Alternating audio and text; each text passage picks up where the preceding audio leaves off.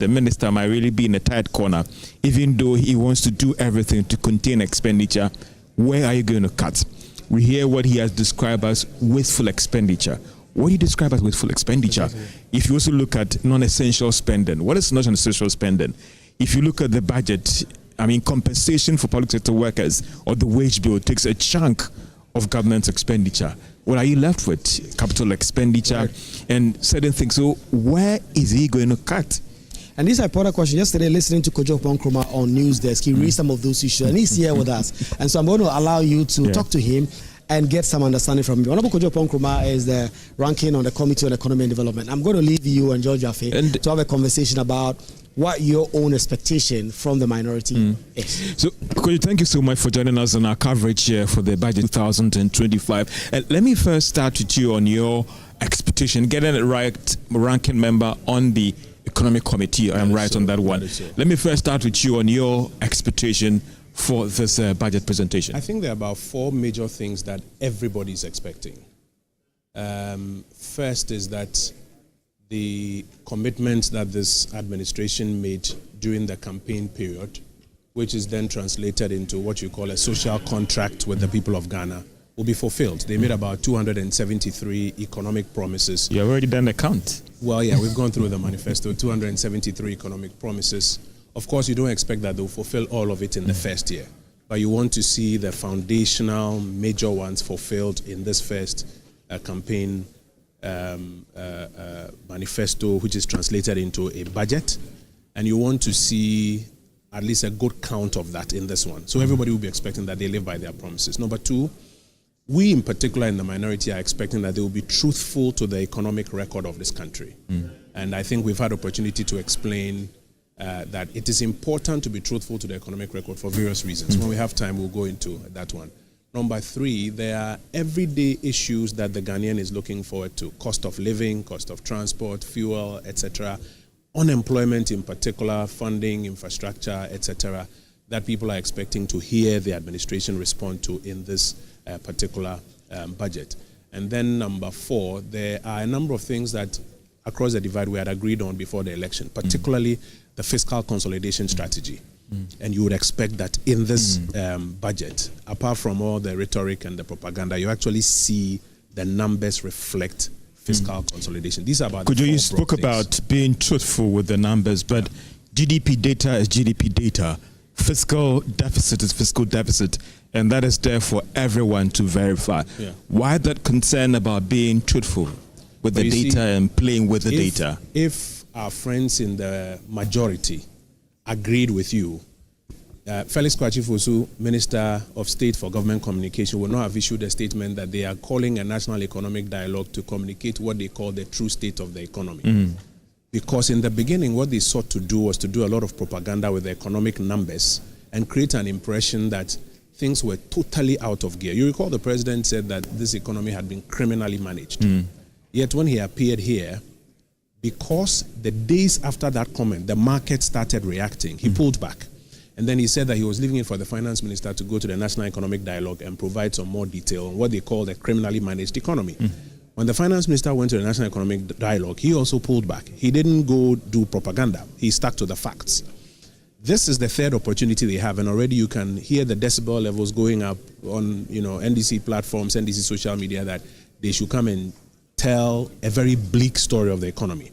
And we have always insisted, going back to when they called the National Economic Dialogue, that if you want the facts on the Ghanaian economy, the Ghana Statistical Service will tell you. Just yesterday, they told us that post-COVID and in 2024, we grew by 5.7%. Yeah, that's the annual growth. Yes. But Q4, it slowed to 3.6%. But the year-on-year growth, which you are measuring, is 5.7. Remember, the first 3 years, we had done 7%. We took over at 3.4 from the Mahama administration at the end of 2016. And we upped growth in the economy to 7%, average 7% in the first 3 years before COVID hit us. And then we started the process of recovery. We turned it around. Now we are being told 5.7. It doesn't lie in the mouth of the finance minister to come here and say he disagrees with the Ghana Statistical Service. Yesterday, when they also told us that the GDP estimate for the year 2024 exceeded the 1 trillion Ghana cedis that we had projected. 1.2. It was 1.2. What that means now is that your debt burden has gone down. So debt to GDP is somewhere. The numbers are going to change. It's going to be somewhere, if I'm right, somewhere around 61.8% if you work the math properly. So we're expecting that the minister responsible for finance will be truthful to the economic record. He should not fall prey to the hawks in his party who are asking that they should come and paint a very bleak picture, because the markets will react, they will scare away investors, and it will not even be true to the economic record. Secondly, as part of being truthful to the economic record, we are urging on him that this is a time in government where if you don't take care, all manner of persons will show up making claims of government. Government owes me this, government owes me that, government owes me that. And I'll give you two examples. In 2009, when Dr. Kwabena Dufo was finance minister, he accepted a lot of those claims and created a new line in the budget called judgment debt. And you recall how it was then exploited for create, loot, and share opportunities eventually. In fact, when the Supreme Court ruled on the Woyome matter, they explained what had happened, that people had created a phantom expenditure line, had looted it, and people had shared it. When we came in 2017, we had a lot of claims. You will recall the press conference we had talking about the fact that some 7 billion extra was being urged on us to pay. Eventually, further validation ensured that we did not fall into that same trap. And so we are urging on him not to fall into that trap and to be truthful to the economic record of the Republic. But some would also say that in being truthful is not all that rosy. And we're yet to get the fine details about the true situation when it comes to the deficit, the fiscal situation, and even how you fared under the fund program and then 2024. For any government that is taken over, and if the fiscal or the budget deficit is bigger than what has been estimated, that is a concern for any new finance minister to highlight. The deficit is not estimated, it's a matter of fact. The IMF has a definition for how you come to accepting expenditure obligations of the Republic and how you program it into it. And we have all agreed on a national platform for accepting and programming it. When you go by that, those are figures that nobody will dispute. If you choose to go outside that and manufacture some numbers or listen to people who are making claims on government, then you will fall into a trap where you are now coming up with something that is not a true reflection of the situation. Let's come to expenditure. And you were on the economy committee, you've heard a lot of things. What should be the minister's plan? Or if he goes about cutting, how should these cuts be done to ensure that the expected shocks on the economy is well managed? So I would rather say generally, across the political divide, we agreed on what we call a fiscal consolidation strategy. You recall the MPP, when we were putting our manifesto together, we spoke a lot about cutting away these three taxes. That was when people were even asking, why don't you cut the taxes now? Because if you do now, what will you do tomorrow? And then we answered that the budget had already been programmed for 2024. It is when we build the new fiscal framework for 2025 that we can take those taxes off. And when we said it, people didn't believe us. You notice that when the new administration came, from January 7th till now, they haven't taken it off. Why? Because there's an expenditure and advance of appropriation that they are working with. They are now bringing the new budget. So now is when you can take it off. We expect that as part of that fiscal consolidation strategy, you take off those taxes, you will reduce your reliance on financing or on borrowing. And to avoid creating a hole on the expenditure side, you will cut expenditure. So again, I take you back to the MPP's manifesto. We programmed that we were going to cut expenditure by about 3% of GDP. I keep making the point that's huge. Yes, looking at GDP estimates for 2024, 1% of GDP was about 10 billion. So 3% of GDP is about 30 billion. So you cut about 7 billion on the revenue side, but you cut about 30 billion on the expenditure side. That is a net of about 23 gain to the Republic.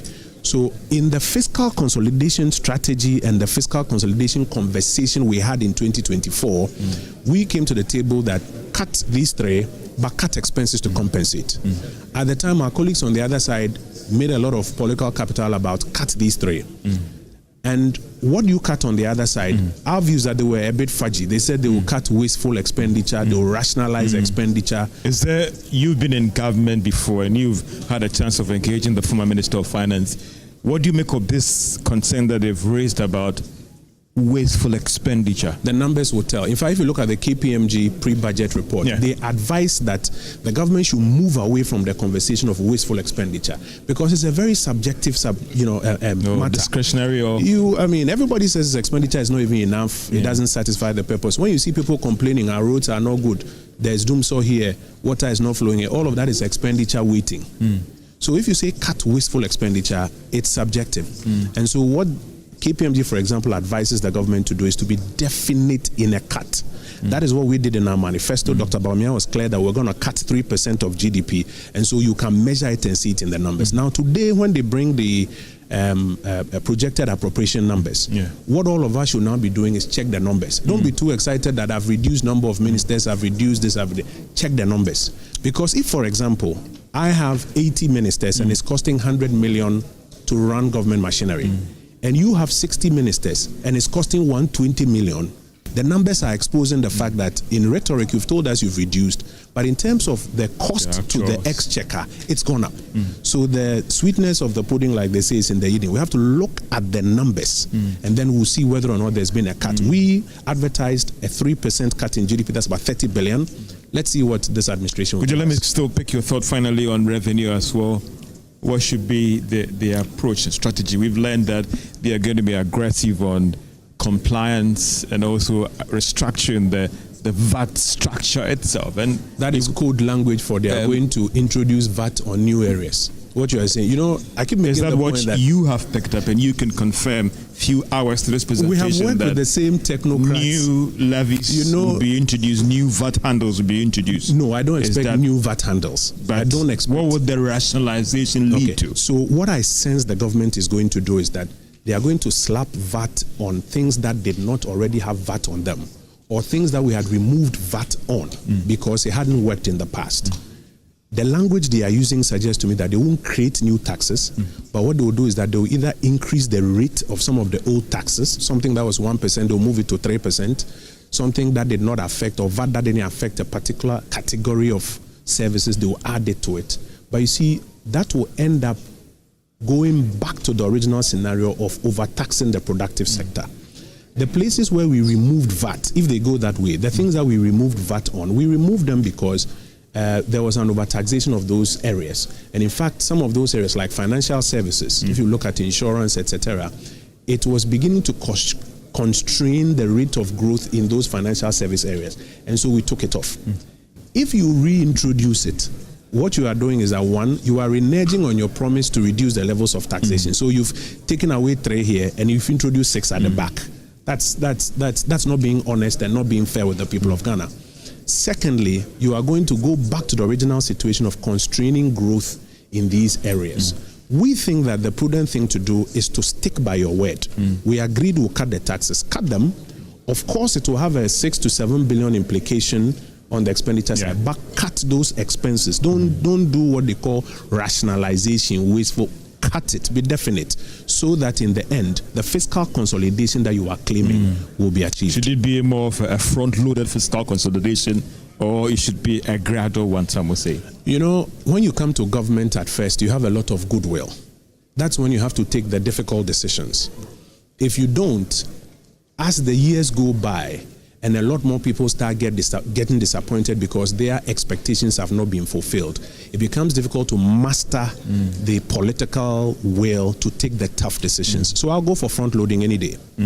Thank you. That's Kojo Oponikuma. He's a ranking George, before you member. let Kojo go, I want to take his view on a few things. Bullet, e-levy, should it go or should it stay? It should go. I think we mentioned in our manifesto that if we are building the 2025 fiscal program, we'll take it away. COVID levy. We also mentioned same, and betting same as well. Those three raise concern, like Professor Bobkin, that there are behavioral issues having to do with these taxes, particularly betting tax, for which reason you must let it stay. And so where do you lean on that? Because there are those who say that the political class seem to have cowered to the political pressure that have come with some of these taxes because of how betting has become such a big issue. You have to go back to the why. Why were these taxes introduced? So, for example, we have sin taxes, tobacco, alcohol, etc.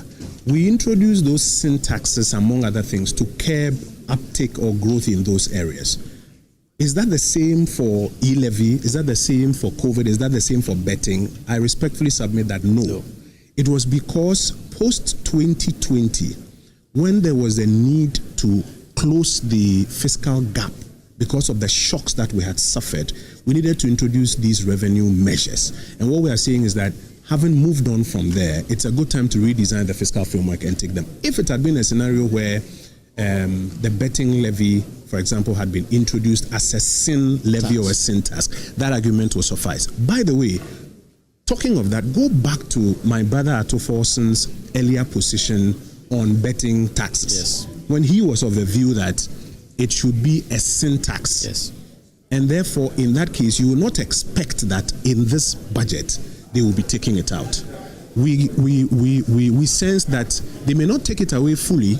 They may take away a certain component of it. We'll see what the numbers are. But if you are looking for consistency with policy arguments, we are demonstrating consistency with those policy arguments, and they are now shifting because of political pressure. I want to take you on finally on Ghana Revenue Authority and raising revenue. Yeah.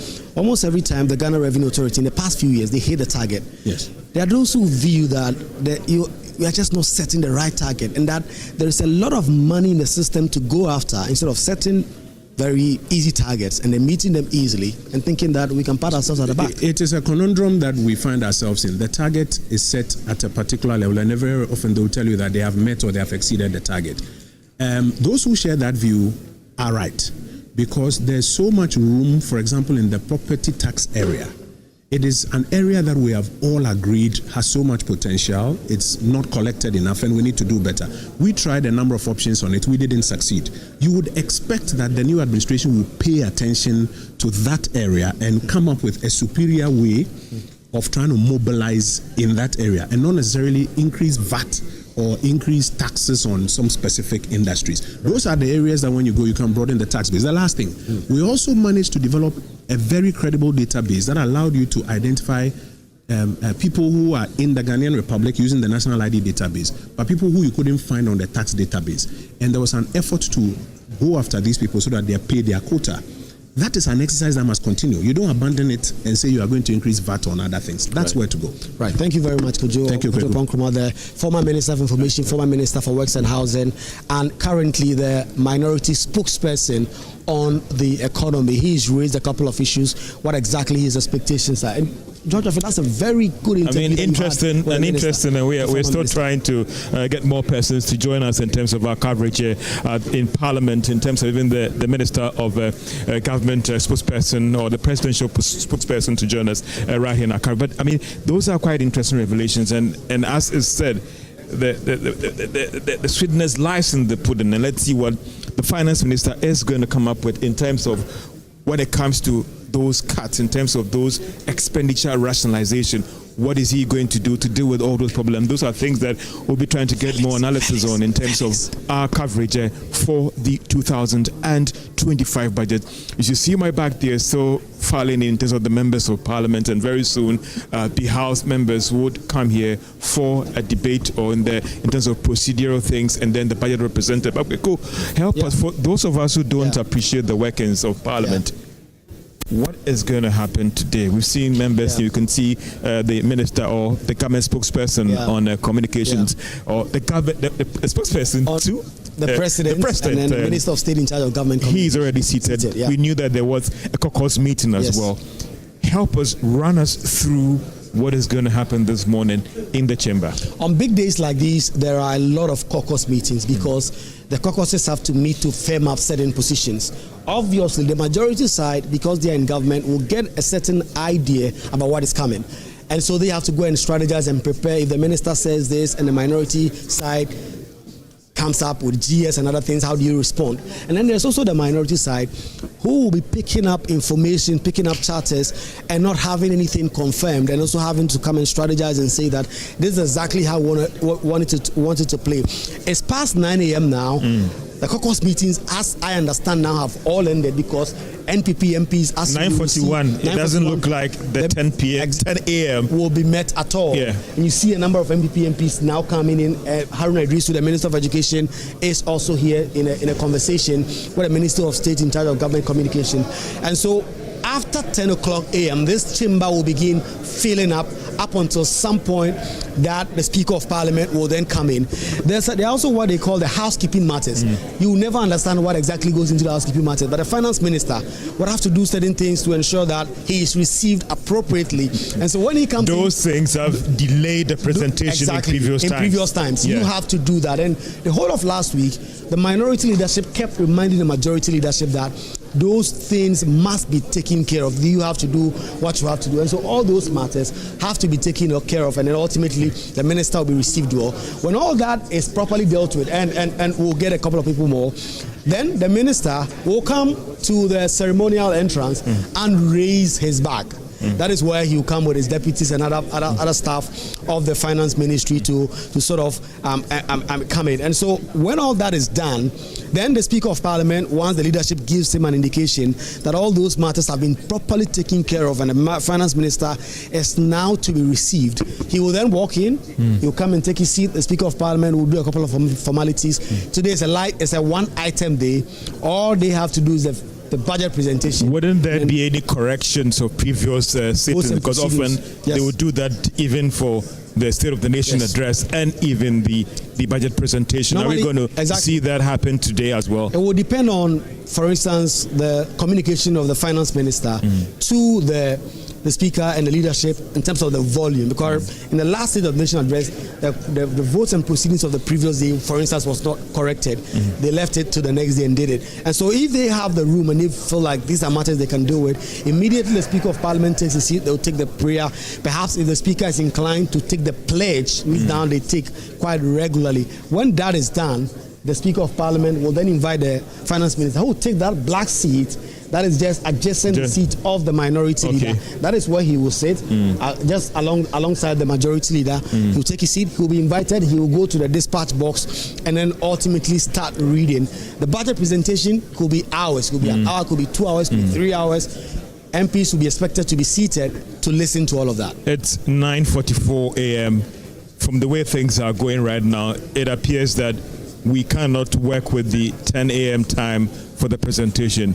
All other things being equal, we'll be looking at somewhere around 10:30 or 11 a.m. I think 10:30 looks like very ambitious. It could go to 11 to 11:30. Especially if the housekeeping matters are not taken care of. You've mentioned the housekeeping matters. We have a Minister of Finance who is a member of Parliament.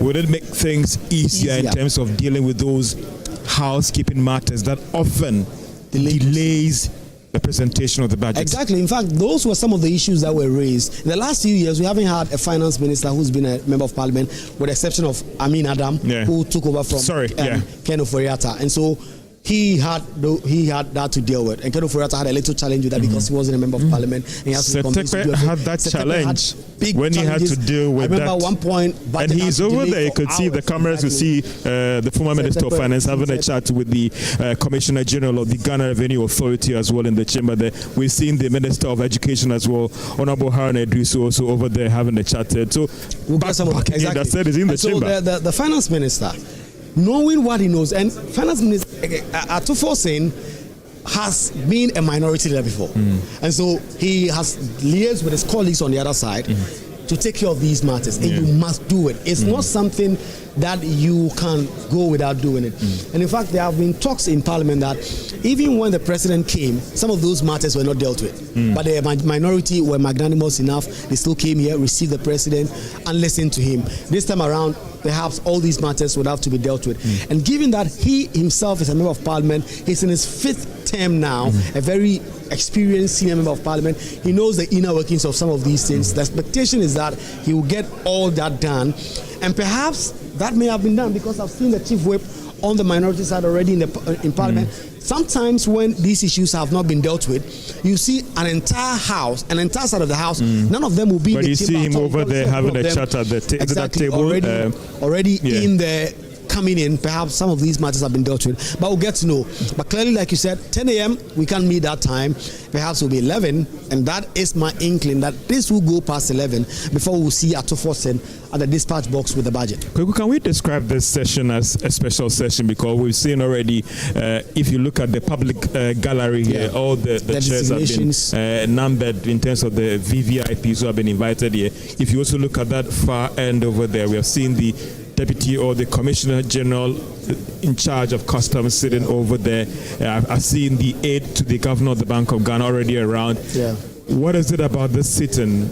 Is it just about presentation, or it can be described also as a special session in parliamentary proceedings? If you look at Parliament, some of the very special events that they have in a calendar year is the State of the Nation address. That is at the height or at the heart of what Parliament does in terms of the speciality of the events. And when it comes to that, the arrangement is completely different. You have seats up until where the GRA boss himself with Setepe is seated. Setepe and Harun Edrisu. You have three seats of them there. Having a chat exactly. And sometimes this place is all cleared up with drums and other things. In terms of the hierarchy, is the budget presentation before the media budget presentation. Those are the key highlights. And so this is a very special event. In fact, if you look within the chamber, you see some pockets of brown seats that have been placed at certain places because ministers of state, for instance, who are not members of parliament, are expected to come in and come and witness this event, and so arrangements have been made for them. And so this is a pretty special arrangement in terms of how the parliamentary calendar is and in terms of all this coverage. And so this is pretty special. You look at it from the arrangement, you look at it from the items that will be taken care of. Because as soon as the speaker, the finance minister reads the budget, the minority leader will speak in moving a motion to adjourn the House. The majority leader will second that. Then the sitting will be adjourned. MPs will go out there, speak to the media, and then from perhaps tomorrow, the debate will start. The committees will start working ahead of this weekend, going to Ho or somewhere else to do a post-budget workshop. That will also be done. There will also be concerns about cost, because I remember the NDC, while in opposition, raised issues with some of those issues and said that this time round did not join them for the orientation. They said that there were cost matters having to do with holding a post-budget workshop or orientation outside of Accra, and that you could do it in Parliament. At the time they said that, they were playing politics with that, and they got it. And so just 2 weeks ago, they had a orientation at Ho, and the minority side boycotted that because they also cited cost concerns. And so all these matters have to be dealt with, and going up until Friday before some of these decisions are taken, we'll get to know what exactly is going to happen with that. And this coverage of the 2025 budget, we'll still be getting in some special guests in here in terms of ministers of state, in terms of their expectation for the budget that will be presented very soon. The name is George Rafi and Kweku here. Coverage of the 2025 budget. Be coming back soon because some of our invited guests or special guests appear on this program will be joining us very, very soon. So, if I could borrow the words of Giolate over to you guys in the studio, we'll be coming back very soon.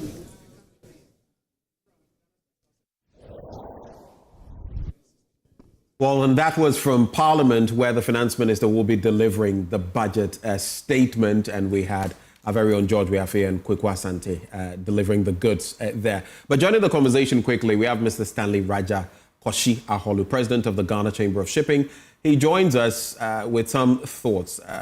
Mr. Aholu, a very good morning to you. Good morning. Morning, Benjamin. Right. Let's go straight for the jugular. In terms of the Ghana Chamber of Shipping, the shipping or maritime community, what would be your expectations of the 2025 budget statement? Yeah, thank you very much for the question. Let me just go straight into it. The Chamber of Shipping, and including the maritime community, is keen to see if this year's budget has factored into it the potential impacts of regulation that is consideration. Mr. Aholu, you would have to speak up. There's a little interference in the connection. So just speak up for me. Reposition yourself and speak up for me. You're speaking of potential. Can you hear me now? Yes, better. And there's no feedback, right? Yes, Hello? you can go ahead. You can go ahead. Yeah, so I'm saying that the chamber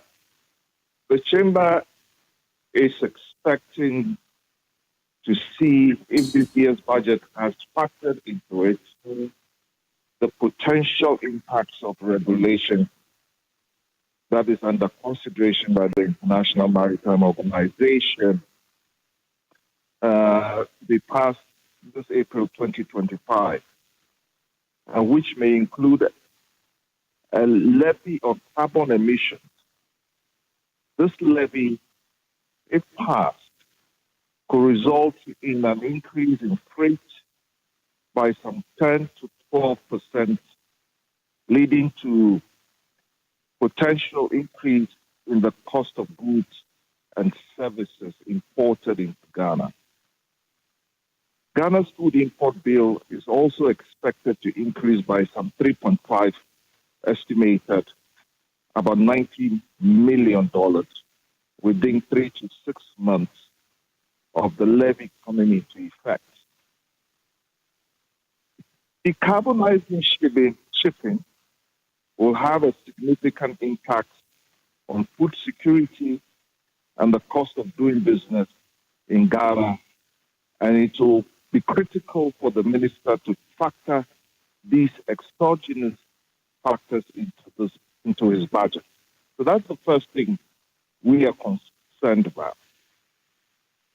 The second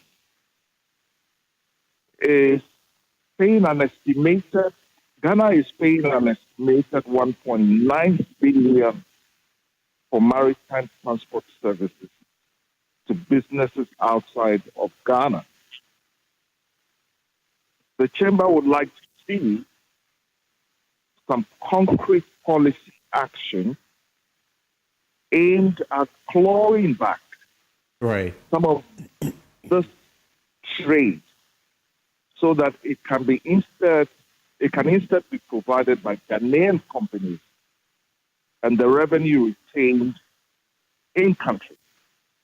As an illustration, if Ghanaian companies are encouraged and supported to provide even 20% of the maritime transport services that we currently import, that could retain an estimated $380 million in country with significant benefits by way of corporate income tax for the state. Lastly, in the same spirit of import substitution, which is what I've been talking about, Ghana's total merchandise trade in 2023 was $30.6 billion, with cargo insurance typically set at 2% of the cost and freight value of the cargo. Ghanaians are paying as much as $600 million in insurance premium to foreign insurers. There's no reason why such leakages should continue when we have a Ghanaian insurance industry that can underwrite such risk. So for us at the Chamber, these are the issues we expect to be addressed in the budget. Rather than have the same old situation where, because government is heavily dependent upon taxation from the ports, it will just continue, increasing tax on goods coming to the ports, and we are in a situation where we're just throwing money away. So that's what I would say on behalf of the Chamber and the shipping community. Right.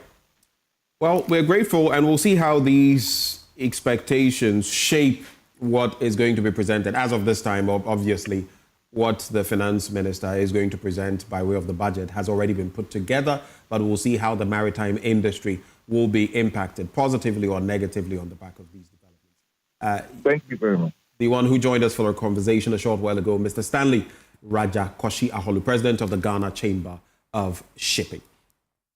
Let me tell you about Waylead Properties. Are you thinking of a rewarding investment you can engage in? Well, Waylead Company Limited is your preferred choice for such an investment. Waylead Company Limited is a real estate company with several developments to its credit right here in Accra. You get to invest in our new development, Willow Lane, where elegance will meet tranquility in the heart of Accra. We provide quality housing at an affordable cost and also with a flexible payment option. At Waylead Properties, we provide you with 24-hour security, reliable power supply, and other social amenities to make your stay a memorable one. All you have to do now is call 0240 111 119 or 0504 499 999. You can also check us out www.waylead.org. Let me also tell you about the fact that every year thousands of Ghana's brightest minds seek better prospects abroad, leaving a gap in our workforce. But the question, how can Ghana inspire its talent to stay? Join David Ofosu-Dorte, Professor Mary Setrana, and His Excellency, Her Excellency Dr. Amina Gurib Fakim, a former president of Mauritius, at the 12th edition of the Ishmael Yamson and Associates Business Roundtable to discuss managing the talent exodus, leveraging private-public partnerships for growth. And the date is the 7th of May, 2025, the venue, Labadi Beach Hotel. The time is 9 a.m. Now, to register your attendance, text your name and organization to 0530 117 202. You can also send a message to info@ieyamson.com. info@ieyamson.com. Let me acknowledge a few people, and then we shall head back to Parliament. And happy 35th birthday to Belinda Ivy Richter and Beryl Ernestina Richter of Osu. The twins, may this chapter bring you joy, success, and endless opportunities. Wishing you good health, cherished moments, and the fulfillment of your dreams. With love from your family. Also, happy 61st birthday to Vincent and Philip Richter as well. Wishing you the very best is from your family. Happy birthday to Moses Nete. Have a wonderful celebration. It's from Auntie Sarah. And happy 19th birthday to Ashiaki Tay. Have a wonderful new year. It's with love to, with love from your mom, actually. Then finally, happy birthday to Miss Doris Laja Ajay of the Apostolic Church Ghana, Good Shepherd Palace Assembly. May God bless you richly and satisfy the desires of your heart. Happy birthday to all of you. Thanks for staying with us. We'll cross over to Parliament in a bit. Of course, do stay with us for the rest of our programming on this channel.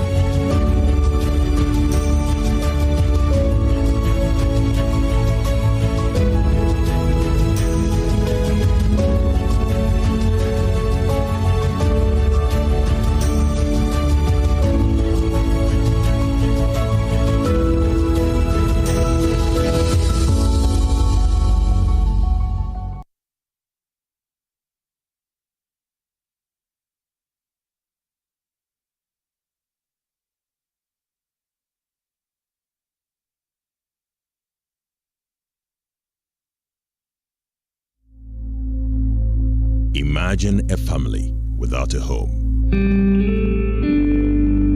Imagine a song without a voice. Imagine a church without prayers. Imagine a government without citizens.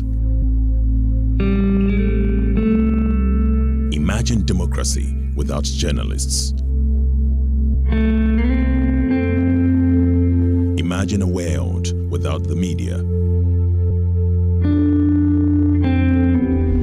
Life is full of issues and stories about people, communities, and governments. Stories that have to be told by well-trained journalists. That's why you can't imagine news without JoyNews.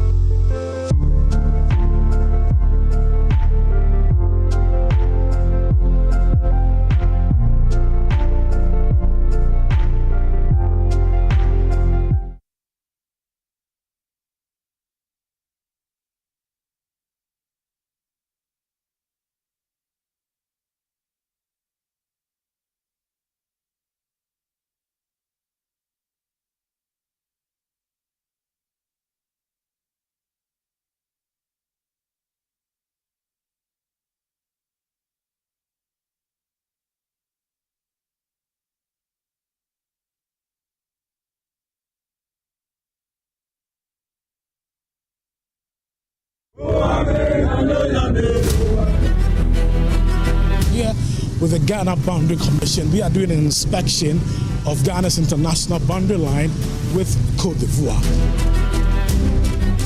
Have you ever wondered what it takes to protect, manage and resolve disputes along these boundaries? Ghana and Côte d'Ivoire had a problem which was resolved by the ITLUS ruling. Unanimously finds that Ghana didn't violate the sovereign rights of Côte d'Ivoire. For decades, boundary disputes have sparked tensions across the continent, but Ghana is taking a different approach, one built on diplomacy, collaboration, and strategic security. The Ghana Boundary Commission stands at the front line, ensuring peaceful coexistence with our neighbors, demarcating boundaries, and safeguarding national sovereignty. Join us as we uncover the untold story of the Ghana Boundary Commission, its challenges, victories, and the future of Ghana's boundaries.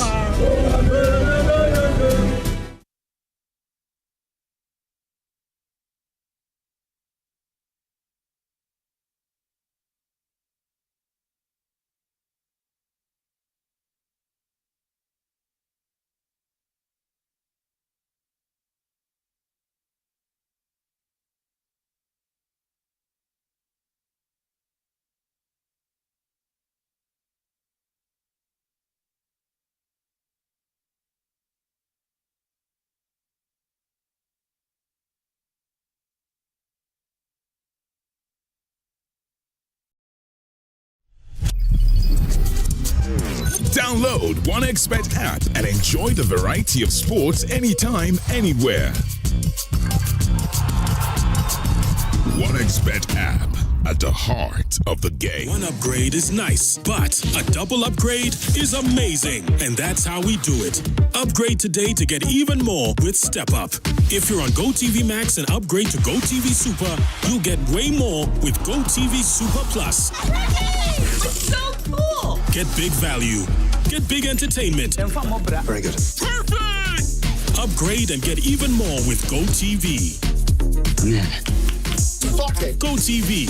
Love it. It's been 5 years of displaying intelligence and academic prowess. Basic schools, both private and public, have shown their might in this competition. Which school will be crowned champions of the 6th edition of the Love FM Primary Schools Quiz 2025?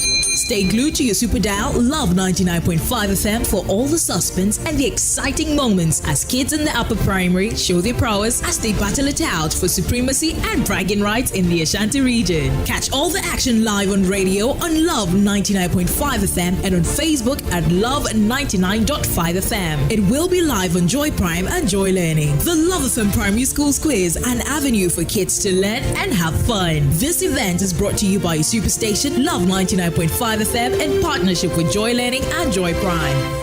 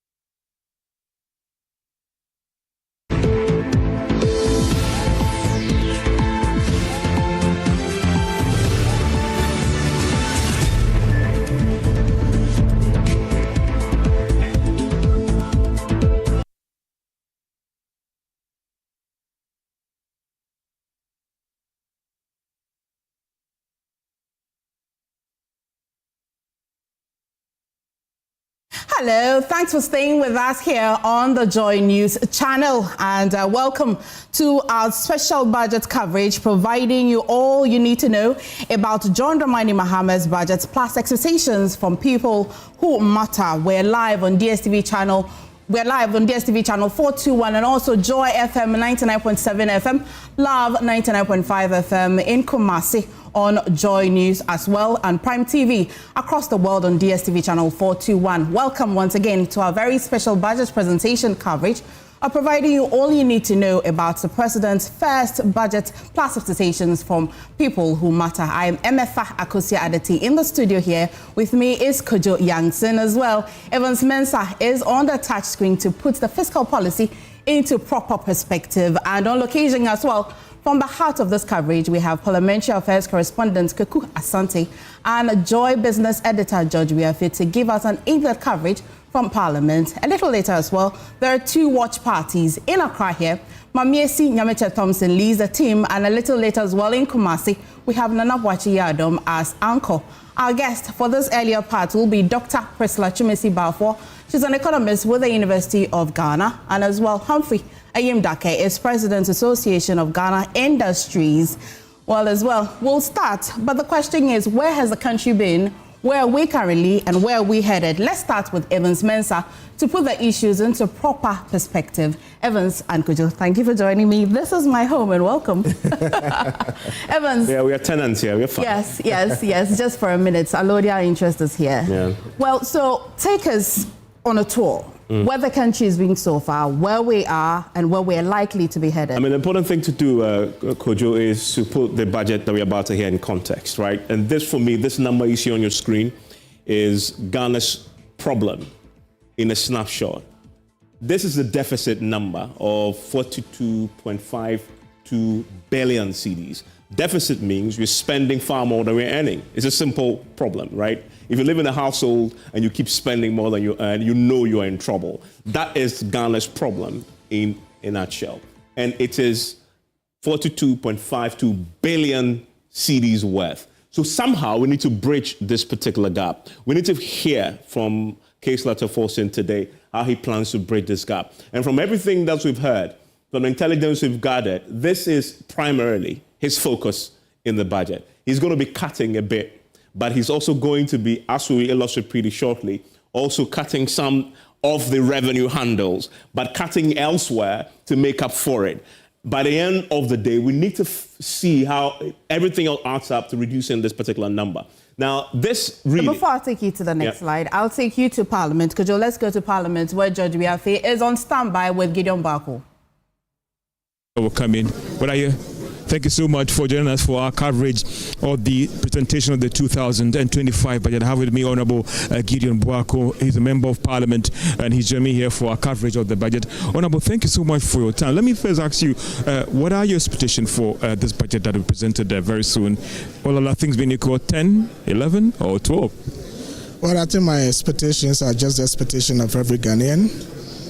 The finance minister is supposed to present the budget, and the budget basically is doing two things: telling us how the government intends to raise revenue, and then how he's going to spend the revenue and the projects that those revenues are going to execute. Every Ghanaian wants the best. Much as we want the best, we also think there's a responsibility that must be executed on the government side, on the citizenry side. Politics causes governments to say all kinds of things, but when they come to power, we expect them to walk the talk. There are a lot of things that the government has floated around. We expect government to be very candid to the Ghanaian people, present the situations that exist, but as he's doing that, he has to stay true to the data. And so I expect the finance minister to present data that is accurate and verifiable. Verifiable in the sense that sometimes the tendencies are there that the government may want, in an attempt to, put the previous government in a bad light, say things that in the end may not even help the image of the country. Today, every Ghanaian is expecting the e-levy to be scrapped. You want it to go? Oh, why not? I mean, we had stated that we're going to scrap it. The vice president, then candidate for the New Patriotic Party, had indicated that whatever purpose the e-levy came to serve, he thought it was time that we needed to do away with it to free our space. We expect the betting tax to go. I expect the COVID-19 levy to go, the emissions levy to go. But it is important that whilst we expect these to go, the finance minister, in exercising that responsibility to scrap them, should be able to give us what the alternative is in terms of the revenue shortfalls that may come as a result of that. You cannot tell us that you want to scrap one task and come with another task, and even more, impactful in terms of what you are picking up as well. There have been some reports about that is exactly what is going to happen, because what are they taking away and what are they bringing? If you read the NDC manifesto, and also you listen to the president himself, the finance minister, endorse the government today, they have not produced a single alternative in terms of measures to mitigate the revenue shortfalls. All that we are hearing is an indication that they may introduce other taxes. About rationalizing the VAT and the tax structure to make up. The devil is in the details. Yes, you can talk about compliance, you can talk about rationalizing government expenditure, but we need to see the numbers.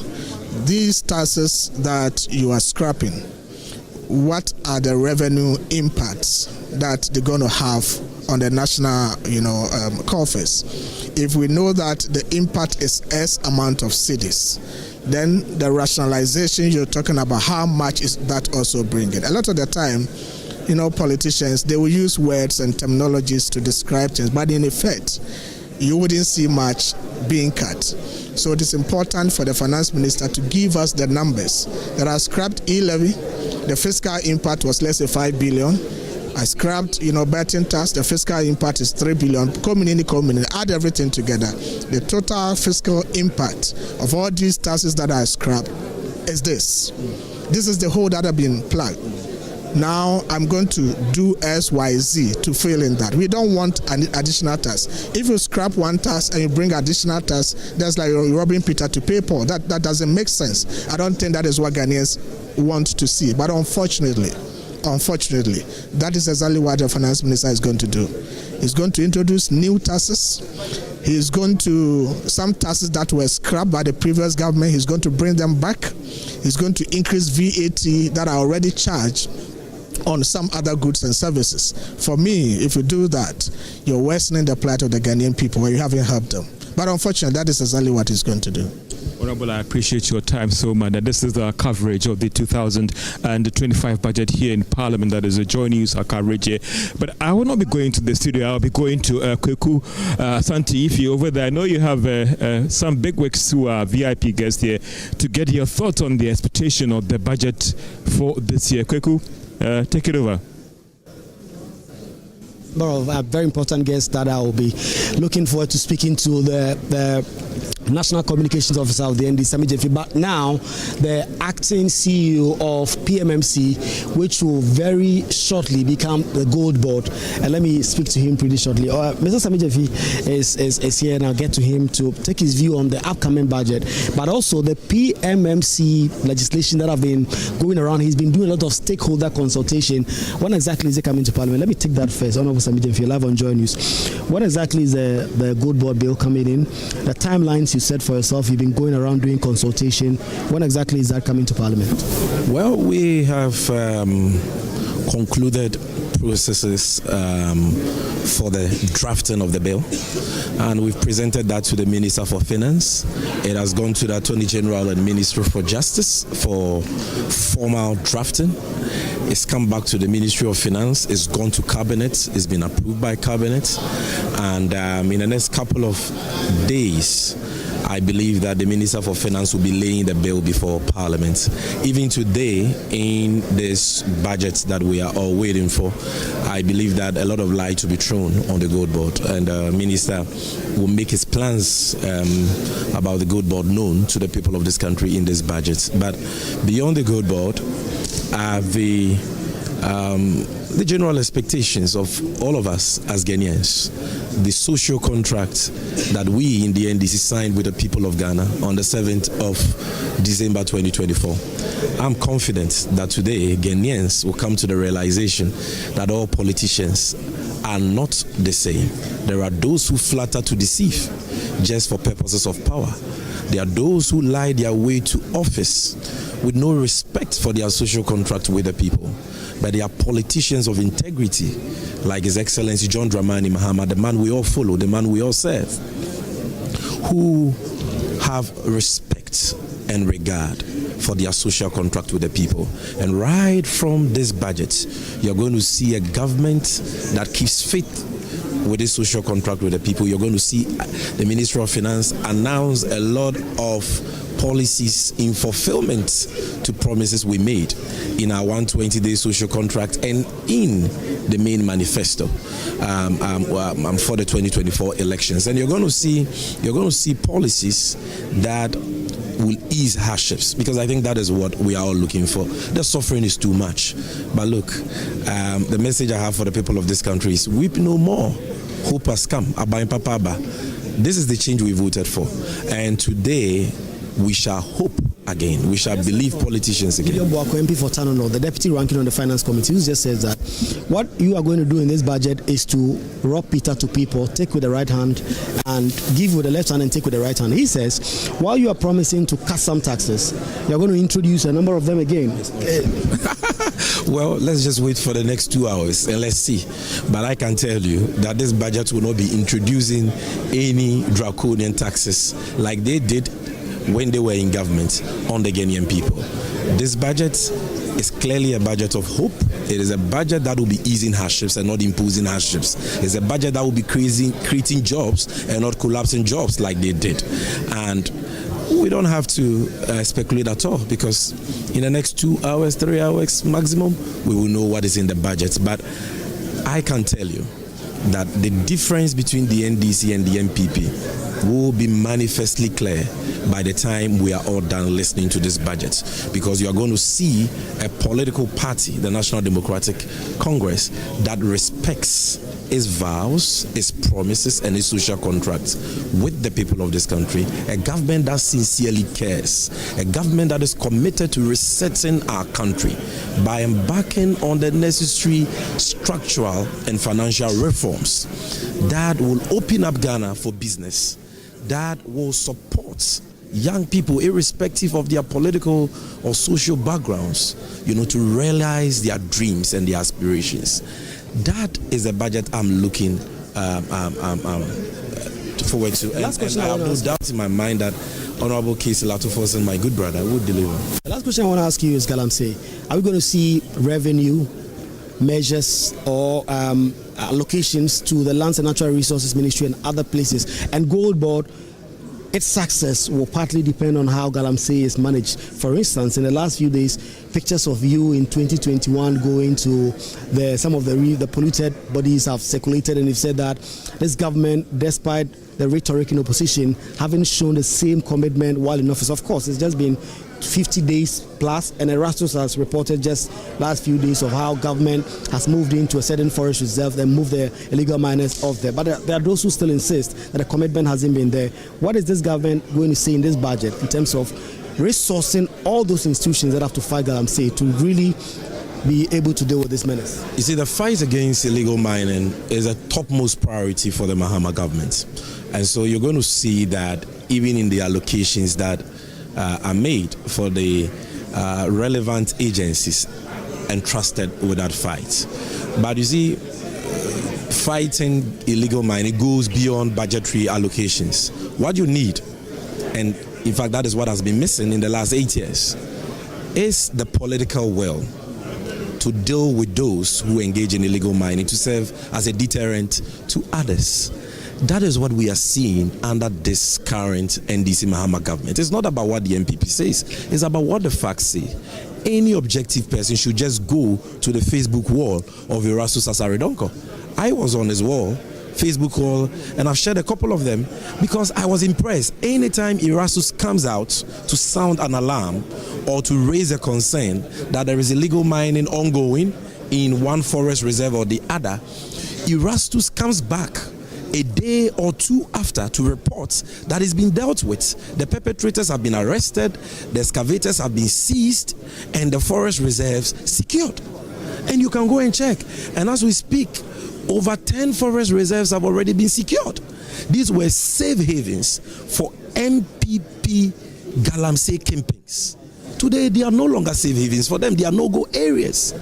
And it is so refreshing to see that even before that LI is repealed, the LI that gives the president the power to grant mining concessions to people in forest reserves, even before the repeal of that law, you are seeing the government take the necessary, the decisive, actions that we've all called for. As someone who led the war against illegal mining for the NDC in opposition and always called the MPP out for their so-called fight against illegal mining, which from all intents and purposes was a charade, I am very impressed with the significant strides made in the Galamsey fight so far. But that is not to say that we've succeeded. No, there is still room for improvement. We still have a long way to go. But you see, where there is a will, there is always a way. The political will is manifestly evident. And that is all we need to win this fight. And inshallah, like the Muslims say, we shall win this fight. Thank you very much. That is Sami Jemfi, the acting head of PMMC, who's been giving us some indication as what exactly they are doing with the Gold Board. He says in the next few days, they would expect that the Gold Board bill will come to Parliament. It's gone to the Attorney General, it's gone to Cabinet. All those works have been done on it, and pretty shortly, they will expect that will come. It's a central plank in the NDC's quest to make Ghana more self-reliant, to get more revenue, to be able to do a lot of things. And I've also asked him questions about illegal mining.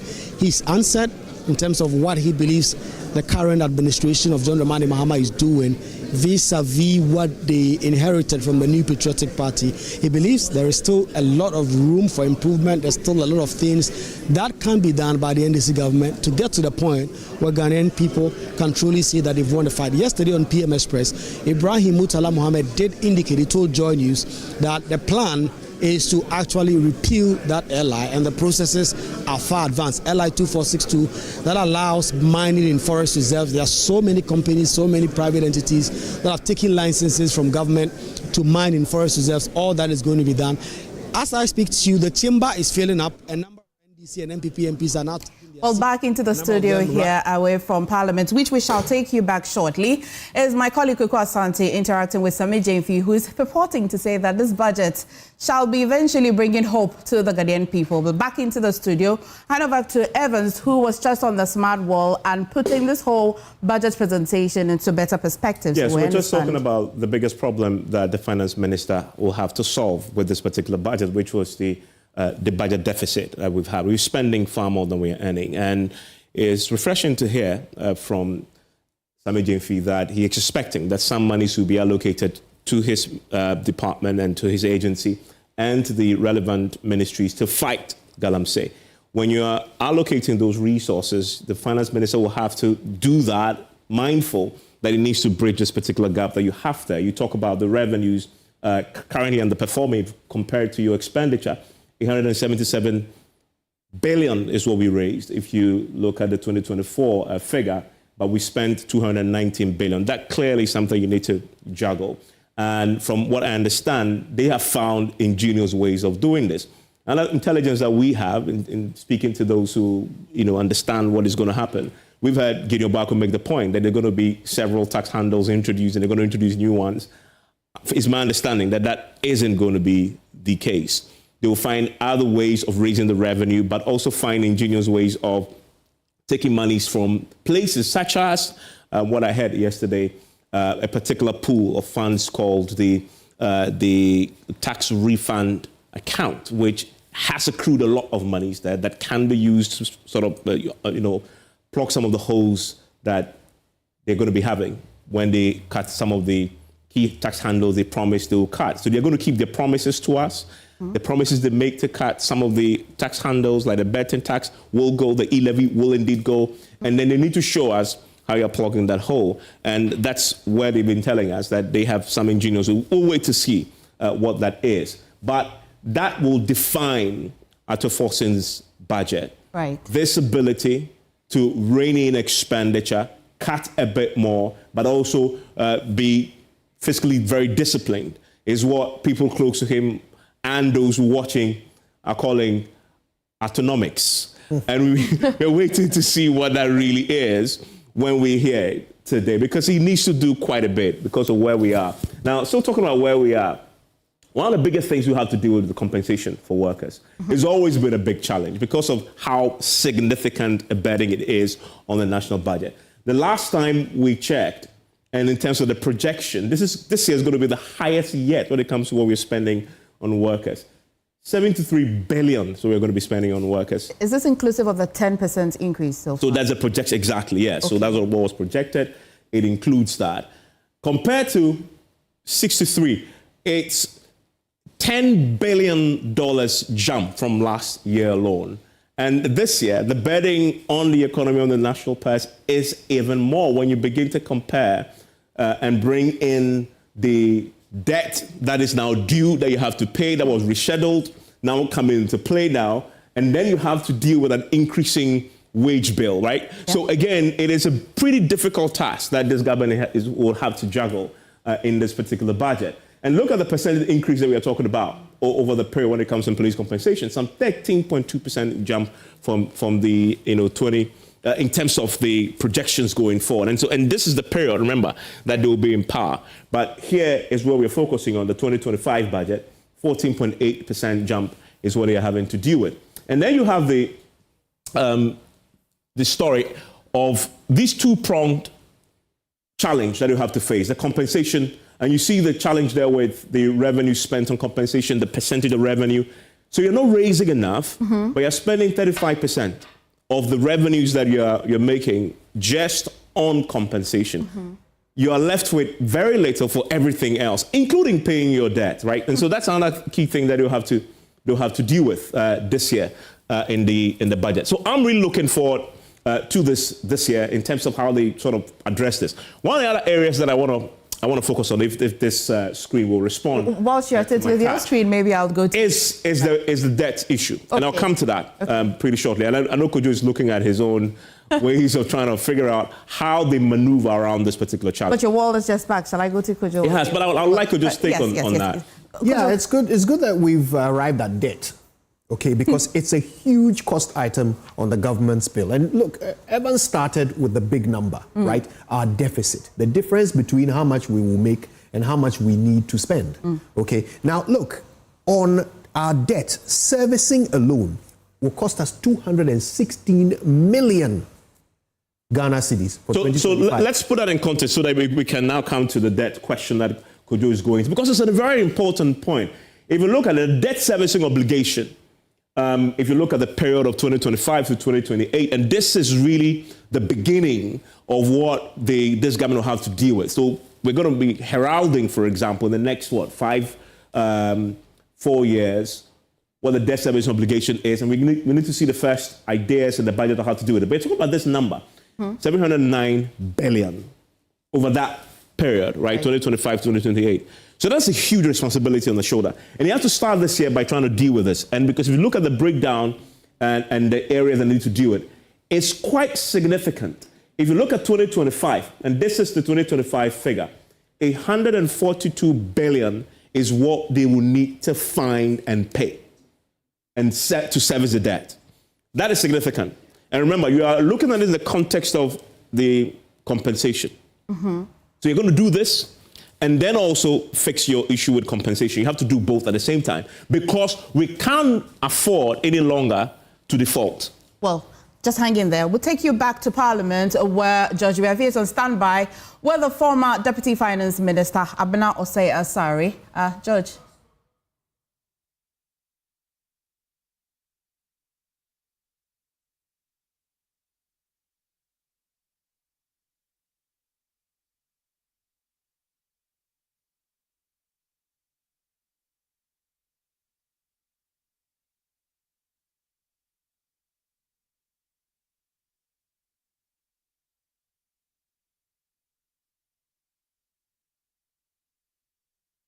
Ghana cedis, okay? That's a lot of money, right? Now, that's just one of the items we're going to have to spend money on this year. Last year, we spent we're expecting to spend about 73 billion on the wage bill. You've heard from Evans. Last year, we spent 17 billion on health, 32.7 billion on education.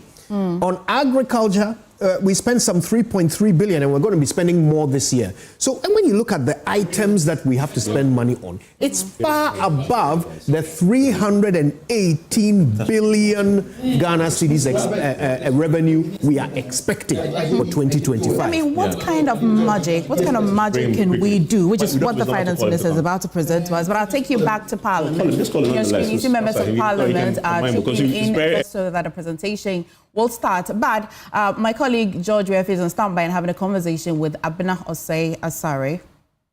Should say, but let me also say that the mandate of the PAC is spelled out in the standing order. So clearly, you have our mandate spelled out for us, and we hope that we can come up with other innovative measures to make sure we do our work and discharge our mandates successfully. So that is what I want to say. The challenge has always been, Madam, about making sure that we recover what has been lost, and even some look at your powers as well. What are you going to do to address that challenge that is not just about the public query, but also ensuring that whatever that has been misapplied, whatever has been lost, can be gotten back for the state? Clearly, we will go according to the law because we are governed by laws in this country. And so where people need to be surcharged for the findings of the Auditor General, once we bring the report to the plenary accepts our recommendations, we'll go ahead and make sure we do the needful. But clearly, we'll be guided by the law, and that will help us achieve the aim or the purpose of making our public financial space robust and efficient. Being guided by the law, are you going to ensure that we recover some of these funds? Secondly, what we do is, right after we present our reports, it has to come to the plenary. The plenary will have to adopt the recommendations. So once they adopt the recommendations where we ought to surcharge people and the plenary accepts it, that we will go ahead and make sure and we recover everything that is due the nation per the law. Let's come to this budget and your expectations. We've heard a lot of things. Some will say that you are in a privileged position, being there, you know what goes on right now. What are your expectations for this budget? Thank you very much. One, I'm happy that the Ghana Statistical Service confirmed the GDP growth rate yesterday as 5.7%. And the strength of our GDP is about 1.2 trillion, clearly tells you that the economy is on the path of recovery. And so what I want to do, what I want to see is a budget that will sustain that recovery. In sustaining that recovery, I also want to see the budget generating enough revenue for the discharge of our expenditures. Also, I want to see a fully funded free SHS because we need to build our human capital. We may not see or taste of the investment now, but clearly in some time to come, we will benefit from this kind of investment that we are putting into our human capital. Also, I want to see some program as to how we are going to complete the unfinished Agenda 111 projects. Clearly, I don't want to see all done in a year because that is not possible. But yes, in the lifetime of the presidents, in these 4 years, I want to see a program addressing how we are going to complete this. Also, I want to see some level of good funding for the road structure, for the road sector. This is because if we do not do that and we leave all the roads that we have already begun for some time and then we go back, it becomes more expensive. So I want to see some level of appreciable level of funding in addition to bringing back the road toll, to see some appreciable level of funding on in the road sector. And finally, I also want to see that the NDC stay true to Ghanaians and remove the taxes they promised Ghanaians they were going to remove, but at the same time utilizing what we have efficiently so that at least one, it can bring back the confidence and sustain the economy to a path of full recovery. Finally, before I let you go, one thing I just want to pick your thoughts on is the taxes. What have you heard on the taxes thing, and what is the minister going to do when it comes to revenue and taxes? I remember so well, and I have read so well in their manifesto what's that kind of taxes they told Ghanaians they were going to remove. And the COVID-19 levy, the sanitation levy, the e-levy as well. And so I expect that they stay true to Ghanaians. But one thing I would advise is that in filling up that gap, you don't necessarily have to come up with new taxes. But what you have to do, we had this medium-term revenue strategy where we said we were going to bring on board the informal sector because the NIA card registration has exposed us to quite a number of people who are not on the tax net. So you don't have to necessarily increase or come up with new taxes. But what you have to do, find efficient ways of bringing on board the informal sector, and that can fill the gap, that can fill that space, and for them to run with the revenues that they need to accomplish what they want to accomplish in the first year. And I'll be coming back to you after the presentation of this project, and I appreciate your time so much, and I wish you all the best in your new role as chair of the Public Accounts Committee of Parliament. This is our coverage of the 2025 budget here in Parliament, still bringing in some distinguished persons to share their thoughts on the economy and on the budget as well. So over to you guys in the studio. We'll be coming back to you very, very, very soon. Back in the studio, Evans is still by the smart wall and will give more explanation on this debt servicing obligation that we have as a country. Yeah, and Kojo was talking about it, and I just wanted to emphasize with the actual numbers. And that really is where the biggest challenge is, in addition to the compensation we talked about earlier. Because if you look at 2025, and this bar here is talking about a figure of 142 billion that we need to find to service our debt this year alone. And it gets worse as you get closer to the election year of 2027. 28, right? But this year is what he's focusing on. He needs to find his money. And then you look at the trajectory over the period, right? If you look at the debt servicing and you have the expenditure, expected revenue, because if you have to service your debt, you have to find the money from somewhere, right, to service it. Part of that you expect it to come from revenue. Because when you borrow, what do you use the money for, right? The expectation is that if you borrow, all of us, when we borrow, you expect to pay back. If you put it in an asset that depreciates, you still have to find some money to go and pay. It costs you way more. If you invest it in an asset that appreciates, like the Terminal 3 in the Kotoka International Airport, that sort of pays for itself. But if you look at the problem that we have as a country, expected revenue, if you look at 2025, in blue is 209. Yeah. You say that is expected. The challenge is whether you meet this expectation is a whole different ballgame. And from what I've just told you before, we are not meeting the revenue expectations, but spending way above that. So this is obviously very ambitious. You expect whether you get it or not, it's a whole different conversation. You have a domestic debt servicing of 117 billion. So you look at this and you look at this and say, well, then you have the money to pay for it, right? But that is expectation. Whether you find it is a whole different conversation. Then total debt servicing is at 142. Now, this picture here looks good because you say, well, if this is your expected revenue, and this is your expected debt servicing, and this is your domestic debt service, and then you still have something to play around. The reality is very different from what the projections are, right? So they have to find a way of fixing the problem. The total debt stock is 721 billion. That's huge. That's jaw-dropping indeed, right? And they still have to deal with this particular problem. We went to the IMF fundamentally, so to give us some breathing space around this particular number here. We've done a bit of work in trying to bring this debt to GDP ratio down. We're not out of the woods yet. He needs to present a budget that continues the trajectory in terms of consistently bringing this debt down.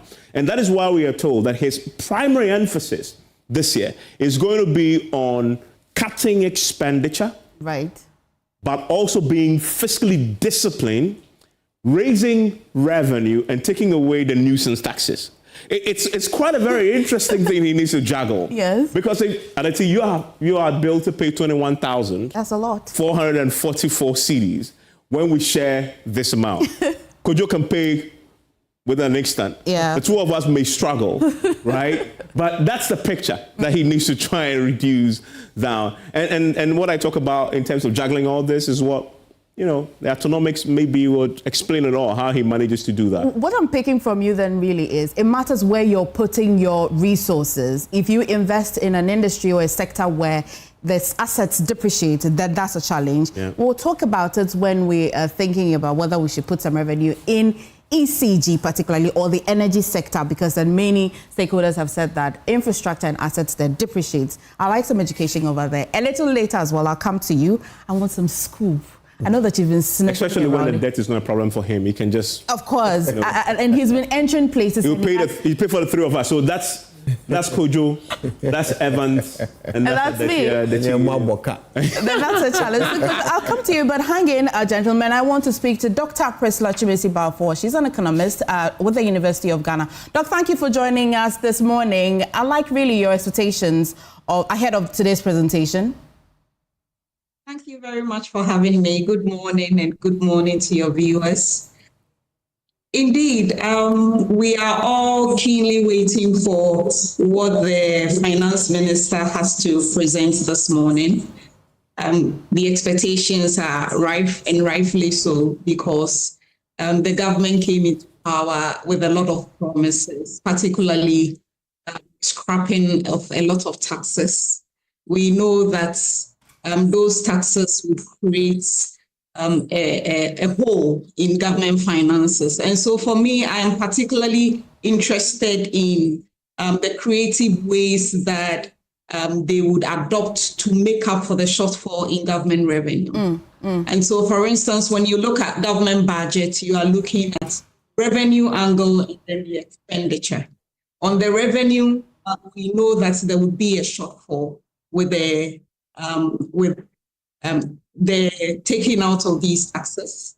On the expenditure side, we know that that the finance minister and the government as a whole has been indicating the need to cut down. Government has assumed leadership with regards to the number of ministers appointed and all that. But one thing that we are quite curious is that in this whole framework, government is a major factor in how the economy performs. So when you look at aggregate demand in the economy, you are looking at consumption of households, you are looking at investments, and then you are looking at government expenditure. Right. The G in a developing country context is critical and is huge. Government expenditure serves as can be used as a stimulant for other sectors. So for example, government can demand a lot of food, rice, staple products from farms to serve as an incentive for people to move there because it increases profitability. So when government focuses a lot on cutting back on a lot of the expenditure, we are curious to see the areas where government is cutting. Because if the cut continues, you see that the economy may not necessarily grow as we expect it, because government is a major demand within this equation. And so for me, I'm looking at how creative the finance minister is coming out with channeling government expenditure, particularly to stimulate growth in specific areas, productive aspects, while reducing waste in other areas. Well done. There is also another area we need to look critically at, because government budget is not too flexible as it stands. So you look at compensation to employees. That is not something government can easily cut. There are earmarked funds that have to go to district assemblies, specific funds that have to go to specific institutions. Those are also stipulated by law, and those are not funds that you can easily cut. Right. And so in terms of interest payments, we know that we've had some leeway because of the debt restructuring and all that. And as Evans was indicating, these are issues that would also be coming up. And so it is quite an interesting time, and we want to see what the minister has to present this morning to know the direction of policy. But particularly for me, I want to see that government is walking the talk by focusing on employment generation. That is also an issue, because if you want to generate employment and you are cutting expenditure to critical areas, that cannot be done. And so in that context, how much expenditure is government planning to pump into agricultural sector, for example? What is government doing in terms of the whole agri value chain, value addition in the local economy? We need to see a number of these, and it's not necessarily about cutting is great. Cutting wasteful expenditure, particularly in government machinery, is exciting, but we need to be careful not to be the economy is recovering and not, change the direction. If there's any language that the whole of Ghana will understand today, will be the tax component that this government promised that we're going to be scrapping, or better still, rationalize. Now, the IEA believes that for the better tax, really, it shouldn't be scrapped entirely. At least it should be reduced. In all of this tax pool, which one do you think the government should really rethink, not because it's a campaign promise, but really the economy will need? Are you for what the IEA says, or you're of a different opinion? Indeed, when you look at government financing, you see that one of the major tax handles that is leaving, which is critical, is the COVID levy. But I know that there's a lot of consensus in the air that it has to go. COVID no longer exists. But for me, I'm looking at, is there a way that they can rebrand, channel it into a critical area, but a tax that I would stand by and say that if it is maintained, it's okay, it's a betting tax. We know that taxation is not just about revenue mobilization, but it's also a way of modeling behavior.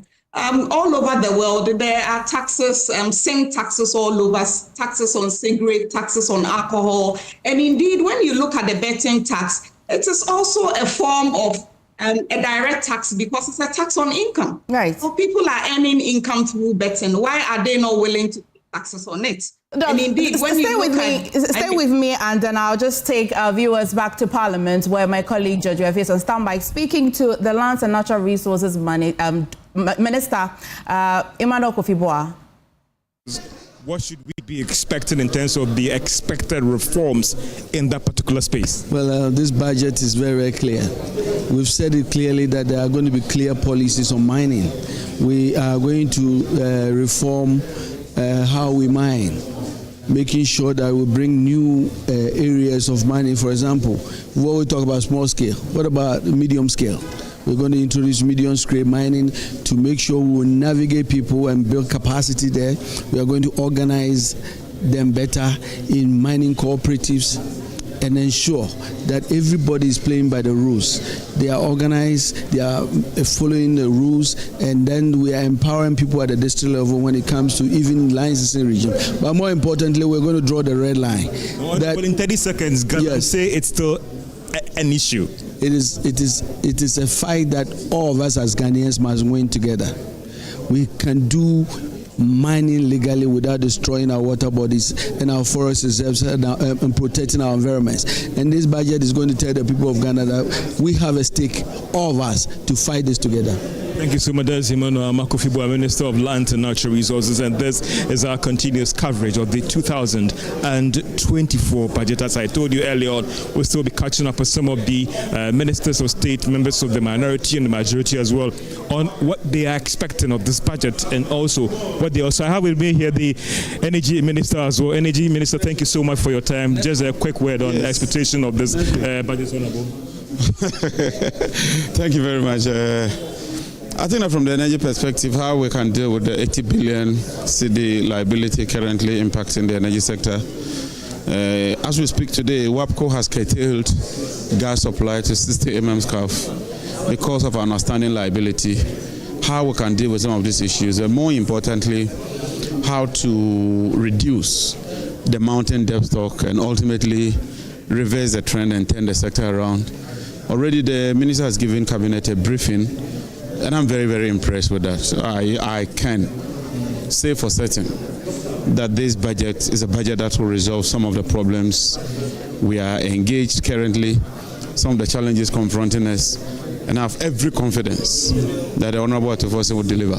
Honorable, the surety we are getting from you today is that we are not having any problem with supply issue that is resolving in some, call it doomsday or call it whatever name you want to call it, that are still fueling people pushing for some timetable, Honorable. No, this is the supply situation today. As you can see, supply outlook March 11, demand and everything, and you can see it. No load management will be required during the period. It's here. This is the official report I get on a daily basis. And so we are not shedding load. There is no load shedding. And so you cannot publish a load shedding timetable when you are not shedding load. Admittedly, we've inherited a very weak system. The transmission grid is very, very weak. And so the least opportunity, you see some areas going off, which means that we need to strengthen the grid. We need to improve the primary substations, inject more substations, especially around the Kumasi enclave and Ashanti region enclave. And that is what we are doing. This week I'm visiting the Ashanti region to inspect for myself work currently ongoing. And so I appeal to Ghanaians to bear with us. It's a very tight, difficult situation we've inherited. We require a bit of time to be able to resolve it. But let me state that as we speak, we have enough generation to meet the demand situation. So there will be no need to do a load shedding timetable when you are not shedding load. But some areas have serious challenges that we've inherited. And it's been so for more than a year now. We are not going to tell you to go and publish your own timetable. You recall the challenges we've always had last year. We've inherited a very weak system and a hugely indebted system. IPPs are threatening to cut power supply. WAPCO has already reduced gas supply. ENI, Nigeria Gas also threatened. We had to pay some $35 million recently in order to hold the system.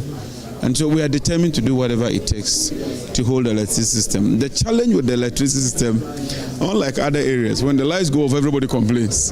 And so you have to do everything you can to hold the system. It's tough, it's difficult, but we are determined. Finally, the Honourable Minister in the Twitter engagement talked about the fact that there will be some review of the ESLA and all the rest. I mean, you made some recommendations to him on dealing with the ESLA situation when it comes to these taxes? Yes. We've made some recommendations. We've even asked that they should consolidate most of the taxes so that we know exactly how much comes and how much you deal with it.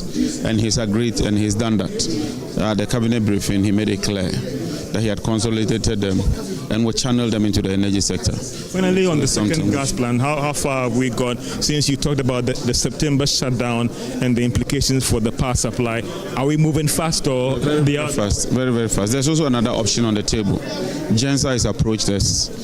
I think they've commenced the construction of one gas processing plant. We are all Ghanaians. If there's a better option there, we'll look at it. What we want is to have solutions. And that's exactly what we are looking for. Thank you, Honourable Forson. And I'll come back to you after the presentation. Thank you. And this is our coverage of the 2024 budget.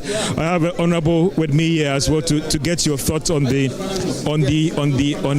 thoughts about the budget. What are your expectations in terms of the budget presentation, Honourable? And someone say, being in a privileged position as a former deputy minister, you know what goes on right now in the engine room and the preparation and the presentation.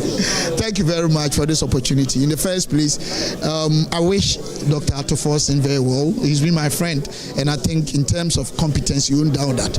But what we are expecting from them first is to present the true state of the economy, because we think His Excellency John Dramani Mahama has been presenting something contrary to what we left over for them, so that Ghanaians will have the true picture to make their decisions, especially in the investment field. Because just Statistical Service about a couple of days came out with the fact that we are growing about 5.7%, almost twice 2016. So it's not that bad that they are painting, and they should ensure continuity, because governance is continuity. Development is a process too. They should manage the fiscal space well, and that should be demonstrated by the budget. How they are going to manage their spending, how they are going to manage the projects and the programs that they have, and then how they are going to finance the financing options. Is it debt financing predominantly, or revenue that they will generate? That will mean that their decisions and policies with respect to how they are going to manage tax policies, with respect to how they are going to manage tax policies, should be taken into consideration. Is it that they promise Ghanaians and they are going to stick to whether it will help Ghana or not? Or they are going to have fair analysis of our fiscal space, and out of that make the right decision? Because tax management is calibrated in nature. You talked about tax, and I want to pick your final thought before we quickly go into the chamber to pick the feed as well. Some would say that for you, in terms of the tax situation, what are your proposals in trying to deal with the tax situation? Because Kamed is faced with an option of removing these taxes. There will be a huge hole. How does he feel? I don't know about it. My position on taxes has never changed. I've been very consistent. One, broaden the base. Broaden the base. How do you go about it? A lot of artisans are not paying taxes. We should begin to collect their data and run the data, say that we have opportunity to tax them. Two, leakages. Too much. It doesn't matter who is in government. We need to make sure that all these leakages are dealt with. Three, which is where the problem is, and I said tax management is calibrated. They should always introduce new taxes, increase tax items, or withdraw taxes or reduce tax items based on the prevailing status of the fiscal space. Because that should influence you, or that should inform your decision making whether to increase taxes or not. So I'm advising them that they know the current fiscal state of the economy. If they think the fiscal space is said that in terms of our obligations we have enough money, in terms of tax we are collecting we have enough money, and our debt to GDP has gotten to where we are okay, then they can take away taxes. But if not, they should be careful how they will manage our tax policies with respect to our fiscal space. Because if you don't create the needed equilibrium and harmonize the relationships of the fiscal space elements, you will destroy your country. So that is my position on that. Thank you, Honorable. And this is our coverage of the 2025 budget. And Mamiesi, I understand, is also picking up from live from Abosoka in terms of gauging the expectations of businesses on this budget. Over to you, Mamiesi, live from Abosokai. now is bustling over here. The marketers are ready for the presentation of the budget by the finance minister in parliament, and the people are ready to have their voices heard. I'm here to solicit their views on what to expect in the budget coming up in just a few minutes by the finance minister. So I'm here with Ojas and some other traders here at Aboso Kai Market. Ojas, good morning. How is it going? Good morning. Fine, thank you. I'm also here. Daddy, what's your name? And And then we also have here Edda. So all these men here are ready, and they are here to tell us their views about the budget that is about to be read in a few minutes. Ojas, what are your expectations in this morning's budget? Okay, good morning. Mechia Joy. Ahwefo na tiefo nyina ya frame Ojas. Na me waboso kan ha. My expectation na me hwese finance minister. Ede beba beto Ghana man nyina ni mama ye ho atoye ne se government Yewura Mahama ye campaign wa hye bo bebre se obeyi taxes bi afi ho te se COVID tax na yi levy no enti ene me expectation ne se omumra me kasa na omutwitwa sa taxes ni nyina mu na emom no me sire pi se ma ometwa tax ni mu pat otwa tax na onkofa tax bi emfa mehim esa na akoye te se de wa robo Peter ede ko pay Paul no ti mesrepi na me waboso kan yi de another expectation I expect finance minister and this yaban o maba power sisi ya ne se airport ho no ye breye taxes bebre ho a Yewura Sheyebo so ba at least obeyi be 5 to 10 taxes bi afri ho ama ye ho atoyen and now ko fa ne ma ne ba boso kan every day in day out ye to ne ma mu what the ane say taxes no omonyi free ne ma na mu ko yi na se oyi a me another expectation is anyes oyi COVID-19 tax na wafa kwati kwan bi asan akofa tax bi e de abehwem eno de ma nya na sayasa kwasi ko na ogina kwanti ane te se ne yete na enti oyi tax ni fisu a na wayi kura asan ye yan ho beto yen ne yan so ye betumi ate ne ma so na consumers ne beto a na omo so ho atom na oman no afa ne ntuma pafra. So you heard there from Ojas. He is also wanting that those taxes, COVID-19 tax, the e-levy be scrapped off, and certain taxes that are being charged at the port should also be scrapped off. Let me also hear from that. Daddy, now also ohane se ma minjina monchen ha kakra na me no ni nkomo kakra ansa na enne budget no ebe koso no madwumam te sense no se na ekọ because nyama no boa sese kwa na ekosoro etise nyama mu te se ma yo me so ya fra me anka magimi na me dia me nimpa ne se first me ba bo so aka no na enipa enoso e wa ha enti na enema bia ba bia na ba wo de kwan se de yenya no sese so enipa ne do so pa enti enema se bia enipa ba 10 aton ne se enipa ba bro 1 million and aton enti media minim se nya de a ye beje bibia fofofo e wa blabom sese biem sese ye ko yanim na me de andi saban e ba no e na da na me hu se omo de da ya kire se bibia ni we betimi a kire se obetima sesa ne ma mare ko yanim da ya chi na say omo be mu nche sese omo ye no ka se be se 2 months kra ana omo di wa be mu no omo kire se omo be ye ne ma mu man emu ada ha ma mu ana de ti na wo kasa yo me de enti ameka say obi a onim ne de na anim no edipa no onyeso oba ya nche yenim ne da kasa tama MPP wo so no lot of balance am lot of they say omba say lot of aba na MPP free mo na ne ma na ekoyie ma ode enkoyie ana omba so enkoyie enti ameka say nya de obi a betima be san oman no enti na da no aya no omgo ba mo de be da ya say ye ba ye be we no ya o mu ntwa so enti say na ye o oman mu no bibia no e kire say ye betima ko ye chi bie mu ye ko anim kamba na say ye patro baby a beduru ye na me pesa do ba fo no be ka so moto no lu fem kan to ko e besi Ghana no no remom no we ho den and this na aba ba do maba finance minister so the niema begugu akwem unti no say no ya bompa ye say eniema a wade be ba no emmo oman no bibi a wade be ba bia na ebo oman no a oman me mitim bi enti pa ye na ye bo say eniema on be ka no me dada yen adada ene de abufuo ba enti so kase bia aboso kan munu bu container ba 40 feet e be di 20 million ne ebo yan sama na eduru na edi 30 a asamba to no enti on ka de e be boa yen yes ye ne na udino na nkama se no mi di anka majimi anka majimi just o bibia an hame obi obey bibia na ha me saa na frame anka magimi ene mbro fudi ana me ga name so de uni oba agimi akwase bia ya wakonta ene me ga name ha oh so wa ga yenu ama ya abai wo ha no de obi aba bra we na me no ho no ne na wo ba ko no agya no no sa uni oba agimi a kwase bia atimi fa no bi obi de bia fa weni ase oh bebre kwa so men dai okay so just summarizing what my father here is telling us, he's saying that initially he said he didn't have faith in the NDC government to, make things easier for them as traders. But he's open that the finance minister can introduce measures that will make the trading easy for them, even though there's a plethora of traders selling the same things and making the market difficult to maintain. But we'll see how the finance minister goes about his request. And then we have here also Elder. Yeah. Elder now also to say Nema Ben Sana Oton. Nyamiadum me ton radiator. The car a second fin ye din suo egum. Na enne no ho asem ka no ye den kakra. San say importers na the bar every day omoton.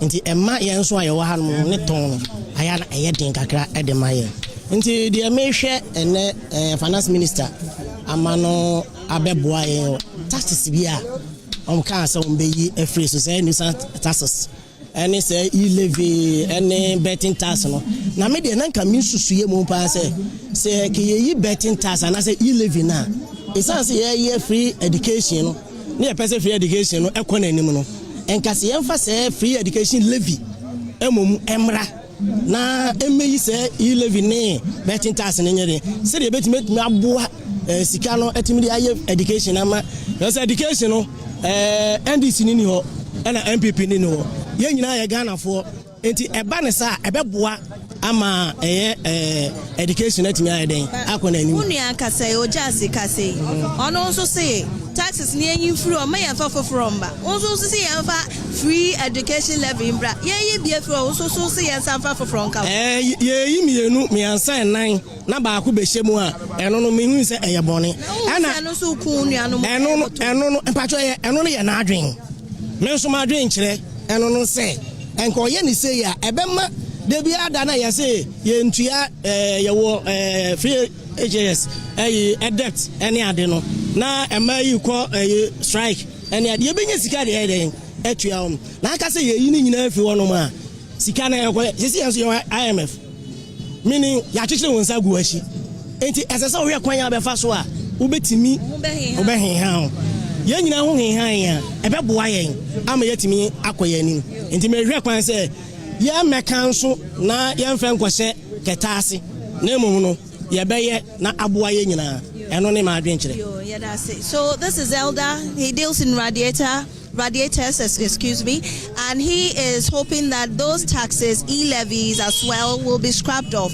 But interestingly, he wants a free education tax. The expectations of traders who are in here to also listen to the Finance Minister, Dr. Cassiel Ato Forson, present the budget to Parliament. We know that the Finance Minister is currently inside the August House and is expected to present the budget in no time. These are tailors who are in the KGTR market, glued to the Joy News channel. They are currently watching, expecting the Finance Minister to in no time take the podium and also deliver the budget.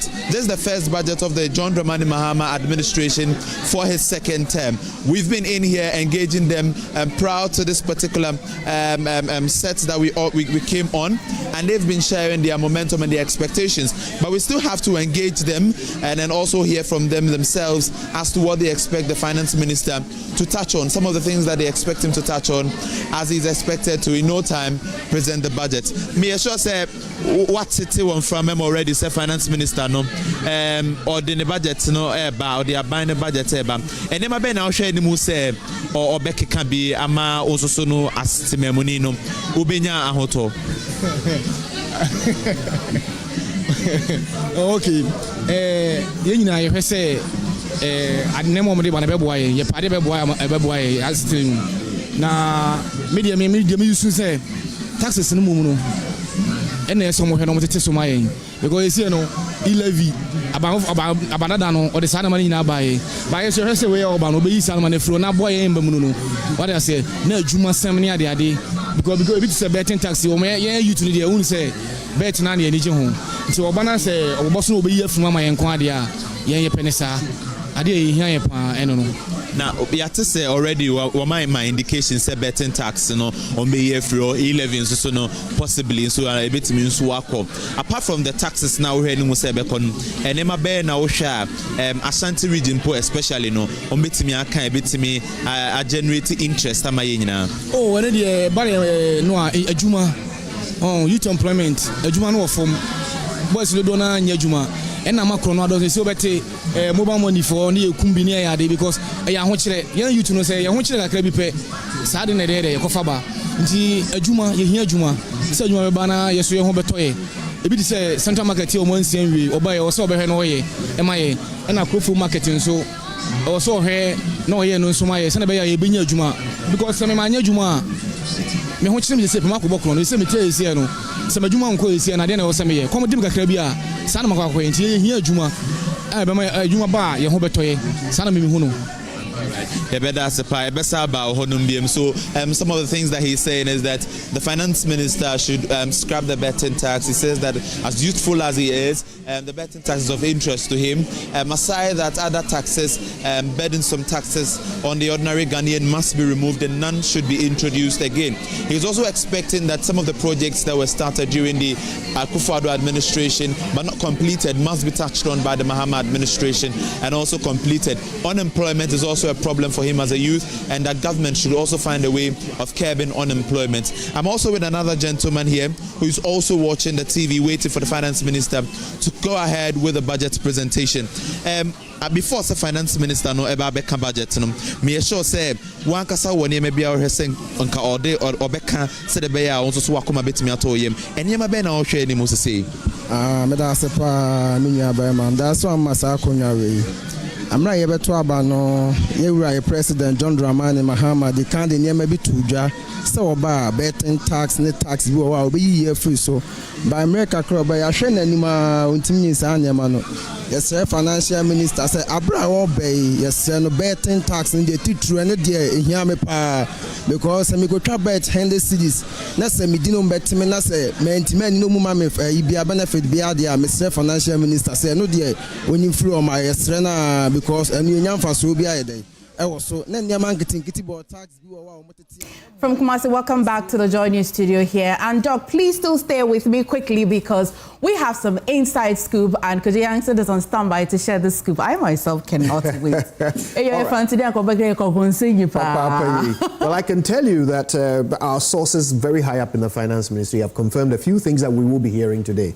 First of all, the e-levy and betting tax are definitely gone.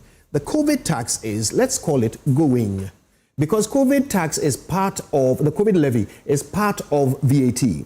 And the government wants to restructure the whole of the VAT system because it's not quite right. There are problems with it that go far beyond just removing one of its elements, which is the COVID levy.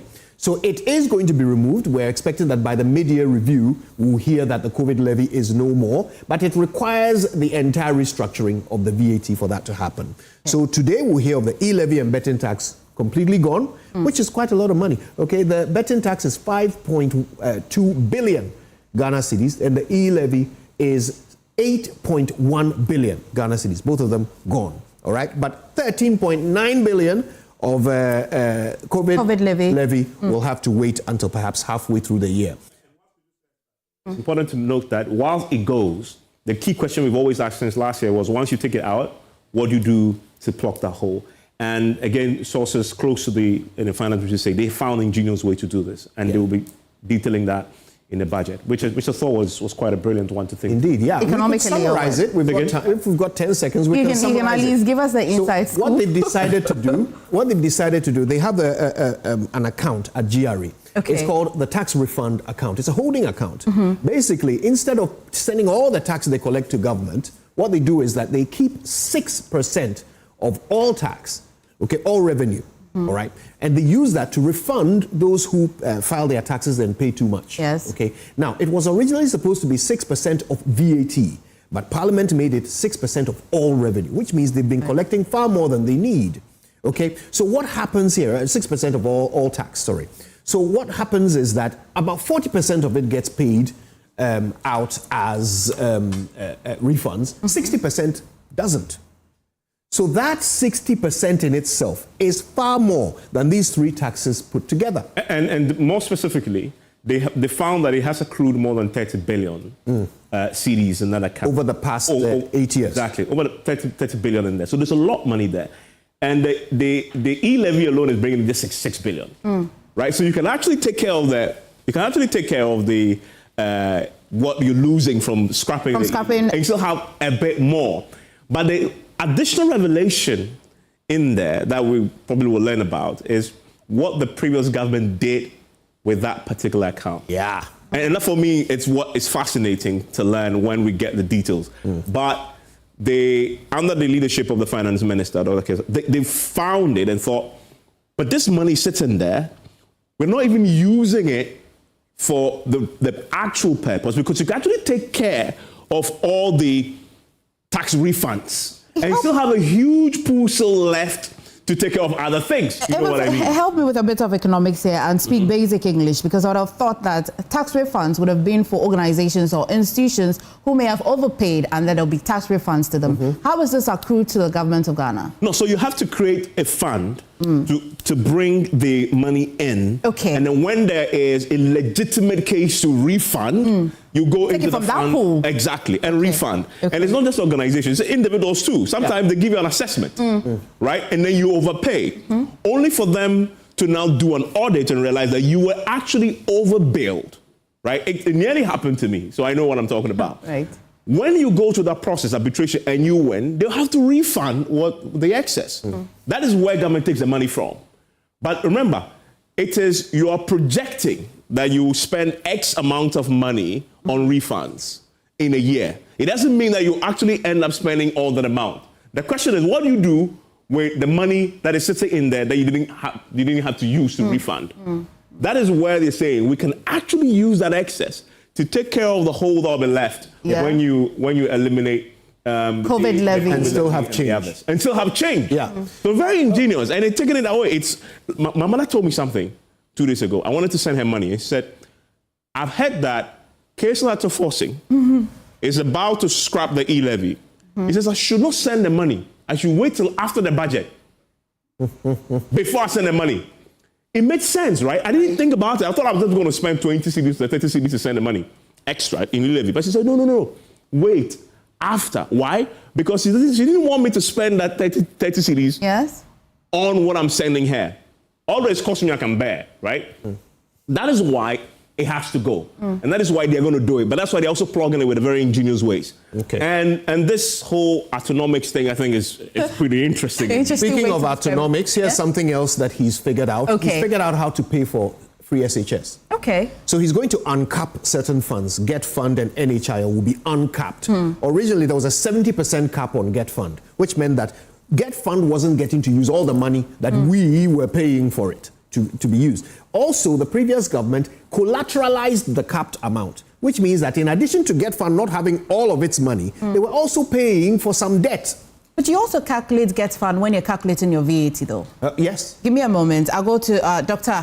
Priscilla Chumezi, who is still with us here on Zoom. You've heard what our special scoop and my two sniffers have just been sharing with us here. And also what you've heard about the energy minister saying that we need about 80 billion. Energy sector really is one of those sectors that sends shivers down the spine of every Ghanaian. You're an economist. If you're a genie and has some special power, what would you really be expecting that the finance minister will be doing with the energy sector? Is it worth it that we reinvest in the energy sector? And whilst you're at it, please share your thoughts on the scoop that we have just found. Thank you. I think that's, I am not surprised that the COVID levy is not leaving because it ought to be carefully thought through before such a big move is made.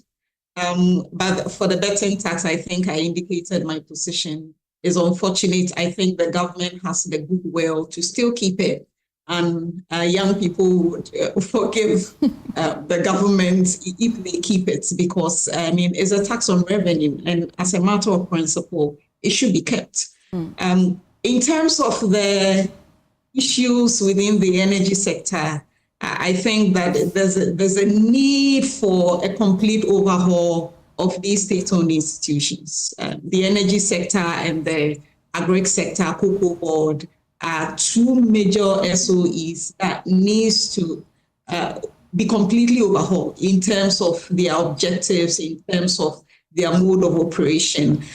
Within the the energy sector model, there is the argument for increased private sector participation. I think that is something that should be encouraged. But that said, it is a very important state, state enterprise. I mean, you cannot leave your energy supply in the hands of the private sector who would solely be motivated by profits. And so in that context, a lot needs to be done, but there is the need for us to recover at least whatever investments that are made in the sector. I'm not an energy expert, so I cannot pretend to know too much as to what goes in there. But increased private sector participation is what is needed. But when we talk about private sector participation, is it domestic? Is it foreign?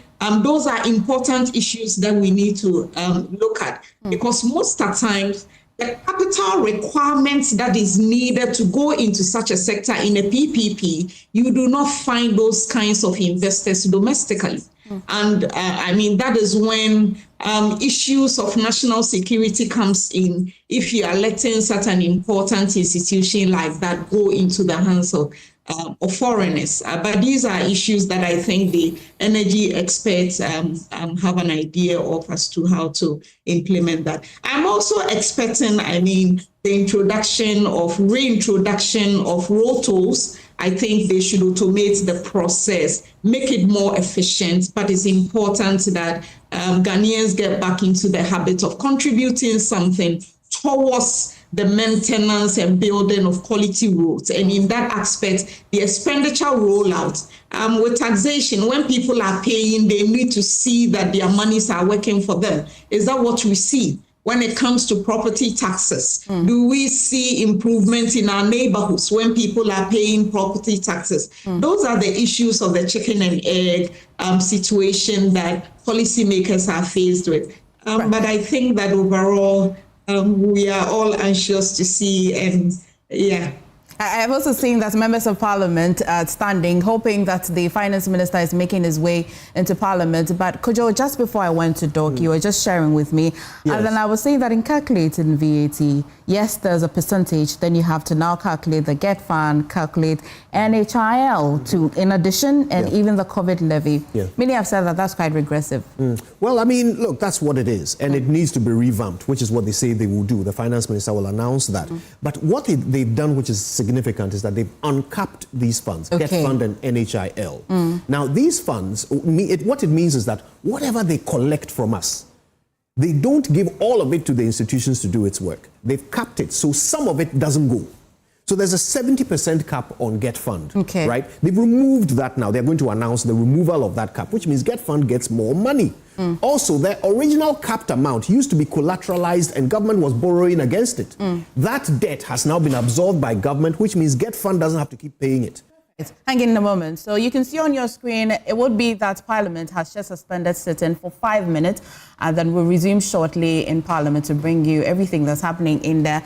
Evans would come back to the wall and continue with the discussion, but could you land on this point? Really quickly, yes. Okay, so that means GET fund has more money. Now, the uncapped amount, the extra money that they will get, that money now is about 4.6 billion Ghana cedis. That's some money. The bill for free SHS is 3.5 billion. We have a change of about 900 million, which they can now use to pay for those persons with disabilities in tertiary institutions. Okay. So you see, they end up fulfilling two promises with one action by uncapping GET fund alone.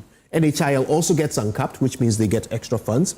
Now, we are happy they are removing taxes, but one tax is going to be added. It's the economic rent on the gold sector. So only those in the massive mining operations will be affected by this. Originally, they were paying some 1% economic rent. Okay. It's going up to 2%.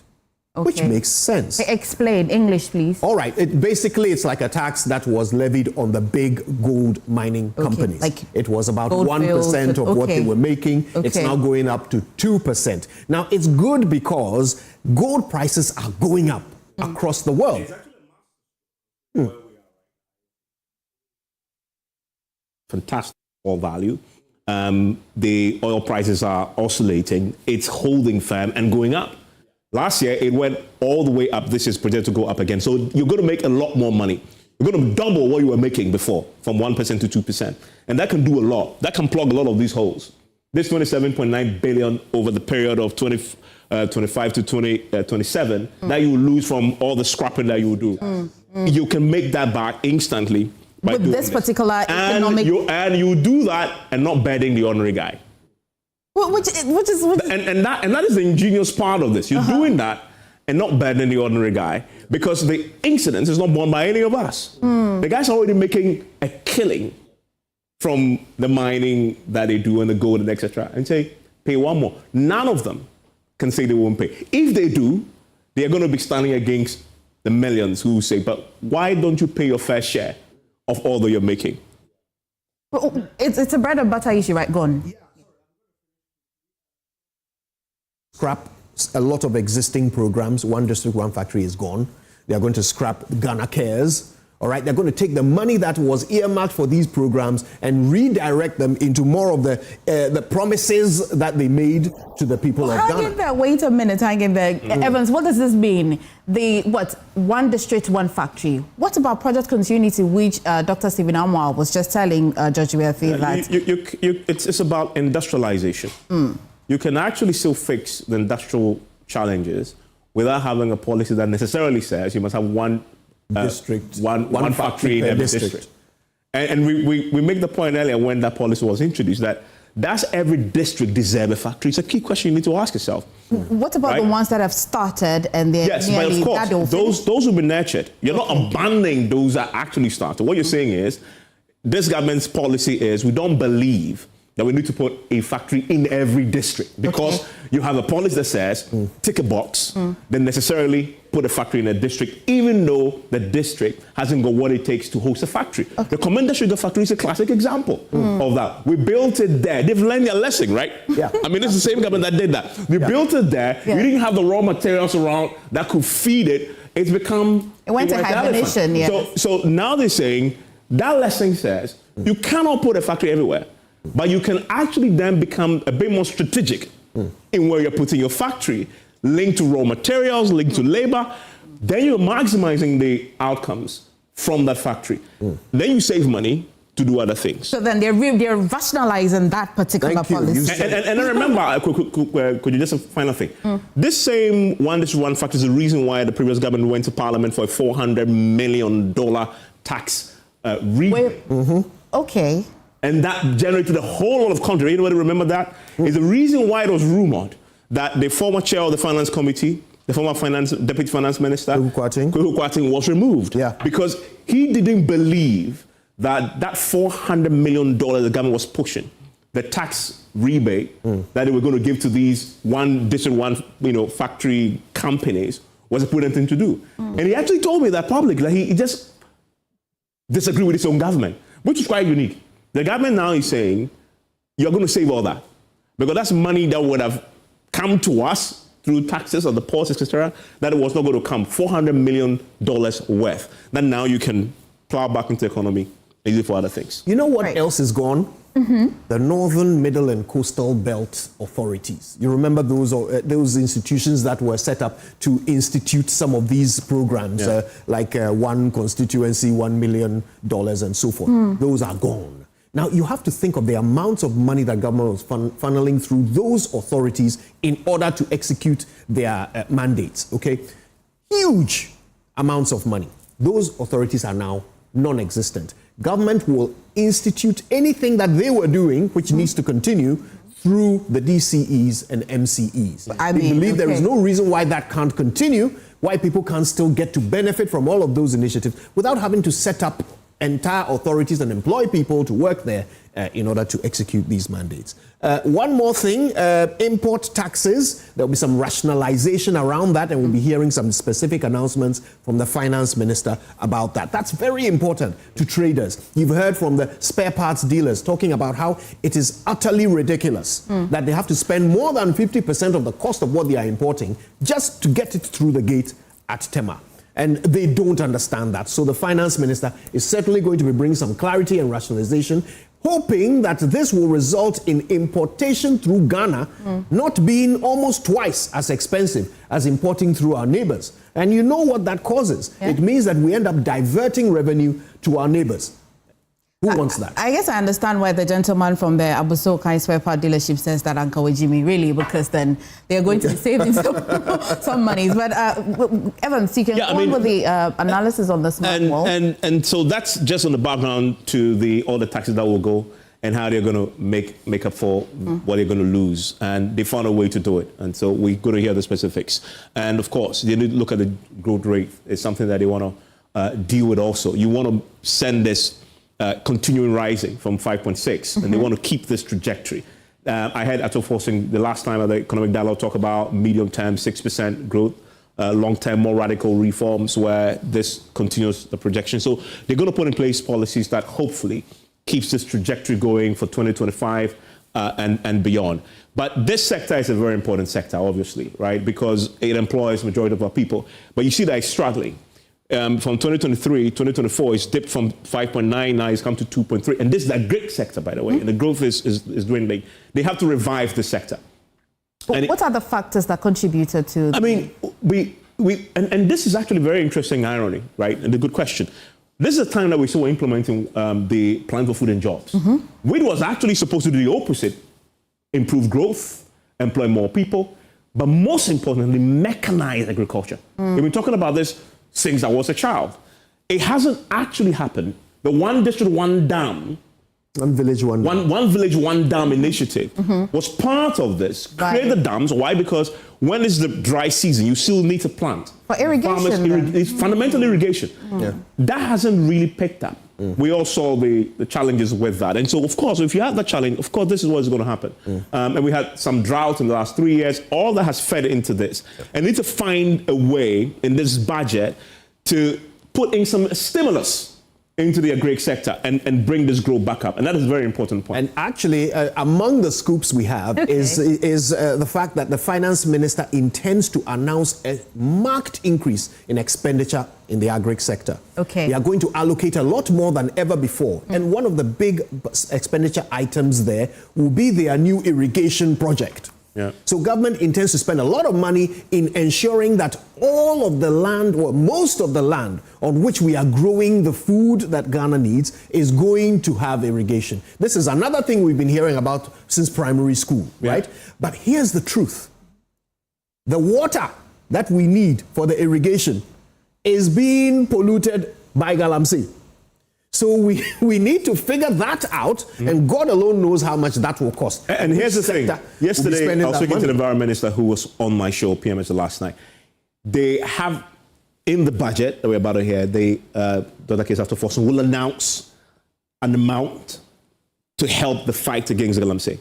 So they're going to, in the budget now, make a deliberate allocation for the fight against Galamsey because it's going to cost money. Part of the reason why the previous government withdrew the soldiers from the forest, because it was costing a lot to fund the operations, to keep them there, and it was costing quite a bit. But they've done a cost-benefit analysis. You need to sustain this over time because the guys, they are waiting you out in the forest, right? And it is about who has to meddle, who will blink first. You know the country is struggling. You don't have the financial wherewithal to keep them there. So you would eventually lose stamina. In this budget, at least for the 2025, they want to find money for it. That then sustained it throughout the year. The question of whether that will be enough or not, we will see. Now, Evans, do you mind going back a little bit, just to one of the slides you had earlier, for those of you watching on JoyNews, just before the agric slide. This one, the one about growth. Now, you can see here, that you remember just before President Akufo-Addo left office, he actually proudly said that growth levels have gone back to pre-COVID times, right? So our growth has resumed its health that it had before COVID. Well, I have a question. How much of that growth is fueled by galamsey? Okay. Because gold is a very big item in our growth. Yeah. It's growing fast. So how much of it is galamsey? We'll get some questions to that, some answers to that question. And Evans, when we come back, we'll go back to the agri slide. And on the value chain for agriculture will be transportation. And so we'll see how much bearing transport will have on the agriculture. But we'll go for a quick break. This is the special coverage of the 2025 budget presentation that will be happening in Parliament pretty shortly. Do stay with us.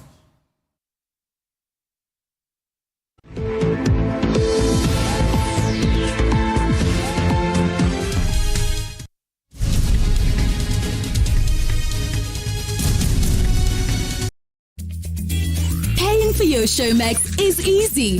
Just choose your preferred payment method from these easy and convenient options: MTN Momo, Visa or MasterCard, Showmax vouchers at DSTV or GoTV sales agents, or use a promo code.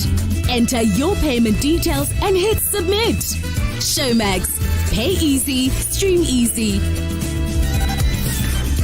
Better to confront misunderstandings immediately and head on to avoid more misunderstanding. I have found out over the years that transactions don't pay. Good leadership is about being vulnerable, being open to know that some of your ideas might not always be 100%. You never see failure as an option, so you continue to work hard. Normal to get to a point where you feel you're flat, you're plateauing. But don't give up because of that, because you need a new S-curve to get you to the next stage. Mark your calendar and tune in every Sunday at 9 p.m. on JoyNews. Springboard your virtual university. Your personal value will shoot up. Every day, people have money emergencies. Ma, I need my school fees emergency. The chop money emergency. Emergency. Catch it. I'm your rent. Emergency. Now, there's a new emergency number in town. More money, challenge and enjoyment. At the top life we got. Dial star 770 hash for all your money emergencies and chop life. Dial star 770 hash for money emergencies and get easy and quick access to your money, loans, and other banking needs. EcoBank, the Pan-African Bank. It's better to confront misunderstandings immediately and head on to avoid more misunderstanding. I have found out over the years that transactions don't pay. Good leadership is about being vulnerable, being open to know that some of your ideas might not always be 100%. You never see failure as an option, so you continue to work hard. Normal to get to a point where you feel you're flat, you're plateauing. But don't give up because of that, because you need a new S-curve to get you to the next Mark stage. your calendar and tune in every Sunday at 9 p.m. on JoyNews. Springboard your virtual university. Your personal value will shoot up. You're strong and you're tough. Syntax tank by Syntax tank. Ladies and gentlemen, I beg you, check your tank and get Syntax. SINTEX.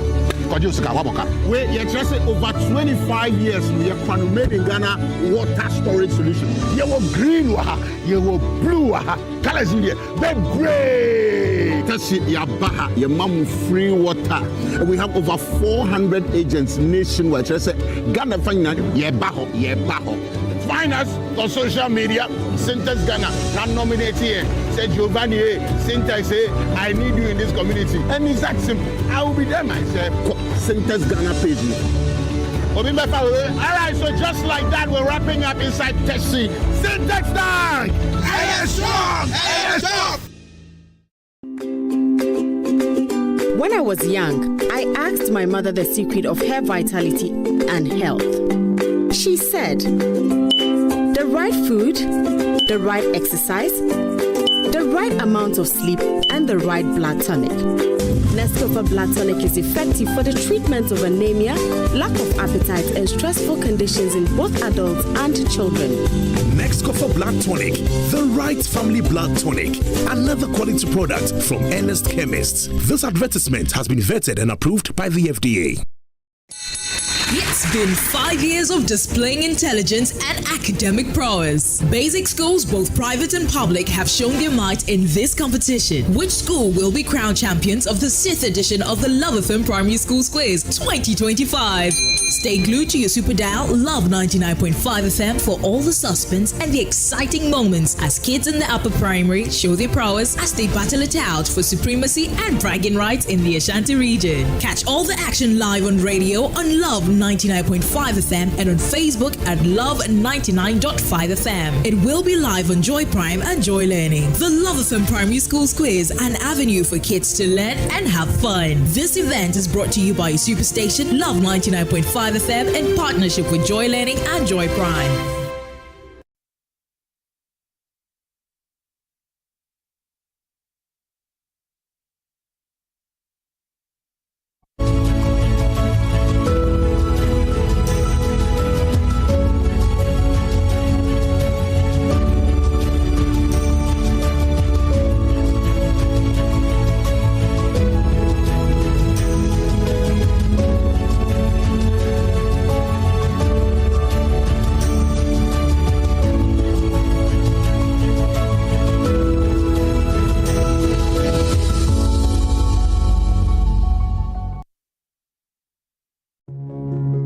Every day, people have money emergencies.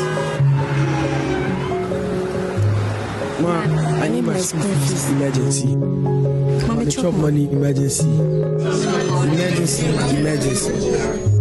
Catch it. I'm your rent emergency. Now, there's a new emergency number in town. More money, challenge and enjoyment.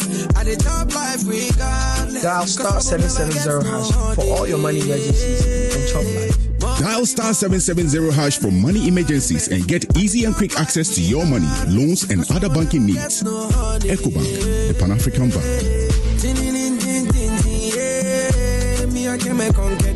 It's better to confront misunderstandings immediately and head on to avoid more misunderstanding.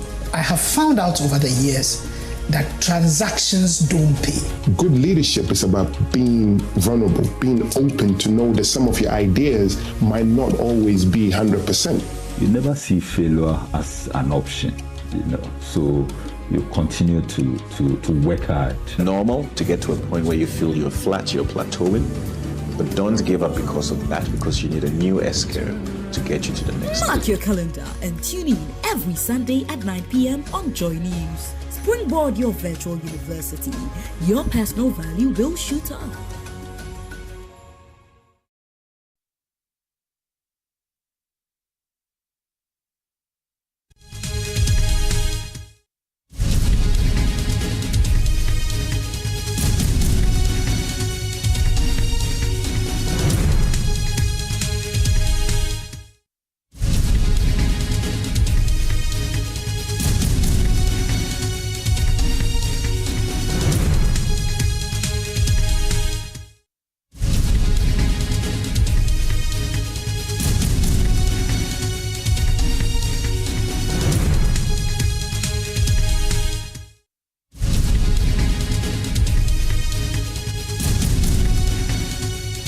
Back to our special coverage of the 2025 budget presentation in Parliament. And as you can see on your screen, the Speaker has taken his seat and parliamentary proceedings is just about beginning, if not started already.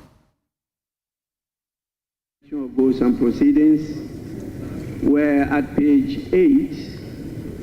We'll now move to page 9.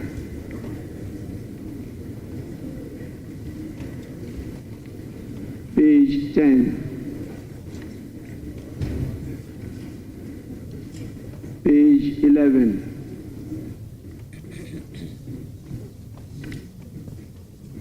Page 12.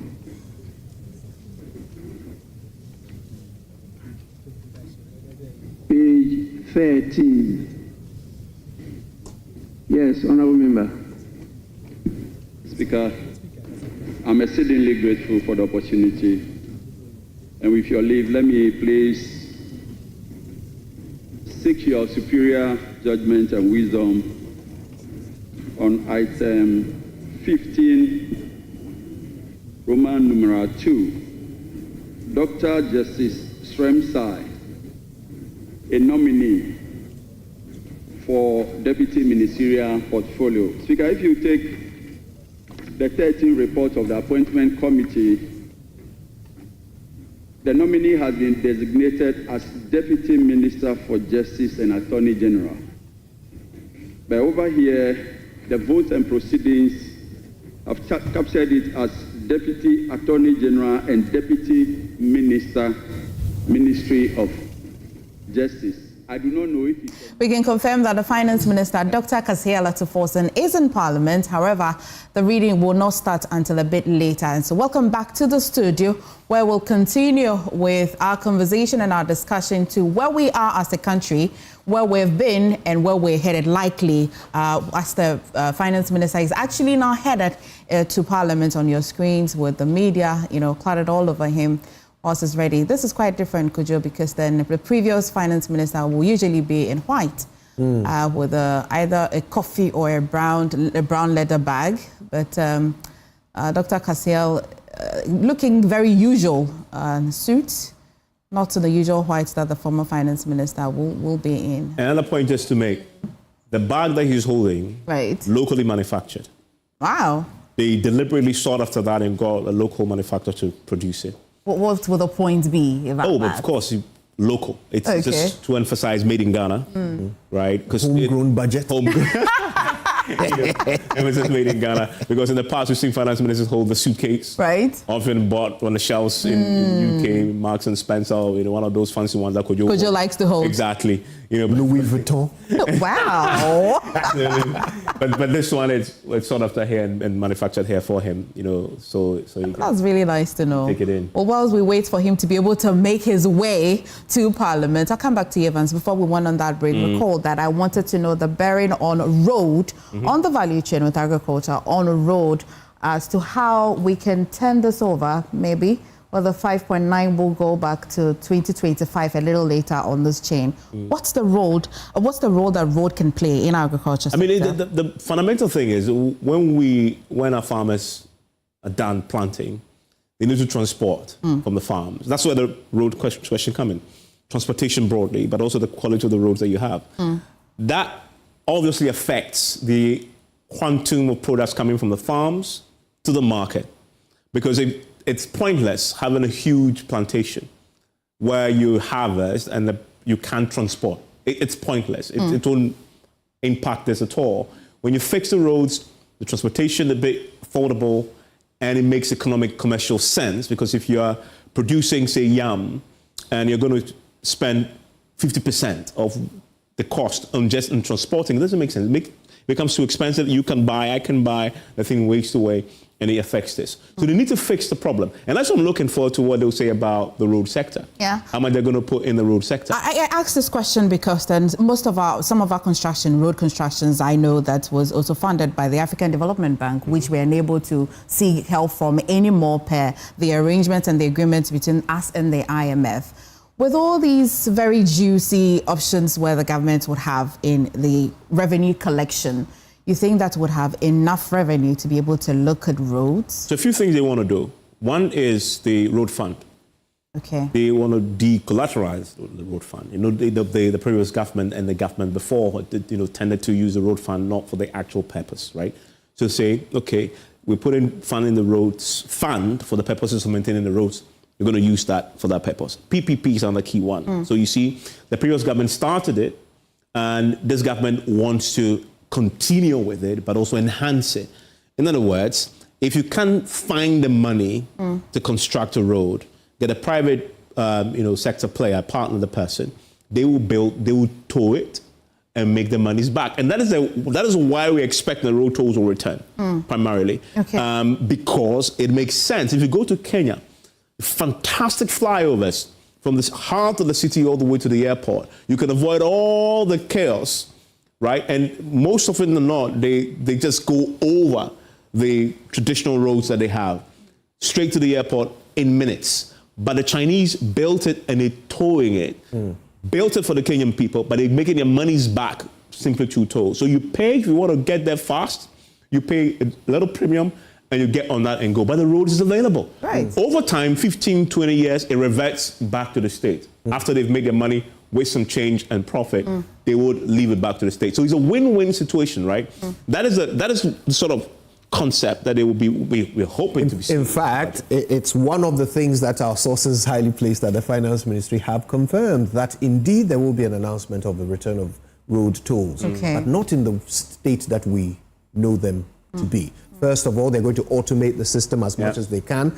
You will have the opportunity to pay your road toll when perhaps you're renewing your registration. Right? So that you don't have to keep, stopping and causing traffic at, the start of every tolled road. Also, the expectation is that the private sector can now come in a big way into the construction of roads. Because there's money to be made. Precisely. And it takes a big cost item off the government's, budget.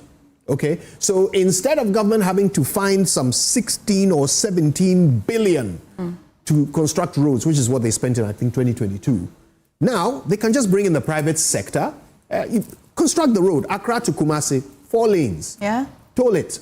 Run it for some years. Exactly, for 10 years. And by then you would have, made your money with some profits. And it becomes, as Evans says, it becomes government property. Evans, at the heart of this conversation, really, the ordinary Ghanaian watching me, bread and butter issue, kinky and fried fish matter.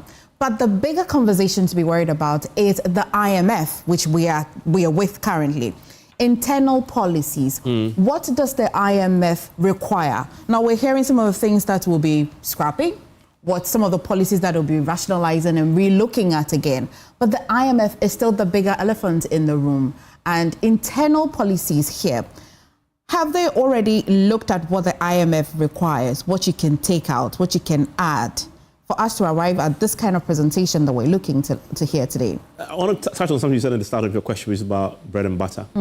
You notice that the finance minister was in the markets, actually engaging the market women and trying to get a sense of, and I saw the clip that was shared, and there was a particular one that struck me. The woman said the price of this particular product used to be 1,400, and within a few weeks, 3 weeks, it's gone up to 1,700. And the minister exclaimed and asked, and the woman had to repeat the jump, 1,400, 1,700. And I thought something struck home there.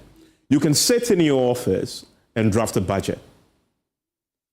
It's a different ballgame when you're actually now interacting in Mokola with a woman who's living in on a daily basis and hear that 1,400, a product that cost 1,400 3 weeks ago is now 1,700. The minister has been watching the inflation numbers, which we'll come to, inflation numbers. This doesn't tell the whole picture. And this, by the way, is Zozo. You see there in the picture there, and then somebody's smiling. Somebody's smiling. Let's give a minute to Evans to celebrate the very famous Gobe. You've struck a nerve. I have struck a nerve. And we share that, by the way. We all love beans. Yeah, so that there is the inflation numbers. But what is 23.1%? What is that? It's difficult to imagine that, right?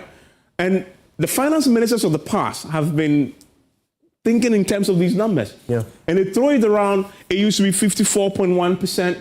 It's dropped to, but what is that? When you go to the market, you will get what it means to ordinary people. As in what I used to buy and sell for 1,400, 1,000. The minister exclaimed because he's looking at, but this shields the reality. So he's felt it. And the expectation is, and from everything we've learned, it's part of why the policies have been crafted the way it's been crafted for this budget. In fact, the best way of summarizing it is that the big theme of this budget is price stabilization. Fundamentally. All the things we're talking about, all of these ideas down. are just to keep your prices down, and stabilize them. Sometimes, if you can't actually reduce a price, the next best thing you can do is keep it stable and give every person in the economy some data to plan with. That is valuable in itself. And that was fundamentally, when I was watching the video of him in the market, it makes sense. If that is your prime, and by the way, if you listen to Cassiel Ato Forson's vetting, he made this point there that for him, His primary objective is to do two things. This exchange rate animal, tame that beast. If you tame this beast, and if you're watching the screen, you see $1 here. This is $1. I'm going to count so you get a picture. This is one huge dollar. It's equivalent to 1, 2, 3, 4, 5, 6, 7, 8, 9, 10, 11, 12, 13, 14, 15. And probably tomorrow you wake up to 16, Absolutely. 17. Absolutely. If you tame this beast, you will tame this invariably. Yeah. Because a lot of the inflation we have is imported. Because we are spending money importing stuff. Even the gobe that we like. I have graduated, Evans.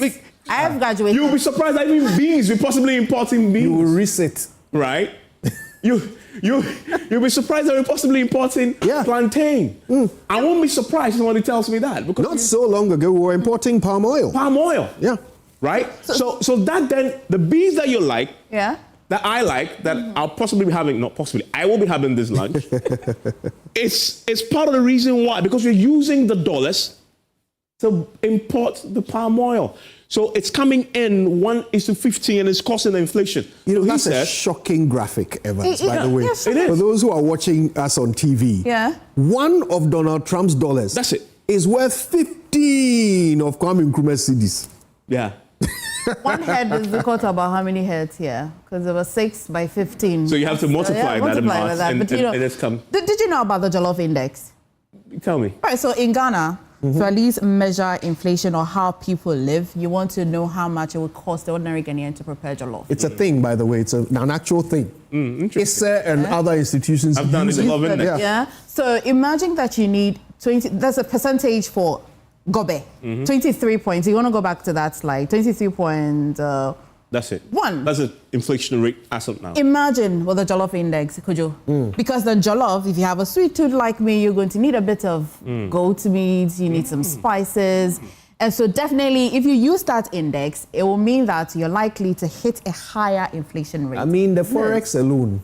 Yeah? The Forex on jollof alone, right? And you see, and this is how you need to start thinking about this. When you hear the big numbers that the finance minister, talks through in a couple of minutes' time, you have to start converting it to your reality. Your gobe reality, right. Your jollof reality, your kinky reality. Right. It all adds up there. And that's why I thought it was a master stroke for him. And you guys can, and Kojo is older. I don't. The last time I feel attacked. I saw a finance minister do that before a budget. Right. As you go to the market, hear them, and see how you can then reflect. Even if it's not going to directly reflect there, it gives you when you are reading the budget, you would think about that ordinary person. Sure. It has an implication. It has an effect on what you do. You're more deliberate. Yeah. But if you haven't been, and you see, finance ministers in the past, I mean, very rich folks before they came to power, very rich guys. And another thing very interesting about Cassiel Ato Forson, he is the first politician, proper politician, in a long time to become a finance minister. Yeah. Proper politician, right? So you go to Kenneth OFORI-ATTA, longer serving, he wasn't a politician. He was, an investment banker. You go to Ato Forson's boss, again, a tax expert, wasn't international consultant. So you have to go way back, right, to find somebody who is a politician proper, member of parliament, finance minister. Yeah. So he understands that in his constituency when he returns, OFORI-ATTA will read a budget. Setekpa will read a budget, and he doesn't have to go back to the constituency to go and do clinics. Yeah.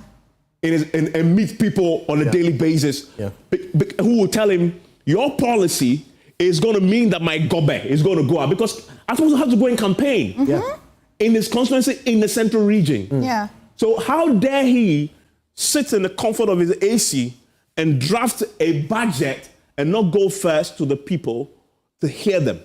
But it's another element of what this government is doing very well, which is consulting.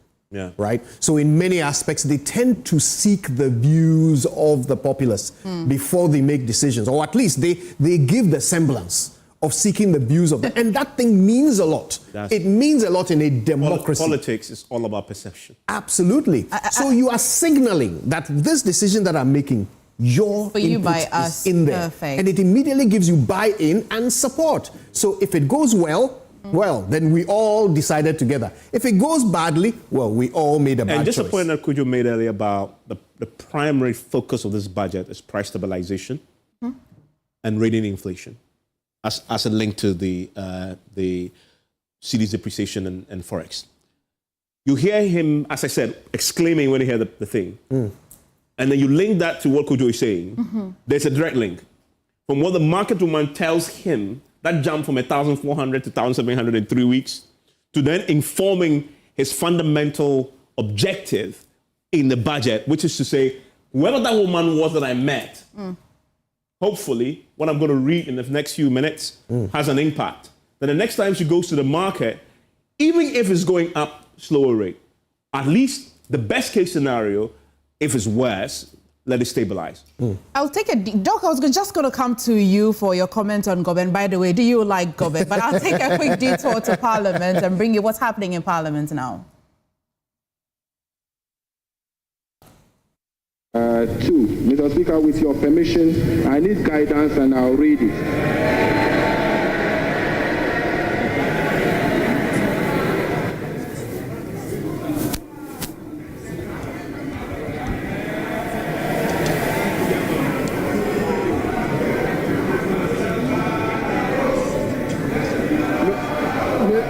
Mr. Speaker.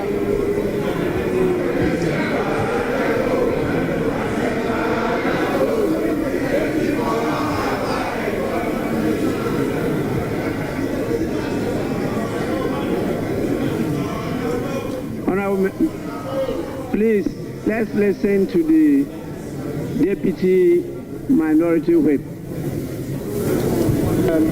Thank you, Mr. Speaker. I think the Minister was, Mr. Speaker, Order 1952. With your permission, Mr. Speaker, I need guidance and I read. The budget statement and economic policy of the government shall be presented to the House by the Minister responsible for finance on behalf of or on the authority of the President, and in a form the House may determine.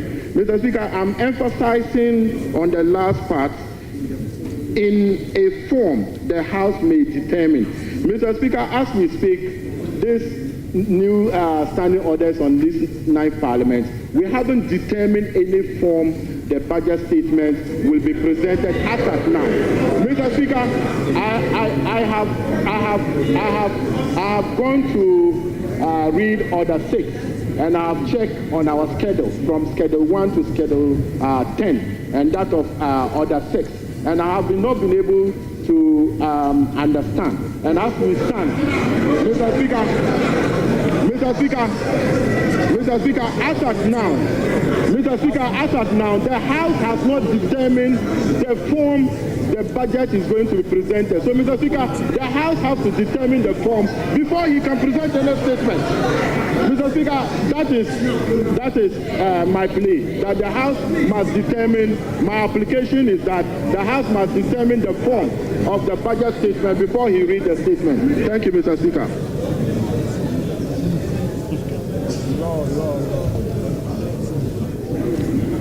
Majority Leader.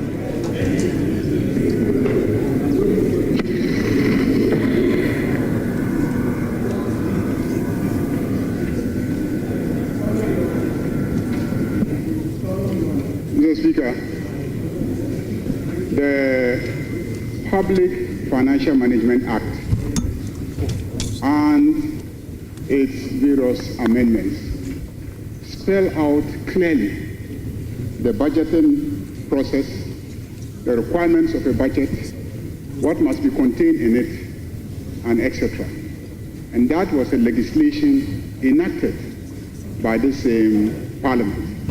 And this Parliament acts according to the prescriptions of that legislation. So if there are provisions in the standing orders that recommend that we have a form in which the budget should be presented, the provisions of the Public Financial Management Act, of course, is the parent legislation dealing with financial management and the presentation of budgets. So, Mr. Speaker, I don't think there's an issue here. Let's proceed and take the budget statement from the Minister of Finance.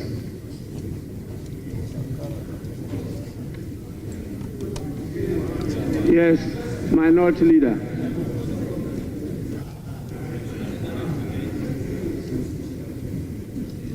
Mr. Speaker,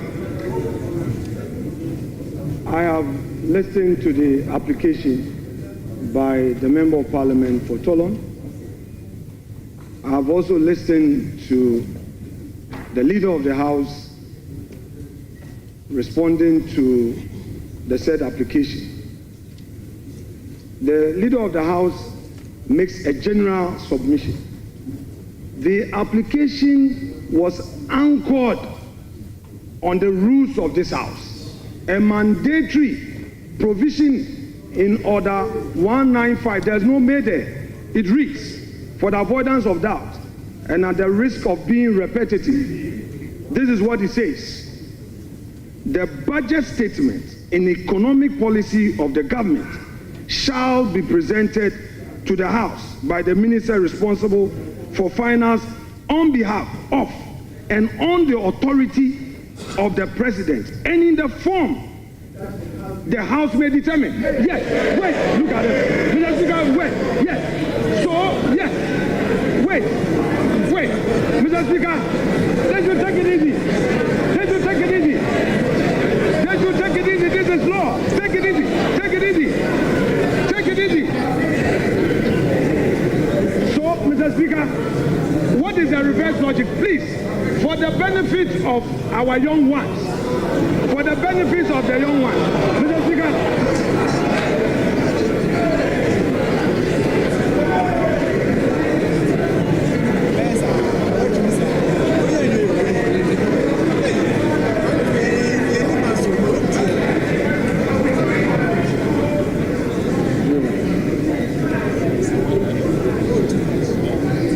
Mr. Speaker, this House is a house of procedure. This House is equally guided by its own rules and precedents. Wait a moment. For those who are in a hurry to shout in his agreement, if the law says may determine, is it also the case that in reverse logic, the House may decide not to determine any form? What? No, wait. The law is that a budget statement must be presented. But we are saying again that as a House, we may have to determine which form. So, Mr. Speaker, the invitation by the minority, the deputy minority whip, is well founded. He is inviting us as a House to determine, are we going to allow him to make a statement, or we are going to allow him to move a motion? Is it going to be in a form of a motion or in a form of a statement? This is a well-anchored application. Don't use your number to shout to intimidate him. He has made a solid argument. This House has not determined the form in which this item has to be taken. The deputy minority whip is inviting us to set the ground rules. The majority leader got up and referred to PFM Act to say what? He didn't quote the specific provision. The man has made an application under our own rules. You didn't attack him on the rules. You didn't know. You didn't say anything against his application on the rules. Mr. Speaker, as the minister is here, in which form are we going to listen to him? What is he going to make a statement, or he is going to move a motion? Mr. Speaker, this house is being invited to determine this matter. You see, the Supreme Court has had an occasion to give a contextual interpretation where may is placed to mean shall. Yes, it is there. No, come on, Mr. Speaker, even that argument aside, put that argument aside. There's no need for any interpretation of whether may should be shall. The point is that the law provides that we should determine the form. The law says we should determine the form. In this house, there are ways to come here. You come to make a statement, you come to move a motion. What is the minister coming to do? It's for this house to determine. Is he going to move a motion in accordance with Article 179? Or he's coming to make a statement? And when he makes the statement, what happens? Is it going to be left with a chairman of a finance committee to now move that this house should debate the statement? Mr. Speaker, this is a solid application and he should be applauded for what he's done. Thank you, Mr. Speaker.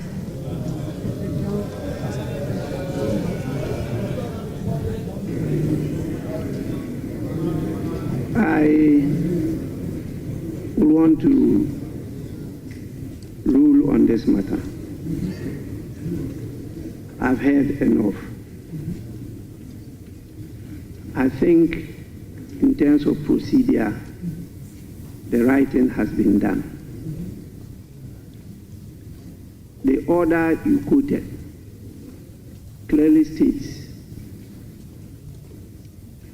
the statement of the estimates of revenue and expenditure of the government.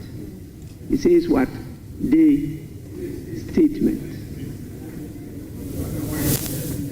And so what they are bringing to us is a statement. And when statements are admitted, they are presented as statements. Now, when you go to 1952, which you refer to, it says the budget statement and economic policy of the government shall be presented to the House by the minister responsible for finance on behalf of or on the authority of the president. That's first. Second, and in a form the House may determine. Honorable Minority Leader, you are not in a shouting battle. Please.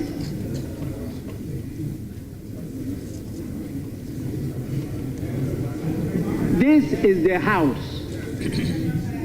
The only way the House can determine however you define form is when the statement is presented to you. The House cannot determine this matter outside the House. You can only determine it when you are truly sitting as a House. And this is the House, he's presenting the statement. If you decide that you want a form, you define form in any different manner as you are doing, then this is the time when it is presented, you take this opportunity to determine that form you want, different from the earlier forms that we've decided and been practicing. If this is what you want to do, please, the statement must first be presented to you. It has to be presented to the House. And if you may, you determine the form you want it to be presented. That can be part of the debate. But I'm not sure the definition you are putting on the word form. Form. Please go back to your lexicons.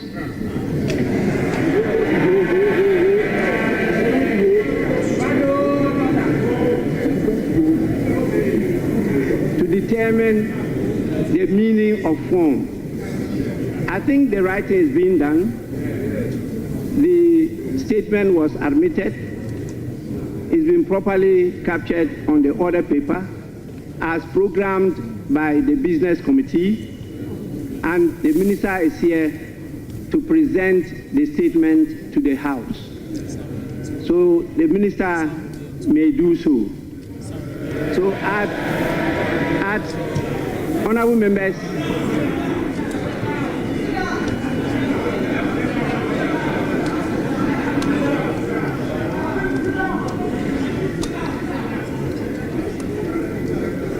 Honorable Minister, just a minute. Honorable members, at the commencement,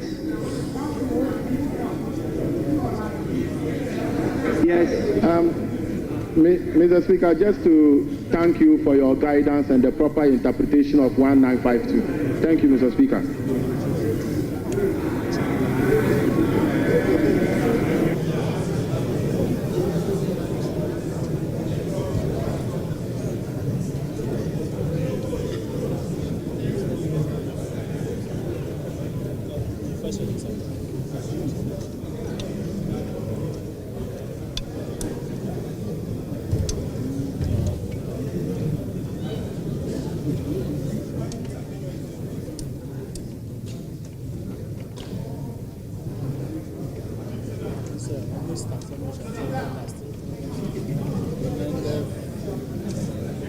Galamsey, for the longest time until I became a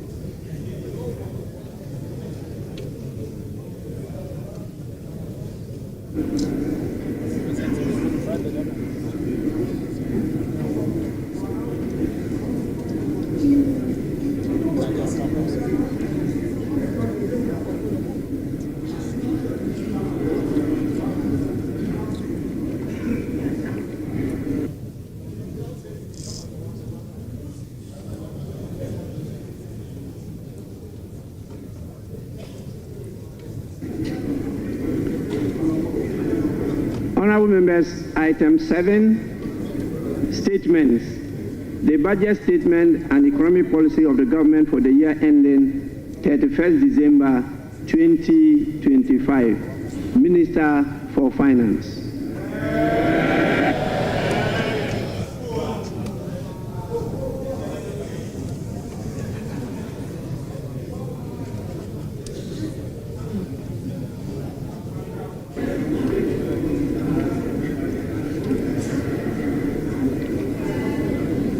Mr. Speaker, on the authority of His Excellency the President, President John Dramani Mahama,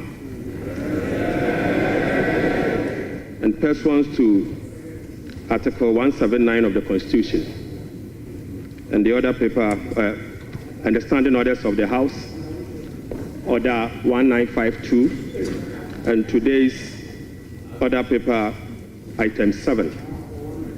Mr. Speaker, I present to you the budget statement and economic policy of government for the year ending 31st December 2025. Right Honorable Speaker, today marks a moment of great significance, and I have the singular honor to stand before this House to present, on behalf of His Excellency, President John Dramani Mahama, following his extraordinary mandate, the maiden budget of his new administration. Mr. Speaker, I'm deeply grateful to His Excellency the President for entrusting me with this responsibility. Respectfully, Mr. Speaker, I also submit to this House the following statutory report as required by law.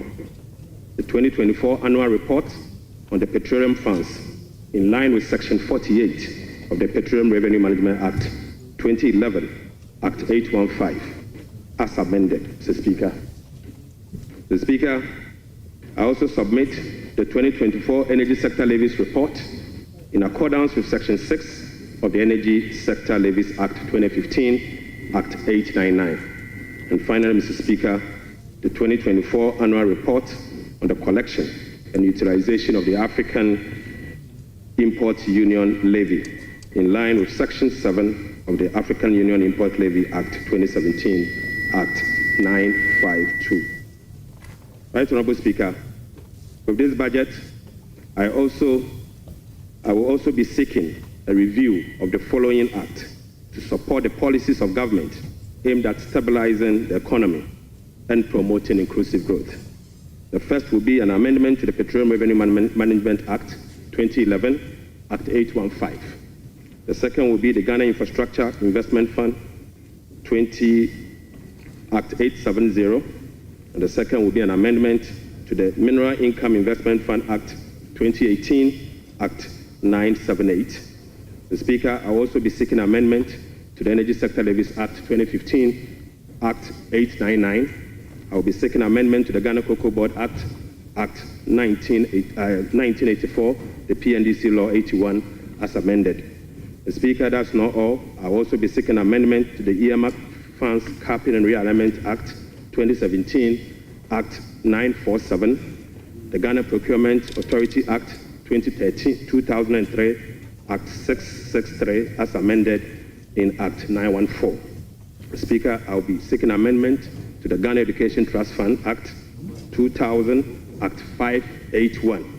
And finally, Mr. Speaker, I'll also be seeking amendment to the Fiscal Responsibility Act 2018, Act 982, and incorporating into a comprehensive public financial management act. Mr. Speaker, I forgot to add that I will also be seeking amendment to the Revenue Administration Act 2016, Act 915.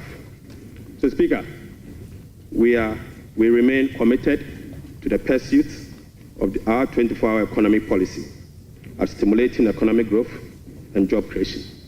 Right Honourable Speaker, this policy will contribute to addressing Ghana's structural economic challenge by creating an integrated, efficient, and increasingly export-driven industrial economy that fulfills the utilization of our national resources, capital, and labor power. Right Honourable Speaker, will be presenting the 24-hour economic policy to Parliament in due course. In this respect, Mr. Speaker, the Labour Act, the Ghana Investment Promotion Act, and other enabling legislations will be reviewed accordingly. Mr. Speaker, as part of the effort to stabilize our city through foreign exchange and gold reserve accumulation, I will also submit a bill to provide a legal framework for the establishment of the Ghana Gold Board for the consideration of this House. Mr. Speaker, this budget is indeed an abridged version of the 2025 budget statement and economic policy of government. I respectfully request the Hansard Department to capture the entire budget statement and economic policy of government for the year ending 31st December 2025. Mr. Speaker, standing here evokes a sense of nostalgia as I reflect on my journey in public service. From my early days as a young parliamentarian in this House in the year 2009, destiny has guided my path from a backbencher to a member of the Finance Committee, to a Deputy Minister of Finance, to ranking member of the Finance Committee, to Minority Leader, to Majority Leader briefly, and now, Mr. Speaker, as Minister responsible of Finance. Right Honourable Speaker, the invaluable experience I gained in this chamber has shaped my perspective, sharpened my focus, and prepared me for the tax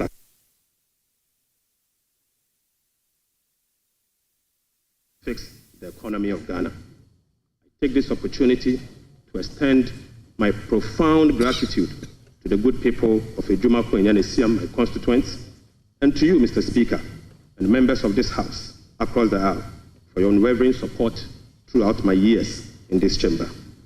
Mr. Speaker, this esteemed House is a sanctuary of rigorous debate, principled cooperation, and at times constructive disagreement, all in the pursuit of greater good of our beloved country. I look forward to working with you, Right Honourable Speaker, and my colleagues on both sides of the aisle to reset the Ghana's economy through sound policy and structural reforms that will propel our country forward. Mr. Speaker, there comes a time in a nation's history when fundamental challenges must be confronted. Difficult choices must be made, and a new course must be set for the future. For Ghana, the defining moment is now. Mr. Speaker, President John Dramani Mahama made a commitment to reset Ghana for jobs, accountability, prosperity. The Speaker, as captured in the NDC manifesto, in this regard, the theme of our budget is resetting the economy for Ghana we want. Right, Honorable Speaker, the democratic principles we tirelessly fought for are being held. Our democracy has been consolidated with yet another peaceful transition of power.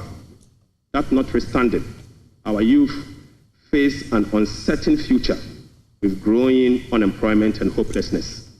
This suggests that the dividend of democracy, such as economic prosperity and social justice, remains elusive. Mr. Speaker, the choice before us as a country are clear. We can either continue on a path of self-destruction by not confronting the problems, or we can embark on a journey of fundamental reforms and transformation, one that resets our economic model, redefines our priorities, honors our social contract, and provides opportunity for all. Mr. Speaker, luckily, President Mahama has chosen the path of reform and transformation. He will fix the economy. He will restore hope and lead us to build the Ghana we want together. Right, Honorable Speaker, this budget was preceded by the National Economic Dialogue on the theme Resetting Ghana, Building the Economy We Want Together, on the 3rd and the 4th of March 2025. Through this consensus-building dialogue, the people demanded a decisive action, real solution to the severe challenges that plagued us as a country. Mr. Speaker, the 2025 budget is a culmination of the true aspirations, felt needs, genuine desires of the people of Ghana, expressed through the engagement with diverse stakeholders. As part of our broad consultation also, ahead of the budget, we recently engaged traders at major trading centers, including the Mokola market, to listen to their concerns, gauge their expectations, and elicit their input.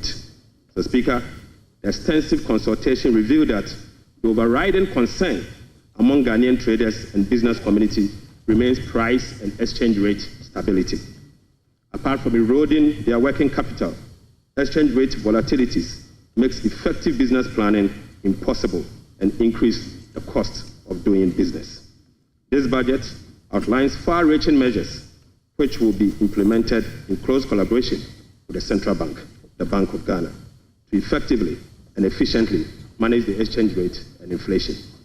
Mr. Speaker, we also engage the youth of Ghana in a dialogue on social media as part of our new budget consultation.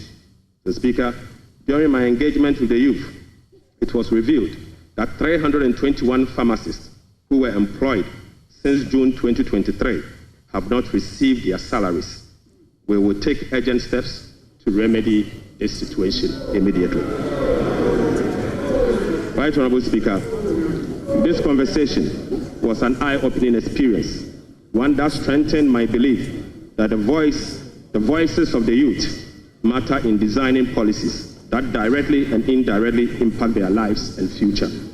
Mr. Speaker, in the year 2016, I came to this chamber on behalf of the then Minister of Finance, the Honorable Seth Emmanuel Tepe, and led the passage of the Public Financial Management Act 2016, Act 912, to deploy a robust public financial management system. Even though, Mr. Speaker, the Public Financial Management Act remains one of the best in the world, its poor implementation has rendered our public financial management systems weak, allowing for abuse and costly infraction. Mr. Speaker, President Mahama's government is committed to the full implementation of this critical legislation. Mr. Speaker, accordingly, we will enforce the sanction regime, link contracting and public procurement to budgetary provisions in the medium-term expenditure framework, and seek parliamentary approval for all multi-year commitments as required by law. Mr. Speaker, we will comply with the public procurement process and link them to approved budget. We will also respect the limits of the appropriations as approved by Parliament. We will rationalize the management of the compensation of employees, including conducting headcount across the country. Mr. Speaker, I now turn my attention or my focus to the state of the Ghanaian economy as at 31st December 2025. Right Honorable Speaker, Mr. Speaker, I now focus my attention on the state of the Ghanaian economy as at 31st December 2024. Mr. Speaker, hands on heart, we inherited an economy in deep crisis. Mr. Speaker, an economy hard hit with debt and beset by other fiscal challenges, such as large accumulation of MDRS, energy sector, shortfalls, and financial sector payments. Mr. Speaker, recommitment control and reckless public spending have reversed the progress made in fiscal consolidation, even under the IMF program that commenced in the year 2023. Mr. Speaker, notwithstanding the gains made under the IMF-supported program that was to achieve through the painful sacrifice of domestic bondholders, external creditors, and taxpayers, the economy remains in distress. Right Honorable Speaker, key performance indicators to be assessed by the IMF staff in the upcoming fourth review of the program scheduled for April 2025, such as the primary balance on commitment basis, inflation, social protection, and others, as at end 2024, are likely missed. Right Honorable Speaker, in addition, all structural benchmarks due by end December 2024 are also missed. Mr. Speaker, inflation worsened in the year 2024 from 23.2% in the year 2023 to 23.8% in 2024. Mr. Speaker, the 2024 end period inflation also exceeded the budget target of 15% by 8.8 percentage points and the IMF central target of 18% by 5.8 percentage points. Unfortunately, this has triggered a discussion with IMF under the monetary policy consultation clause. Right Honorable Speaker, the primary balance on commitment basis worsened from a deficit of 0.2% of GDP in the year 2023 to a deficit of 3.9% in the year 2024. Mr. Speaker, the primary balance on commitment basis target for 2024 was a surplus of 0.5% of GDP. Sadly, the previous government recorded a deficit of 3.9 percentage point of GDP. This presents a slippage of a whopping 4.4 percentage points. Right Honorable Speaker, at the end of December 2024, total central government arrests amounted to 67.5 billion Ghana cedis, representing 5.2% of GDP. The Speaker, with the road sector recording an arrest of 21 billion Ghana cedis.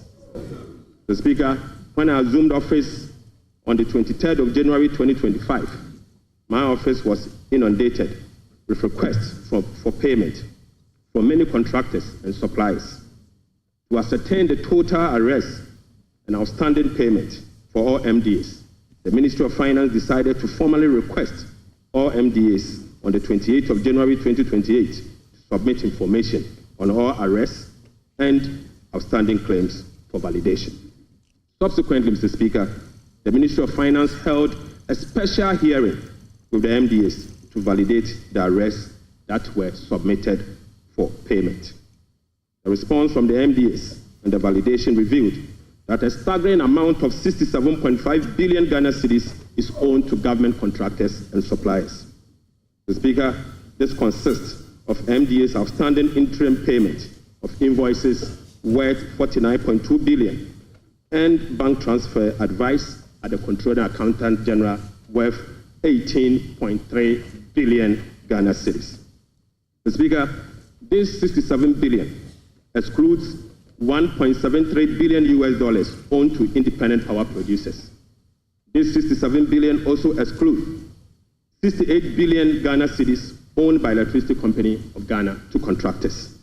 Speaker, this $67 billion also excludes the 32 billion owned by the Ghana Cocoa Board to contractors.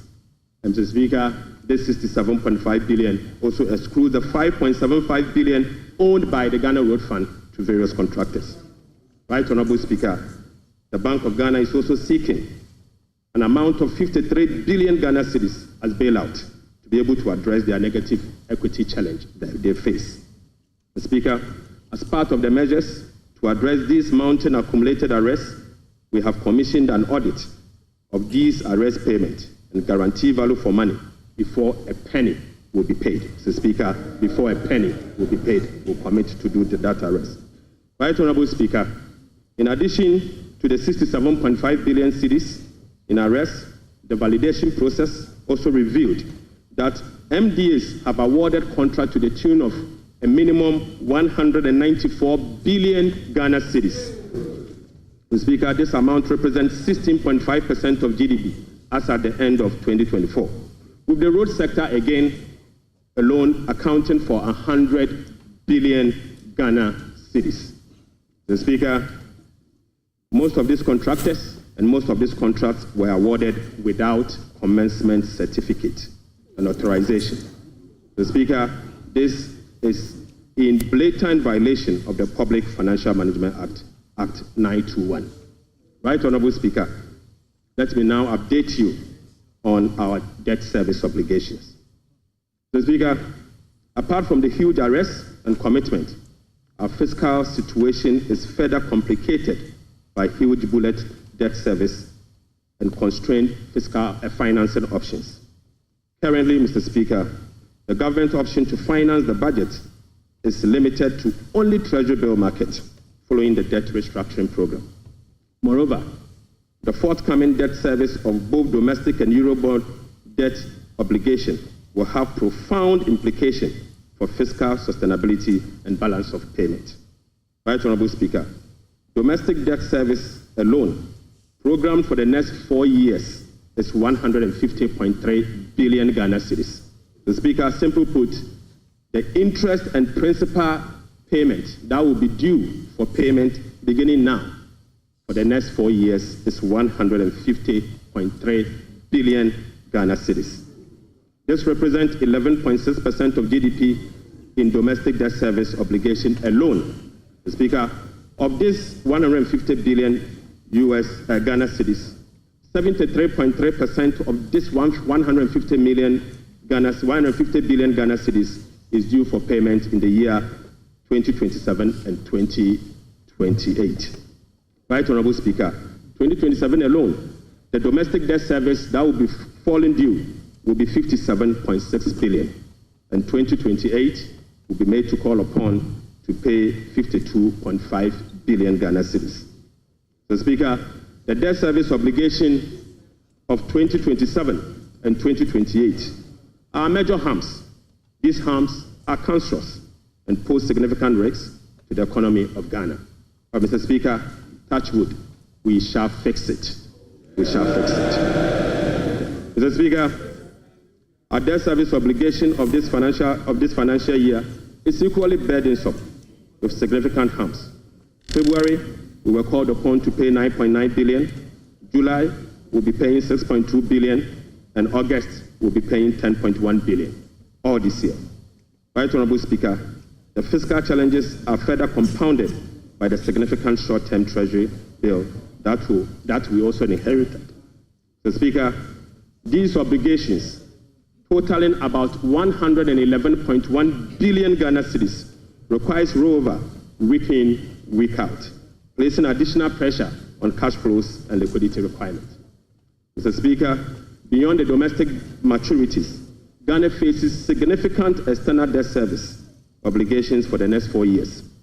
The next 4 years will be made to call upon to pay $8.7 billion, representing 10.9% of GDP.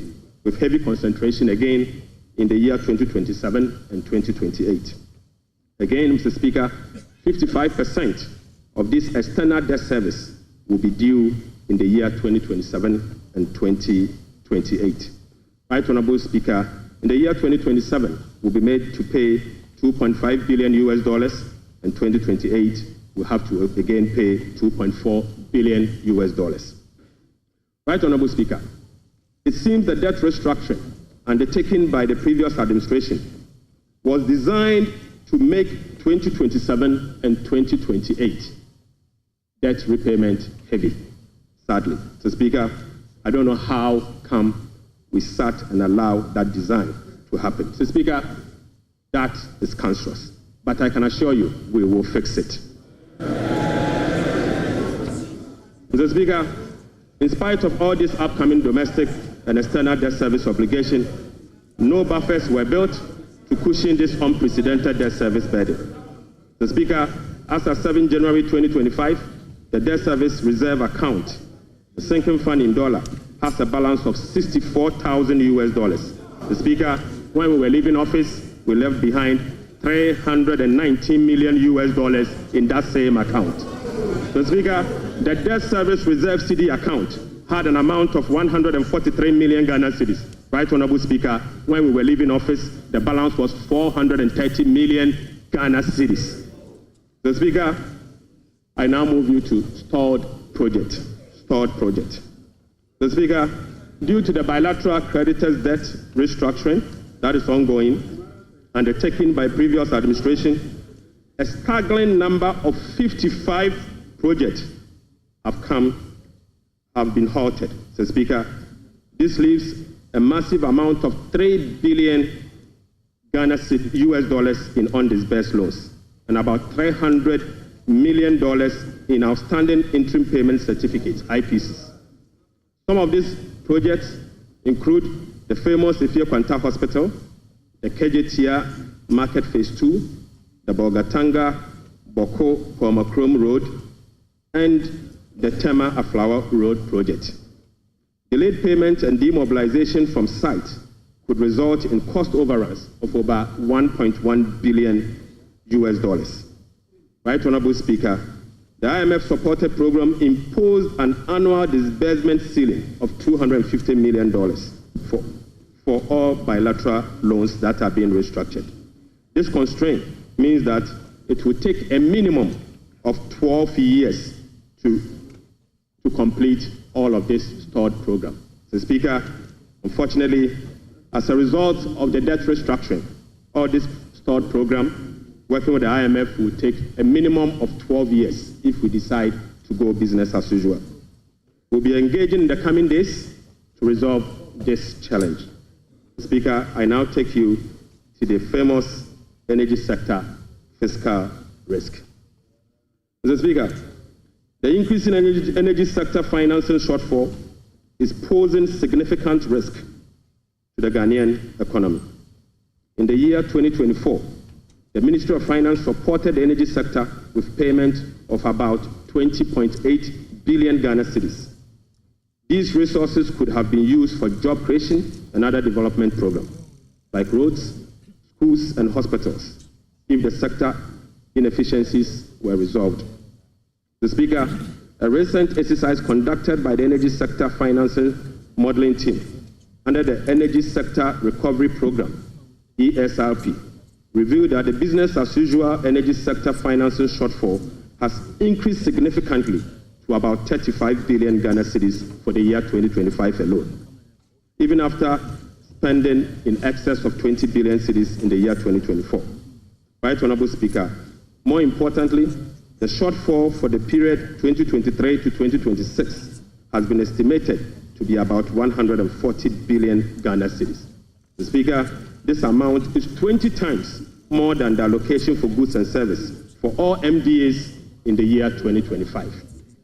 Mr. Speaker, in addition, the energy sector shortfalls, which relate to current invoices that are largely unpaid legacy arrears due to the independent power producers. Mr. Speaker, the legacy arrears stood at $1.73 billion as at end 2024. Right Honorable Speaker, the cocoa sector, which has long been the backbone of the Ghanaian economy, is sadly on its knees, owing to gross mismanagement. Mr. Speaker, the sector faces declining output and financing challenges, characterized by unsustainable debt, rollover cocoa contract risk, and quasi-fiscal expenditures, including cocoa roads, which, Mr. Speaker, is a non-core function of the Ghana Cocoa Board. Right Honorable Speaker, cocoa production has dropped by nearly 50% over the past 3 years. In the year 2023-2024 crop season, Cocoa Board was unable to supply 330,000 tons of cocoa to meet its contractual obligation. This sharply decline has affected the finances of Ghana Cocoa Board. This undersupply has been rolled over for subsequent years for the new administration to pay. So, Speaker, these 2023 to 2024 forward sales contracts, locked in at lower prices than the current market rates, have resulted in revenue losses of about $840 million for both Ghana Cocoa Board and the impoverished cocoa farmer. Right Honorable Speaker, the rollout cocoa contract has resulted in a loss of $495 million for the year 2025 alone. The Speaker, these are the risks in relation to the market price differentials and as a result costs causing the smuggling that we see with Ghana Cocoa Board. The Speaker, Cocoa Board outstanding debt amount to 32 billion Ghana cedis, of which 11.92 billion is due to be paid in the year 2025. Outstanding cocoa road contracts reached 21 billion Ghana cedis, approximately $1.3 billion in the year 2024, of which only 4.4 billion has been accounted for in Cocoa Board's finances for the year 2025. The Speaker, the financial sector still struggles even after spending 30.3 billion in the financial sector cleanup exercise by end 2024. This includes 26.9 billion Ghana cedis after spending this amount in the banking sector. The Speaker, as we speak, the financial sector is still struggling, and the financial sector will require 10.45 billion Ghana cedis to address the financial sector legacy issues and emerging risk. In addition, Mr. Speaker, an amount of 2.2 billion Ghana cedis is required to fully capitalize the National Investment Bank and the Agricultural Development Bank of Ghana. Mr. Speaker, I will also update the House on the fiscal performance for the year 2024. Mr. Speaker, the fiscal performance in the year 2024 was characterized by improved revenue collection, but with significant expenditure overruns. In addition, large arrests were accumulated over the period. Mr. Speaker, in summary, the provisional data shows the following. 1. Primary balance on commitment basis, the key fiscal anchor of the IMF program, worsened from a deficit of 0.2% of GDP at the end of 2023 to a deficit of 3.9% of GDP at the end of the year 2024. This is 4.4 percentage points worse than the target surplus of 0.5% of GDP. Sadly, Mr. Speaker, on cash basis, Mr. Speaker, the primary balance was a deficit of 1.2% of GDP against a target of 0.6% of GDP, representing 100% deviation. Mr. Speaker, the overall fiscal balance on commitment basis for 2024 was a deficit of 7.9% of GDP against a target of 4.2% of GDP, while the overall fiscal balance on cash basis was a deficit of 5.2% of GDP against a target of 5.3% of GDP.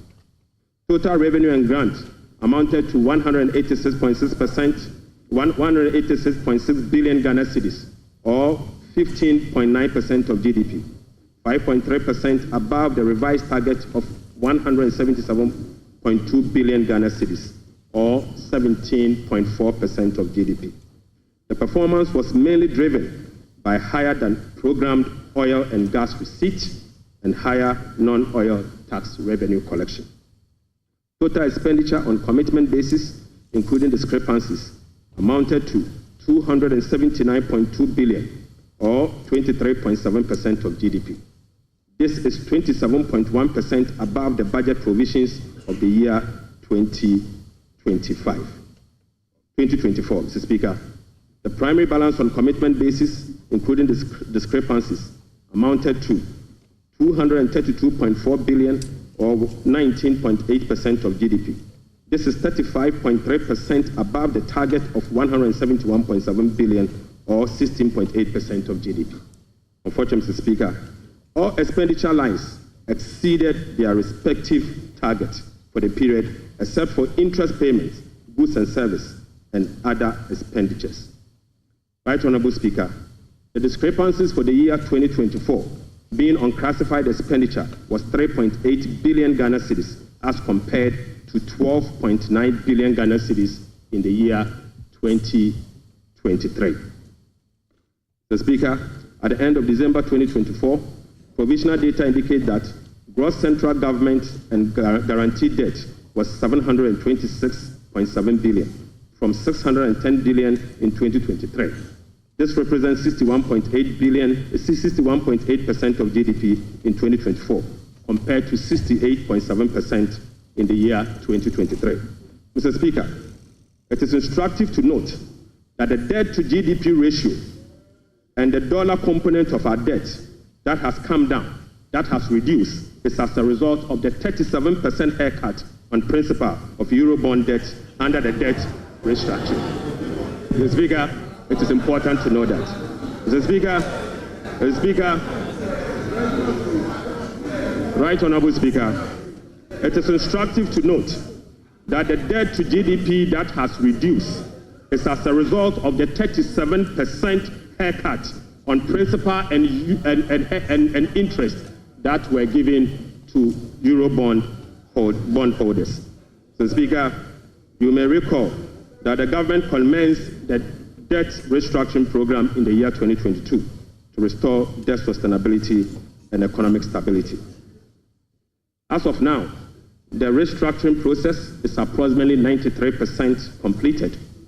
The remaining 7% relate to debt of $2.7 billion owed to commercial creditors. We are committed to completing the remaining debt restructuring as soon as possible. Mr. Speaker, real sector development in the year 2024. Right Honorable Speaker, provisional 2024 GDP statistics published by the Ghana Statistical Service on the 10th of March 2025 shows that overall real GDP growth increase. The Speaker, at the end of increase to 5.7% in the year 2024. The Speaker, I take that again. The Speaker, provisional 2024 GDP statistics published by the Ghana Statistical Service on the 10th of March 2025 show that overall GDP growth grew by 5.7% of GDP compared to the growth rate of 3.1% recorded over the same period. Mr. Speaker, the key driver of this growth was largely coming from gold mine, Mr. Speaker, including Galamsey.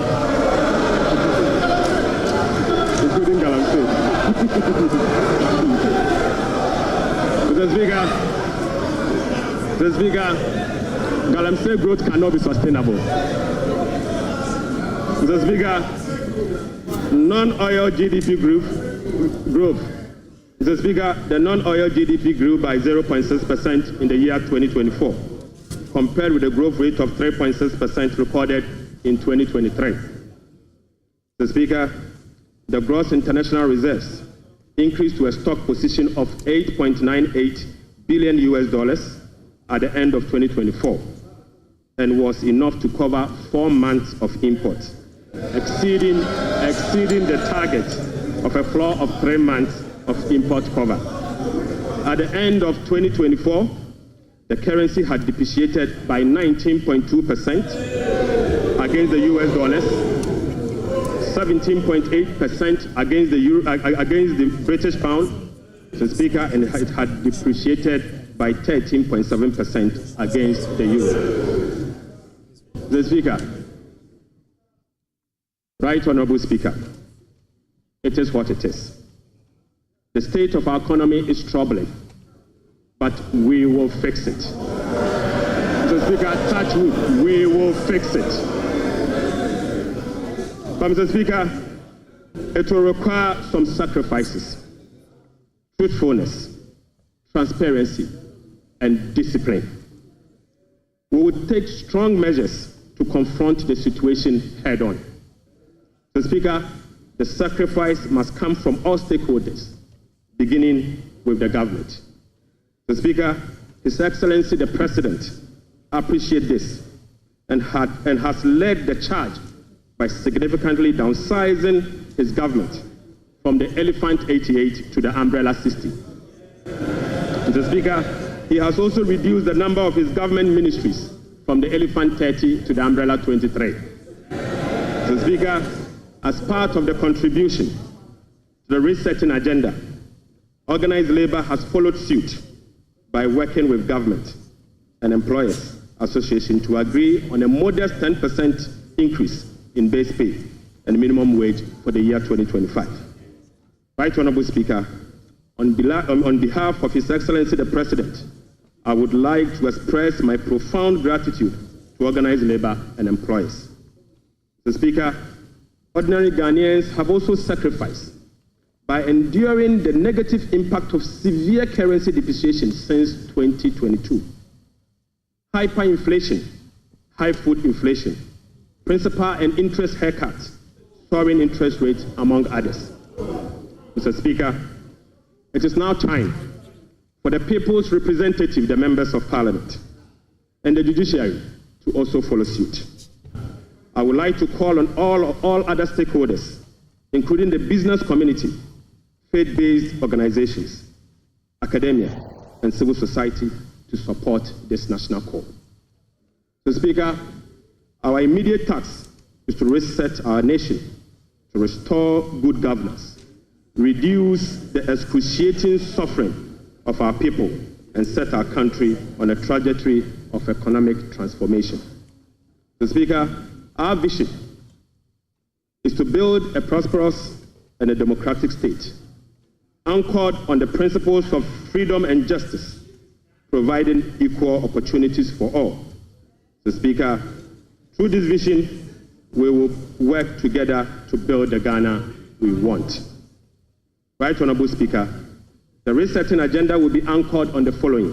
1, restoring hope in our democracy, renewing trust in public officials, and helping every Ghanaian attain their full potential.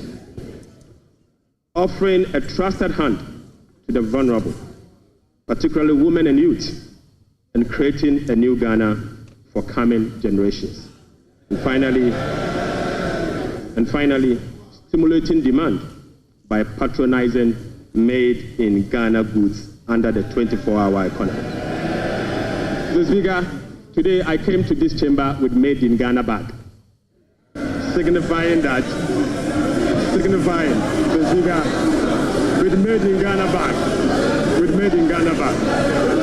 Mr. Speaker, I would like to first present, Mr. Speaker, they don't know that in Ghana we sew suit.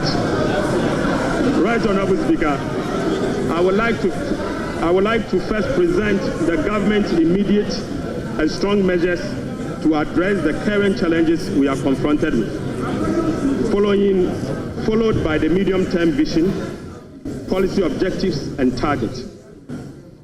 Right Honourable Speaker, consistent with Section 14 of the Public Financial Management Act 2016, Act 911, the fiscal policy objectives of this government is to support the economic transformation agenda to ensure the macroeconomic stability of the country within the macroeconomic and fiscal framework.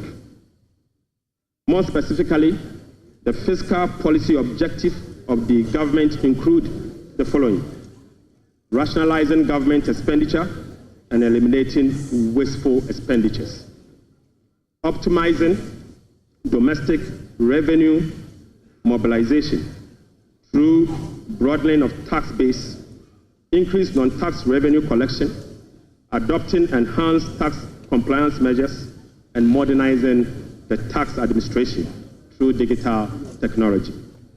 Mr. Speaker, we will also increase the share of domestic expenditure to spur economic growth and job creation. We'll be reducing public debt to sustainable levels and adopting prudent debt management practice to support debt sustainability. Reducing the fiscal deficit progressively in accordance with the amended Fiscal Responsibility Act to promote fiscal and debt sustainability. Mr. Speaker, restoring confidence in the Ghana economy. Right Honorable Speaker, our approach will be to foster economic growth, accelerate job creation, reduce inflation, and stabilize the cedi. To achieve this, it is crucial that we establish the macroeconomic stability and ensure debt sustainability. Mr. Speaker, we are confident that by prioritizing these fundamental elements, we can cultivate an environment where individuals can prosper and businesses can thrive in Ghana. Mr. Speaker, Ghanaians through the recent National Economic Dialogue have expressed a clear desire for fiscal deficit and public debt to be reduced through cuts in government spending rather than through only tax measures. We wholeheartedly agree, Mr. Speaker, going forward, we will tailor our expenditure to align with our fiscal realities. After all, whoever pays off their debt gets rich. Mr. Speaker, we are poised to implement a three-pronged approach to achieve our objective, beginning with this budget immediately. First will be to recalibrate the fiscal adjustment, and we believe that by prioritizing spending-led fiscal adjustment can initiate a positive cycle. Fiscal adjustment can initiate a positive cycle in a way that first, it will help lower inflation and curb depreciation of the cedi. Secondly, it will lessen government reliance on borrowing, which in turn will reduce the crowding out of private sector and lower interest rates. Lastly, this approach will ease the strain on monetary policy, allowing the central bank some greater flexibility to reduce monetary policy rates, ultimately resulting in lower bank and lending rates. Mr. Speaker, the second approach will be to deliver a shock therapy. Mr. Speaker, we are implementing a form of shock therapy to the economy by making significant spending cuts this year, thereby reducing the government financing needs and front-loading fiscal adjustment. This is the down payment for our policy credibility and creditworthiness. Right Honorable Speaker, our third approach will be to restore fiscal responsibility.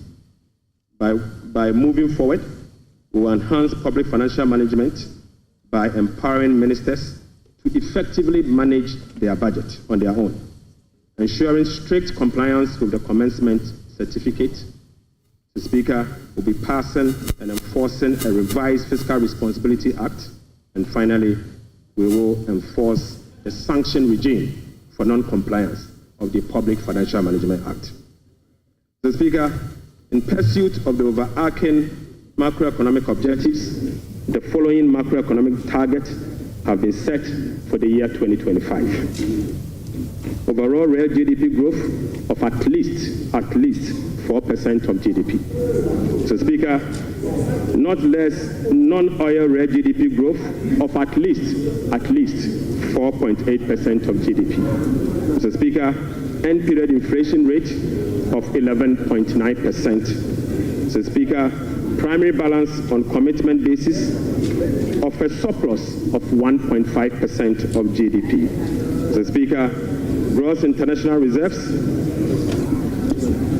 including oil funds and encumbered assets, to cover not more than a minimum of 3 months of import. Mr. Speaker, to address inflation, government will implement a number of measures to complement the Bank of Ghana and monetary authorities. Mr. Speaker, the measures to stabilize the exchange rate include the following. We will be establishing the Ghana Gold Board to enhance the generation of accumulation of forex to support the stability of the Ghana cedi. The Bank of Ghana will continue to implement its FX forward auction to support the stability of the Ghana cedi. Government's strong fiscal consolidation through the reduction in public sector spending and the fiscal deficit will reduce the pressure on the exchange rate. Mr. Speaker, our import substitution drive under the 24-hour economy involving domestic production of key products originally imported will reduce import and related FX requirements, boding well for FX stability. Right Honorable Speaker, we are addressing the inflation problems through a number of measures, including the following. First, specific interventions, including the Agriculture for Economic Transformational Agenda, is expected to increase food production and reduce food inflation. The government will implement policies that target items with large weight in the CPI basket, such as transportation and utility, to reduce their prices. Mr. Speaker, our aggressive fiscal consolidation drive aimed at reducing the fiscal deficit and borrowing will contribute significantly to reducing inflationary pressures. Right Honorable Speaker, our strategy to improve exchange rate stability will reduce imported inflation and fuel prices. And Mr. Speaker, the Bank of Ghana will maintain an appropriate monetary policy stance and use its liquidity management interventions to support the disinflation process. Right Honorable Speaker, to achieve our expenditure-led fiscal consolidation objectives, we will implement the following measures. Mr. Speaker, I now take you to our expenditure measures. Mr. Speaker, the following expenditure measures will be implemented in 2025 and the medium term to support fiscal consolidation agenda. First, we will conduct a comprehensive audit to validate the quantum of arrests and commitment as at 31st December 2024. Mr. Speaker, the mandatory use of blanket purchase order to capture multi-year commitment contracts in line with our medium-term expenditure ceilings will be implemented. We will amend the Public Procurement Act to provide for an independent value for money office to scrutinize government procurement. Mr. Speaker, we will also work with Parliament to amend the Public Procurement Act to make commencement certificate and budgetary provision a prerequisite for all procurement that will be paid by the central government. Mr. Speaker, we will fully integrate GANEPS and GIFMIS to ensure that only MDA's projects and purchase orders that have approved budget and allotment can obtain procurement approvals. Mr. Speaker, we will operationalize the compliance desk at the Ministry of Finance to monitor reports on commitment and arrest accumulation.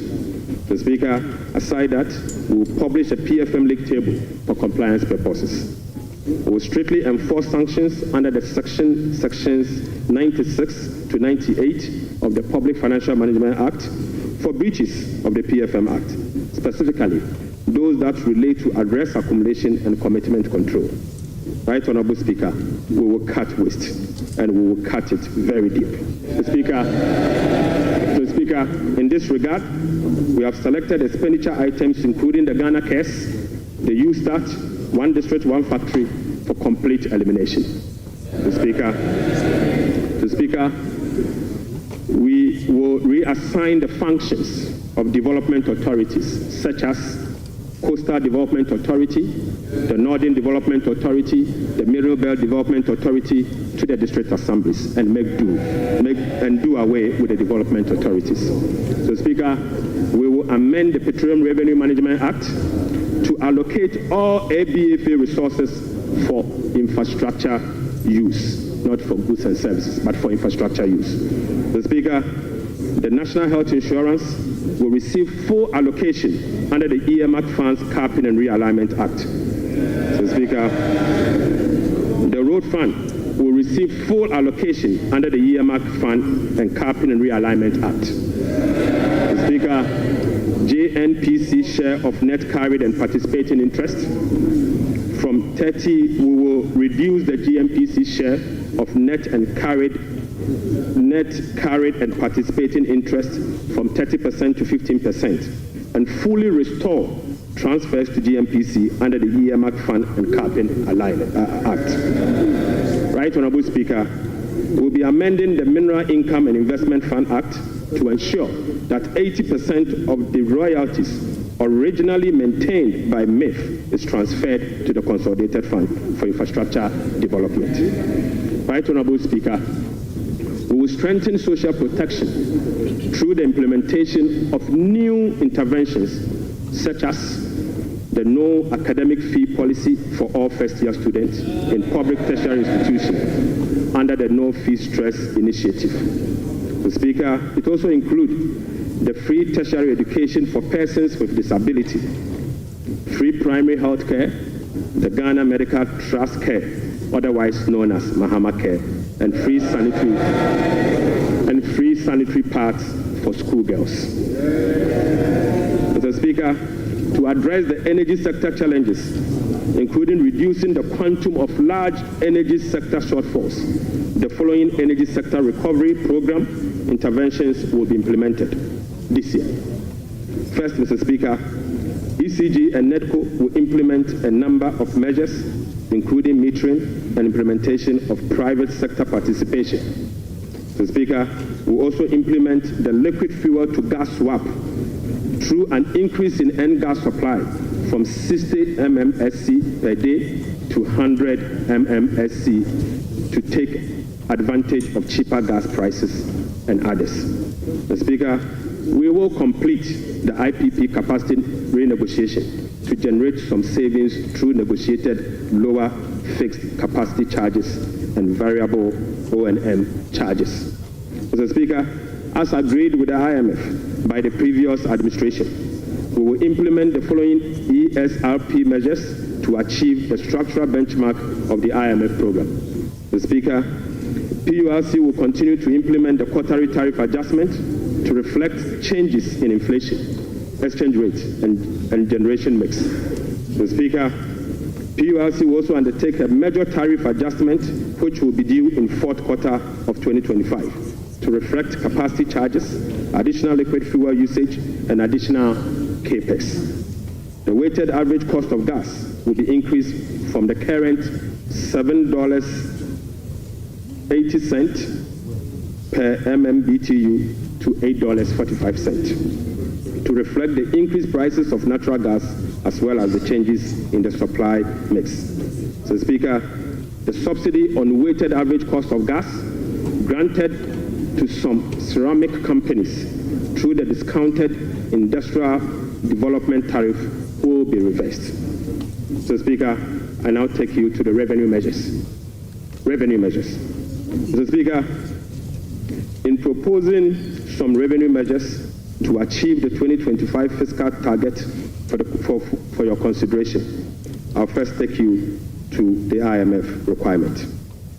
Mr. Speaker, this measure is inconsistent with our commitment under the IMF-supported program to observe a non-oil tax revenue effort of 0.6% point of GDP annually as part of the measures to improve domestic revenue mobilization and achieve our debt sustainability target over the medium term.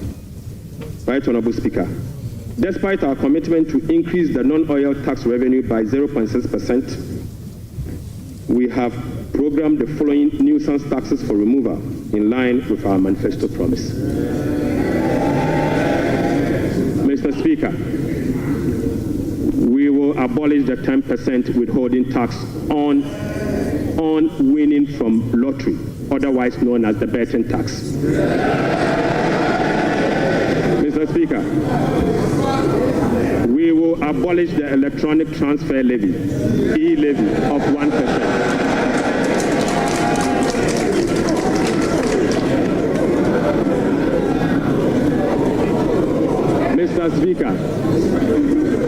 Mr. Speaker, we will abolish the 10% withholding tax on betting.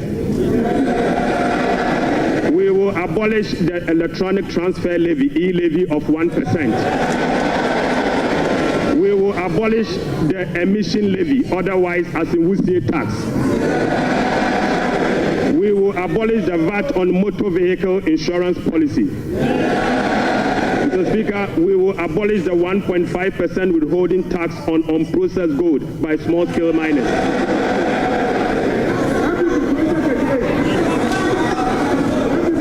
Mr. Speaker, the removal of these taxes will ease the burden on households and improve their disposable income.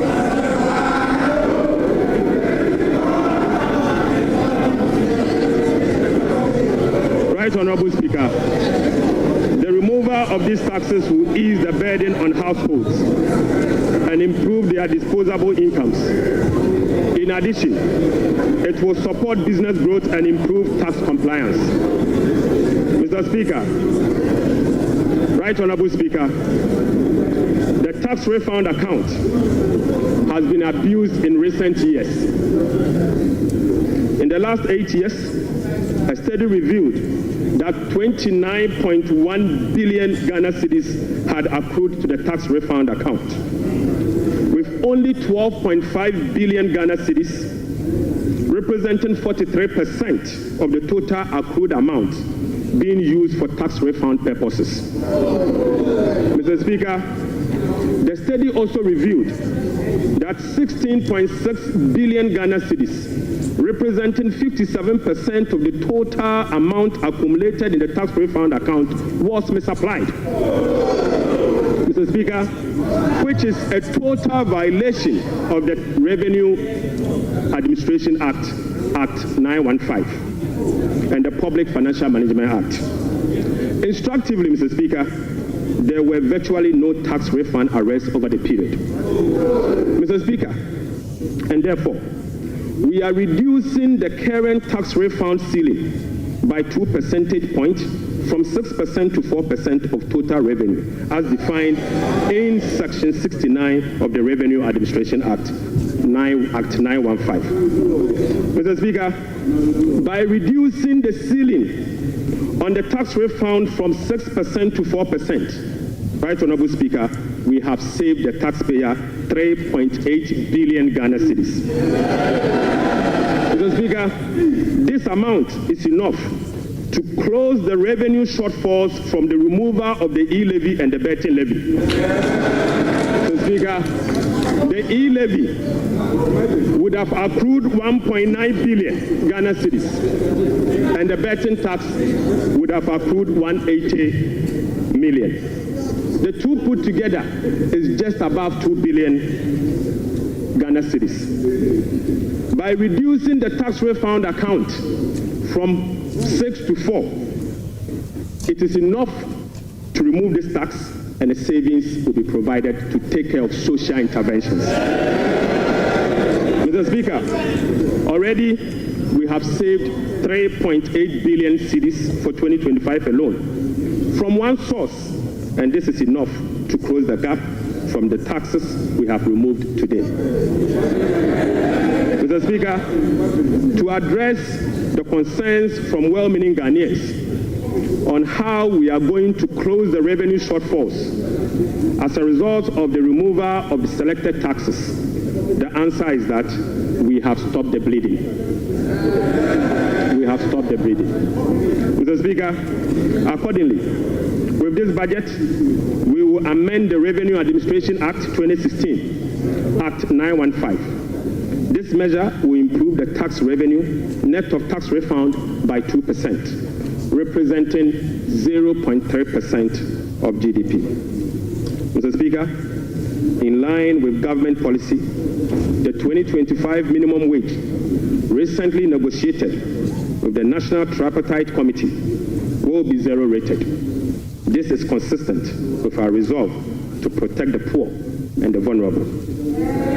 Mr. Speaker, again, without increasing the levy, We will also review the Energy Sector Levies Act to consolidate the Energy Debt Recovery, the Energy Sector Recovery Levy, and the Sanitation and Pollution Levy into one levy and use the proceeds to cater for energy sector shortfalls and service the inherited debt service obligation. Mr. Speaker, the reset has just begun.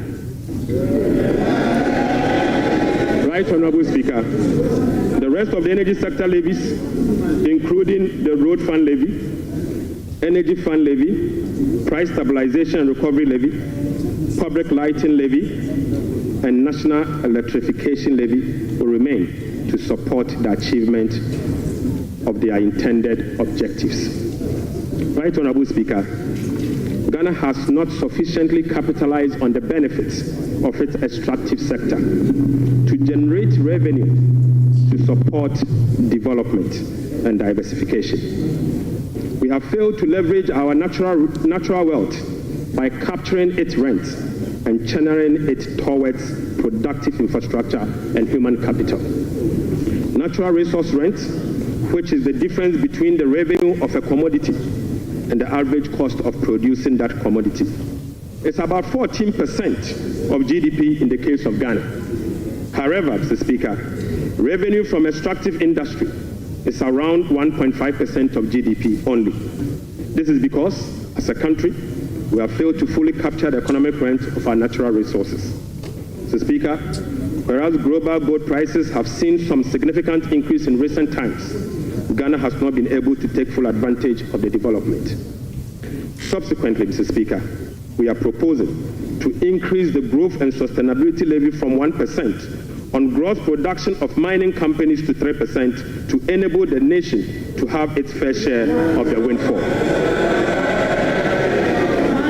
Mr. Speaker, we also propose to extend the sunset clause to 2028. Mr. Speaker, we also propose to extend the sunset clause of the special import levy to 2028. Mr. Speaker,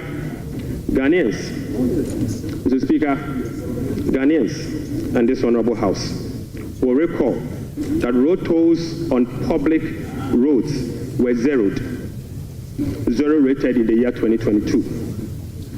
Demand for construction and improvement of road infrastructure continues to increase, even as substantial arrests and claims in the road sector remains.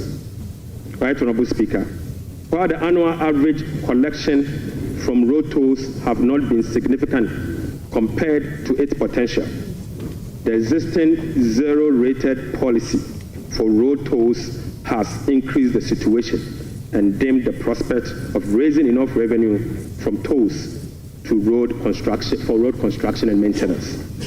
Accordingly, government will work with the stakeholders, including the private sector, to roll out a technology-driven solution to reintroduce road tolls this year as part of the big push.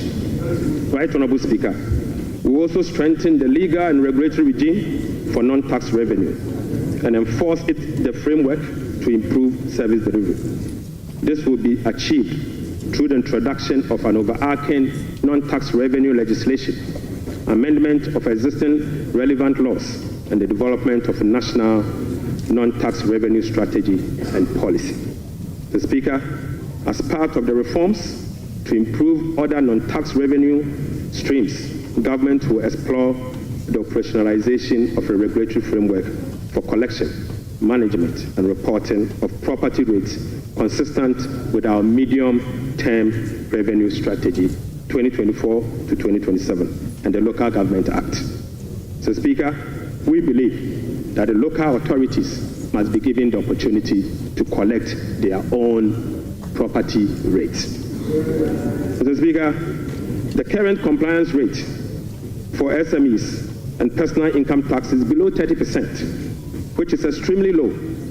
Government will embark on an aggressive and sustained tax education campaign in the next 2 to 3 years to ensure improved compliance and tax revenue mobilization.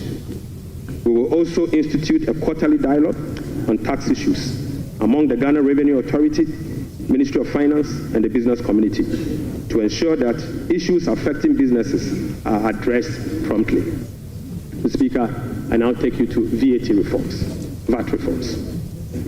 Right Honorable Speaker, we commit to the people of Ghana and this House, the business community, that we will undertake a comprehensive value-added tax reform this year. Mr. Speaker, with the aim to review the current distortions and cascading structure of the value-added tax regime.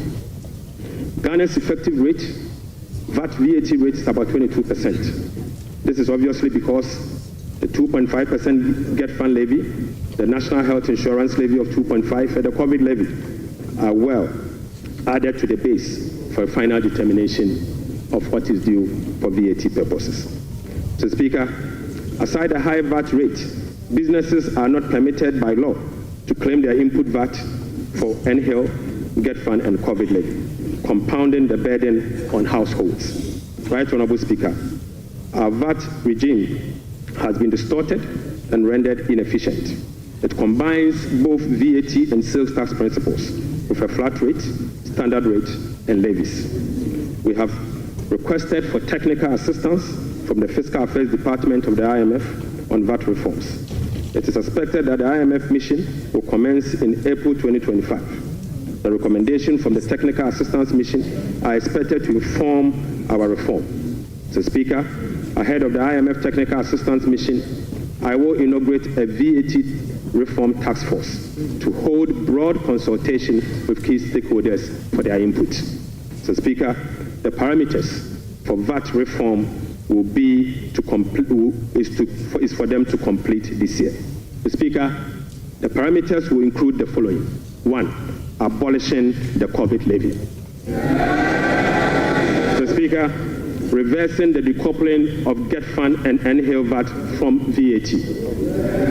Mr. Speaker, reducing the effective VAT rate for households and businesses. Reversing the VAT flat rate regime and upwardly adjusting the VAT registration threshold to exempt micro and small businesses from the collection of VAT. Mr. Speaker, we will also improve compliance through public education and awareness. Mr. Speaker, I now take you to revenue mobilization and resource allocation. Mr.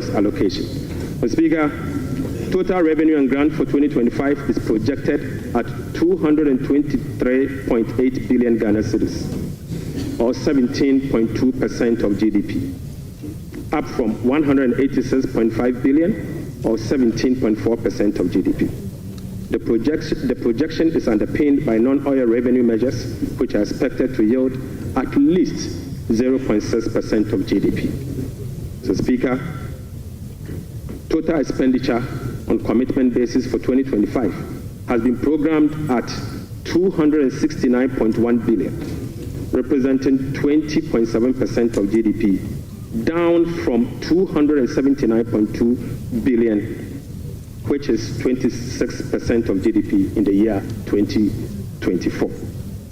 Primary expenditure on commitment basis is projected at 204.7 billion Ghana cedis, representing 15.8% of GDP, which is a significant decline from 232.4 billion, representing 21.7% of GDP in the year 2024. Mr. Speaker, based on the resource allocation from 2025 fiscal year, the total appropriations for the year ending 31st December 2025 is 290,971,212,435 billion Ghana cedis.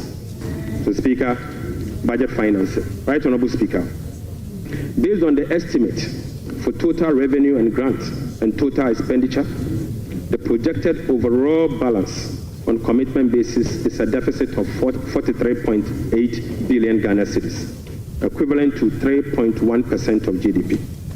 The corresponding primary balance on commitment basis is a surplus of 20.3 billion Ghana cedis, equivalent to 1.5% of GDP.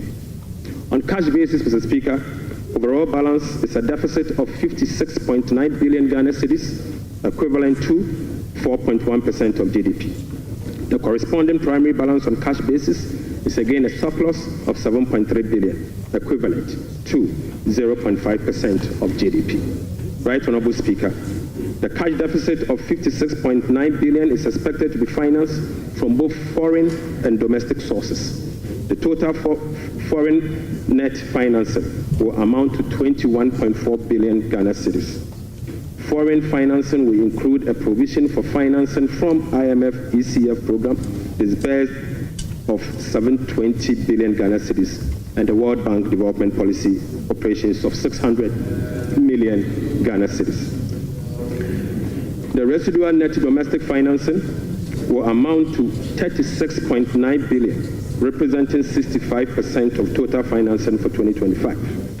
This is expected to be sourced from the issuance of debt at the short end of the domestic market and opening of the domestic market. Mr. Speaker, the government will take steps to reopen the domestic bond market to extend the maturity profile. The reopening will be executed cautiously to establish large-size benchmark bonds that will enhance market liquidity. Right, Honorable Speaker, further is to reduce the risk on debt portfolio of government, and we will build cash buffers to support effective implementation of the liability management strategy. Mr. Speaker, this will help smoothing the redemption profile and mitigate refinancing risk associated with debt, with Ghana's debt portfolio. Mr. Speaker, the government in 2025 and the medium term will implement liability management operations to manage the risk embedded in the Eurobond debt profile. Right, Honorable Speaker, beginning 2025, we will commence the operationalization of Section 37 to Section 44 of the Public Financial Management Act 2016. Mr. Speaker, in doing so, we will be building sufficient buffers in the sinking fund as a landmark reform to manage our public debt. Right, Honorable Speaker, I'm pleased to report to the House that following our proactive fiscal management strategy, in our engagement with the market, this management strategy has yielded sufficient dividend. Mr. Speaker, on the 7th of January 2025, the NDC government inherited a 91-day Treasury bill rate of 28.19%. Mr. Speaker, just 2 months into this administration, we have successfully reduced this rate to 17.72% as at last Friday. Mr. Speaker, this represents a reduction of over 10%. In other words, 1,047 basis points in just 2 months. Mr. Speaker, similarly, on the 7th January 2024, we inherited a 182-day Treasury bill rate at 28.92%. We have again successfully reduced that rate to 18.97% as at Friday, 7th March 2025. This represents a reduction of 995 basis points in only 2 months. Mr. Speaker, again, on the 7th of January 2025, we inherited a 364-day Treasury bill rate of 30.15%. We have successfully reduced this rate to 19.93% as at Friday, 7th March 2025. Mr. Speaker, this represents a reduction of 1,022 basis points in just 2 months. Mr. Speaker, on average, rates have fallen by over 1,000 basis points, signifying a strong investor confidence, crowding in the private sector, reducing the cost of doing business, and overall acceptance of economic policies of President John Dramani Mahama, ultimately laying the groundwork for sustained macroeconomic stability. It has been done already. So, Mr. Speaker, Right Honorable Speaker, the key policy intervention to support economic transformation and job creation agenda include the following. So, Speaker, the 24-hour economy aimed at stimulating economic growth by creating an enabling environment for businesses and institutions to operate 24/7 in 3 shifts of 8 hours each to boost production, promote productivity, and generate well-paying jobs. We will be presenting the policy to Parliament. Accordingly, Mr. Speaker, the Labour Act, the GIPC Act, and other enabling legislations will be reviewed to support the 24-hour economy policy. Right Honourable Speaker, we'll roll out the implementation of the $10 billion Big Push policy for strategic infrastructure development to open up the country and drive sustainable economic growth. Right Honourable Speaker, the Ghana Gold Board will be established in the course of the year and as soon as possible. So, Speaker, we will stabilize the Ghana cedi and provide stability to the macroeconomy. We will implement an economic transformational agenda underpinned by structural reforms anchored on promoting modernized agriculture, agribusiness, and value addition for import substitution, export, and job creation. Mr. Speaker, we will complement monetary policy with fiscal and real sector policies to reduce inflation. Food inflation will be reduced through the implementation of the Agriculture for Economic Transformation agenda anchored on our 24-hour economy. Right Honourable Speaker, we will undertake key structural reforms to support inclusive economic growth, fiscal and debt sustainability, sound public financial management, efficient public service delivery, and good governance. Mr. Speaker, we will restructure the Bank of Ghana to strengthen its independence and operationalize its efficiency mandate. Mr. Speaker, we will ensure that social protection is adequately catered for in the course of the year. We will use government procurement to drive Made in Ghana agenda to promote production and consumption of Made in Ghana goods. Right Honourable Speaker, to demonstrate this agenda, as I said, I came to this House with a presentation of a bag proudly made in Ghana by Horseman. Mr. Speaker, this should be encouraged. Right Honourable Speaker, beginning this year, we will formalize the export of Ghanaian labour to other countries. We will ensure a structured and beneficial system for Ghanaian workers seeking employment abroad and create safer legal pathway for them to work in foreign countries whilst protecting their rights and welfare. Mr. Speaker, this will also reduce illegal migration, prevent worker exploitation, and maximize the economic benefits of remittance and boost foreign exchange earners. Mr. Speaker, I now take you to how these resources will be allocated in the year 2025. Mr. Speaker, we will provide a cedi equivalent of $279 million as a revolving fund for the Ghana Gold Board to be able to purchase and export at least 3 tons of gold per week from small-scale miners. Mr. Speaker, we have allocated 13.85 billion Ghana cedis for Big Push projects. Mr. Speaker, we have allocated 13.85 billion Ghana cedis for the Big Push program.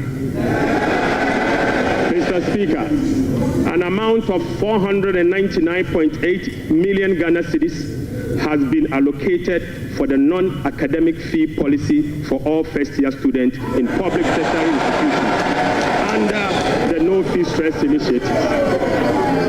Mr. Speaker, we have allocated an amount of 292.4 million Ghana cedis to commence the distribution of free sanitary pads to female students in primary and secondary schools.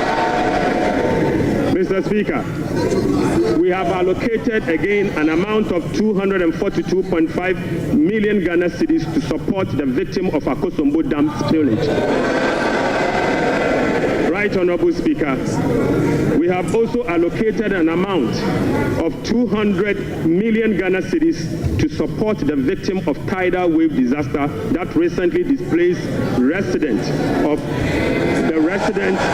in certain parts of K2 South constituency. Mr. Speaker, the overarching concern about free secondary education has been its quality and the absence of dedicated sources of financing. His Excellency President John Dramani Mahama has resolved it. Mr. Speaker, let me take this again. The overarching concern about free secondary education has been its quality and the absence of a dedicated sources of funding. His Excellency President John Dramani Mahama has resolved the funding challenges by uncapping the GET fund.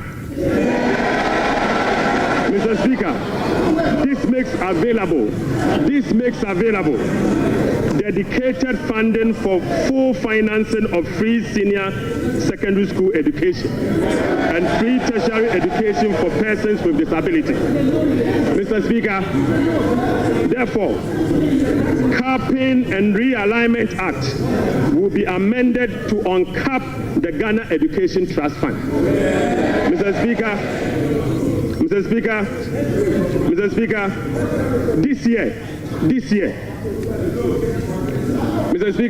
this year, the budget for free senior secondary school education program is 3.5 billion Ghana cedis. By uncapping the GET fund, we will be making available an additional 4.1 billion Ghana cedis, specifically for financing free secondary education program and other related expenditures. Mr. Speaker, aside the uncapping of GET fund, we have also absorbed the debt service made up of interest and principal from the Dache bond that GET fund contracted. Right, Honorable Speaker, we have also allocated an amount of 564.6 million Ghana cedis for the provision of curriculum-based textbooks covering the following. 1, 4 sets of KG books and workbooks for about 2.8 million learners. Mr. Speaker, we have also provided for 4 sets of primary textbooks for about 800,000 learners. Mr. Speaker, we have also provided for 9 sets of SHS textbooks for about 540,000 learners. Right, Honorable Speaker, under the school feeding program, budgetary provision has been increased from the 1.3 billion Ghana cedis last year to 1.78 billion Ghana cedis. Mr. Speaker, representing a 33% increase. The allocation for 2025 reflects an increase in feeding costs per meal, per child, from the 1 cedi 50 pesos to 2 cedis, representing 33.3%. Mr. Speaker, government has also allocated 145.5 million Ghana cedis to the capitation grant, up from 84 million Ghana cedis in 2024. This is an increase of 73.4% over the previous year.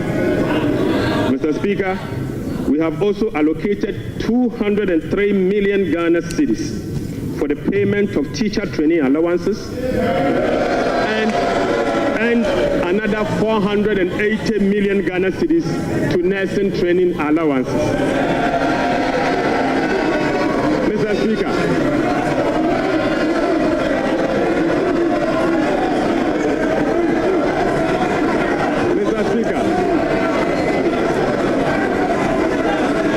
Speaker, we have uncapped the National Health Insurance Levy.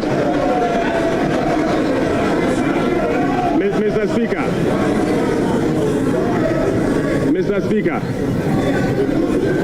we have uncapped the National Health Insurance Levy. An amount of about 10 billion Ghana cedis has been programmed for the National Health Insurance Scheme.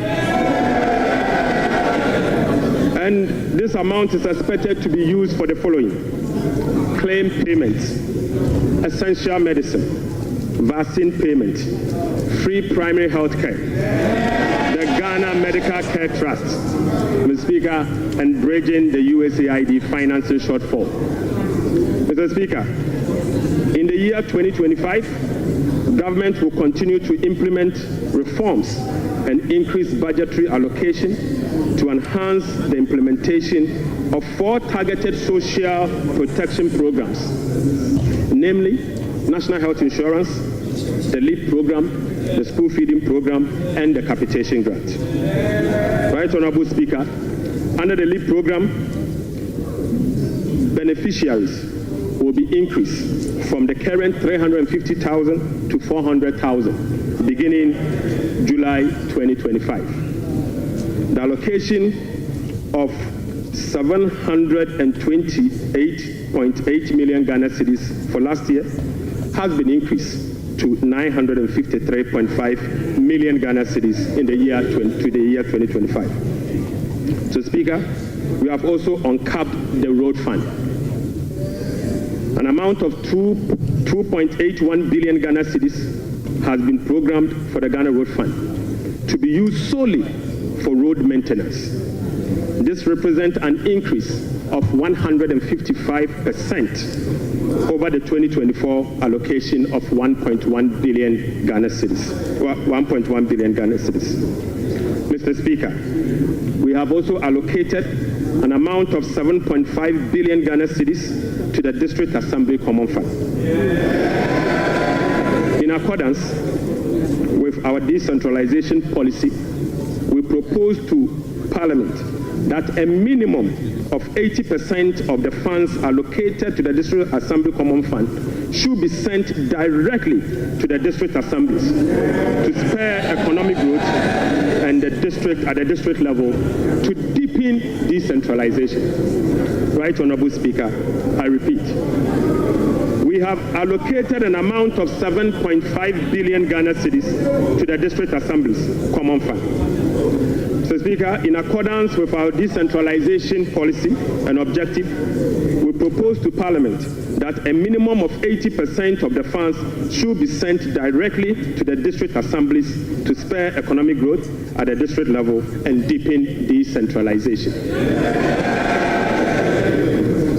Mr. Speaker, it is worth noting that in a stark contrast to what has happened recently at the District Assembly Common Fund, where only 50% of the released amount are sent to the District Assembly for the purposes of running the assemblies. Mr. Speaker, we have also allocated an amount of 1.5 billion Ghana cedis for Agriculture for Economic Transformation Program, of which Feed Ghana, Ghana Grains Development Project, Vegetable Development Project, and Nkoko Nketenkete are all key components of the program. Right, Honorable Speaker, we have also allocated 51.3 million Ghana cedis as seed fund for the establishment of the Women's Development Bank. Mr. Speaker, we have also allocated 300 million Ghana cedis to the National Apprenticeship Program. Mr. Speaker, I repeat, we have also allocated an amount of 300 million Ghana cedis to the National Apprenticeship Program. Right, Honorable Speaker, we have also allocated an amount of 100 million Ghana cedis to the Edumewura program. Mr. Speaker, an amount of 100 million Ghana cedis has been allocated to the National Codes program. Mr. Speaker, another amount of 100 million Ghana cedis has been allocated for the payment of monthly allowance to all assembly members.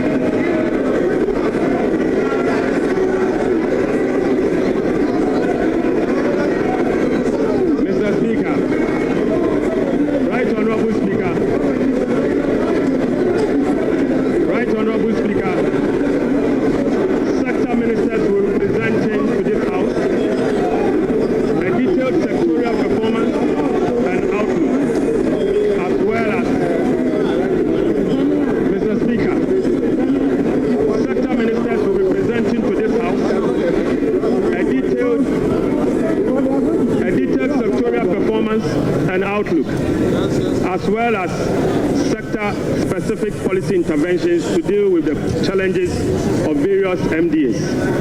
Mr. Speaker, I want to repeat this. Mr. Speaker, sector ministers will be presenting to this House a detailed sectorial performance and outlook, as well as specific sector interventions to deal with the challenges of various MDAs. This is indeed a departure from the norm, where ministers of finance present detailed sectorial performance as part of their budget speech. Mr. Speaker, I believe sector ministers must be made to do so. Right Honorable Speaker, in conclusion, Mr. Speaker, in conclusion, Mr. Speaker, the state of the economy, as I have presented, does not reflect an economy that has turned the corner. It reflects an economy in severe distress, burdened with debt repayment harms, mismanagement, and lack of accountability. The budget sets Ghana on a path of fiscal responsibility, debt sustainability, macroeconomic stability, and job creation. It is about resetting the economy and restoring hope. Ghanaians reaffirmed their faith in a better future when they actively participated in the National Economic Dialogue on the 3rd and 4th of March 2025. A key outcome of the dialogue was the confirmation that the fundamental problem with our economy is fiscal indiscipline. The NPP administration awarded contracts outside the expenditure framework. They borrowed over and above Ghana's capacity to repay. Mr. Speaker, His Excellency President John Dramani Mahamad's administration will be fiscally disciplined and deliver improved public service to our people in a cost-effective manner. Mr. Speaker, we remain steadfast in meeting the IMF program target while restoring Ghana's creditworthiness. We have achieved a lot in a short time, but this is only the beginning. Our commitment to reform we will not waver on that, Mr. Speaker. We have achieved a lot in this short time, and our commitment to reform will not waver. Those who doubt our resolve should not underestimate the determination of the people of Ghana, who will no longer tolerate ineffective governance. Together, we will navigate these turbulent times and emerge stronger. Mr. Speaker, we are making serious progress. Right Honorable Speaker, we are making progress. We committed to running a lean, efficient government of 60 ministers. Mr. Speaker, we have delivered. Mr. Speaker, we committed to scrapping the e-levy. We have delivered. Mr. Speaker, we committed to scrapping the burden tax. We have delivered. Right Honorable Speaker, we committed to eliminate academic fee for first-year public tertiary students. We have delivered. Mr. Speaker, we committed to providing free tertiary education for all people with disability. We have delivered. Mr. Speaker, we committed to providing dedicated source of funding for free secondary education. We have delivered. Mr. Speaker, we committed to distributing sanitary pads to our schoolgirls. We have delivered. Mr. Speaker, we committed to uncap Get Fund. We have delivered. Mr. Speaker, we committed to uncap the national health insurance. We have delivered. Right Honorable Speaker, we committed to uncap the road fund to maintain our roads. We have delivered. Mr. Speaker, we committed to hold a national forum on education. We have delivered. Right Honorable Speaker, we committed to hold a national dialogue on the economy. We have delivered. Mr. Speaker, we committed to deliver free primary health care. We have delivered. Mr. Speaker, we committed to deliver Mahama Care Program to finance the treatment of non-communicable disease. Mr. Speaker, we have delivered. Mr. Speaker, we committed to deliver free textbooks to school children. We have delivered. Mr. Speaker, we committed to begin the implementation of $10 million Big Push program. Mr. Speaker, we have delivered. Mr. Speaker, we committed to constitute a review process for our constitution. Mr. Speaker, we are delivering. Mr. Speaker, we committed to build the Ghana we want together. We are delivering.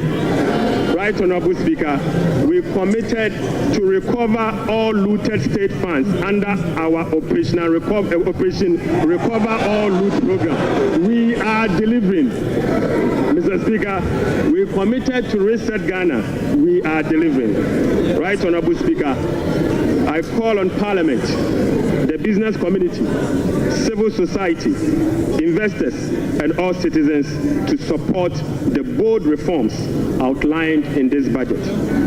Together, Mr. Speaker, we have the power to build a resilient economy that will help us tackle the challenges we face as a country. This budget is a foundation upon which we will build a more resilient and equitable society. Mr. Speaker, this budget is not just about numbers. It is about a blueprint for growth, stability, and opportunity. With unity and determination, we can restore faith in our economy, foster innovation, and uplift every Ghanaian. Mr. Speaker, with unity and determination, I repeat, we can restore faith in our economy, foster innovation, and uplift every Ghanaian. Right, Honorable Speaker, on behalf of His Excellency the President, I invite this House to join hands with us as we work to build the Ghana we want together. Mr. Speaker, I thank you so much. Idebi Eke.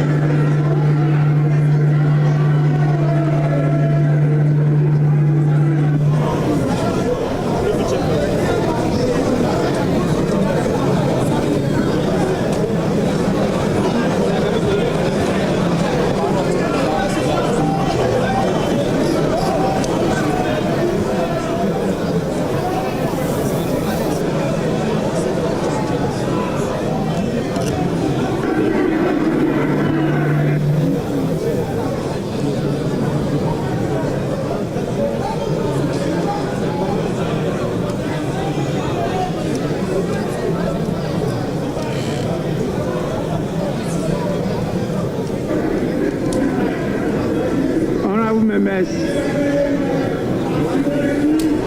honorable members,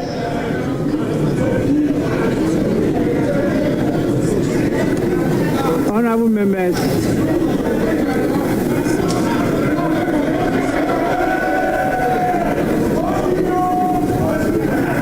honorable members, the Minister for Finance has taken 1 hour 40 minutes to make the statement.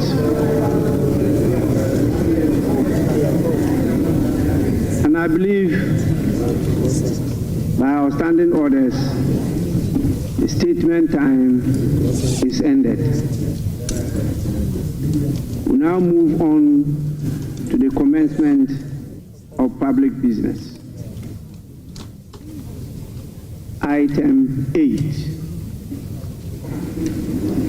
Presentation of papers. The following papers to be presented. Presentation of papers. The following papers to be presented. 8A by the Minister for Finance. Annual report on the Petroleum Fund for the 2024 fiscal year. Honorable members, this refers to 8A Roman 1, and this has been presented and is referred to the Finance Committee for consideration and report to the House. We now move on to 8A Roman 2. Annual report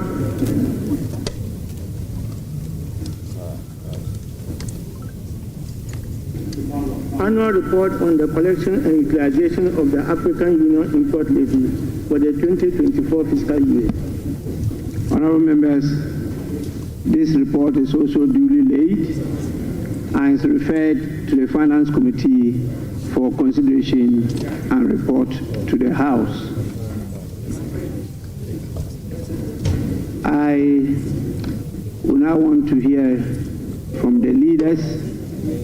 I saw the minority leader give an indication that he may want to have a word. Yes.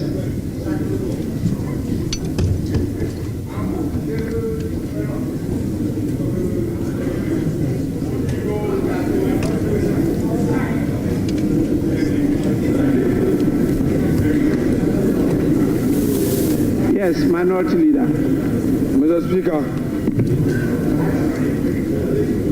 this afternoon we have been presented with part 2 of the lamentation series.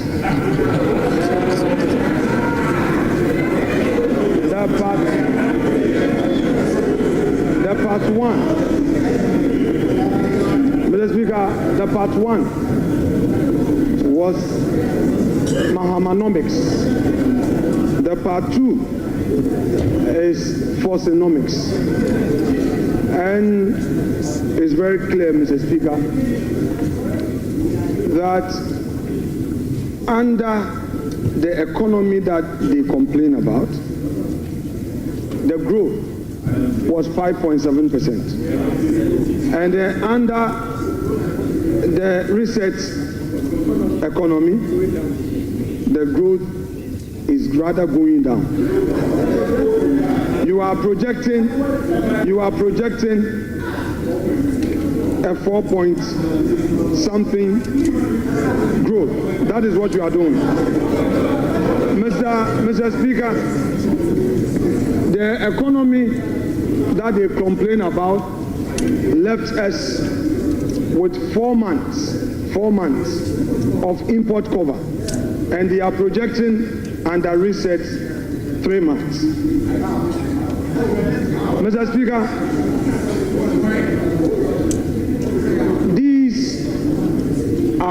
the very people who managed the economy up to 2016 and left us with some IPP debts. Today they are telling us that they are coming to renegotiate the very disaster they left us. Mr. Speaker, Honorable Minority Leader, Honorable Minority Mr. Speaker, we are not debating today. We are giving an indication. Honorable Minority Leader, please be guided by Order 91. Mr. Speaker, exactly so. Very, very guided by that. Mr. Speaker, I may read Order 91. Your statement was that you are not debating today. Oh, Mr. Speaker, we are not making comments on it. We are not going to make comment today. 91, Mr. Speaker, when he makes a statement, we are supposed to comment on it. Yes. Yes. So I'm saying that we are not going to engineer the comment today. Because, Mr. Speaker, they are not ready. We are ready, but we think they are not ready. So I'm only going to give an indication. Mr. Speaker, let the minority leader enjoy his bona fides for this minute. Just relax, Mr. Speaker. I only want to draw your attention to the fact that you can only make comments. Very well. And the comments not more than 5 minutes. Mr. Speaker, in commenting on this statement by the Finance Minister, it is clear to all of us in this chamber that today they decided to populate this chamber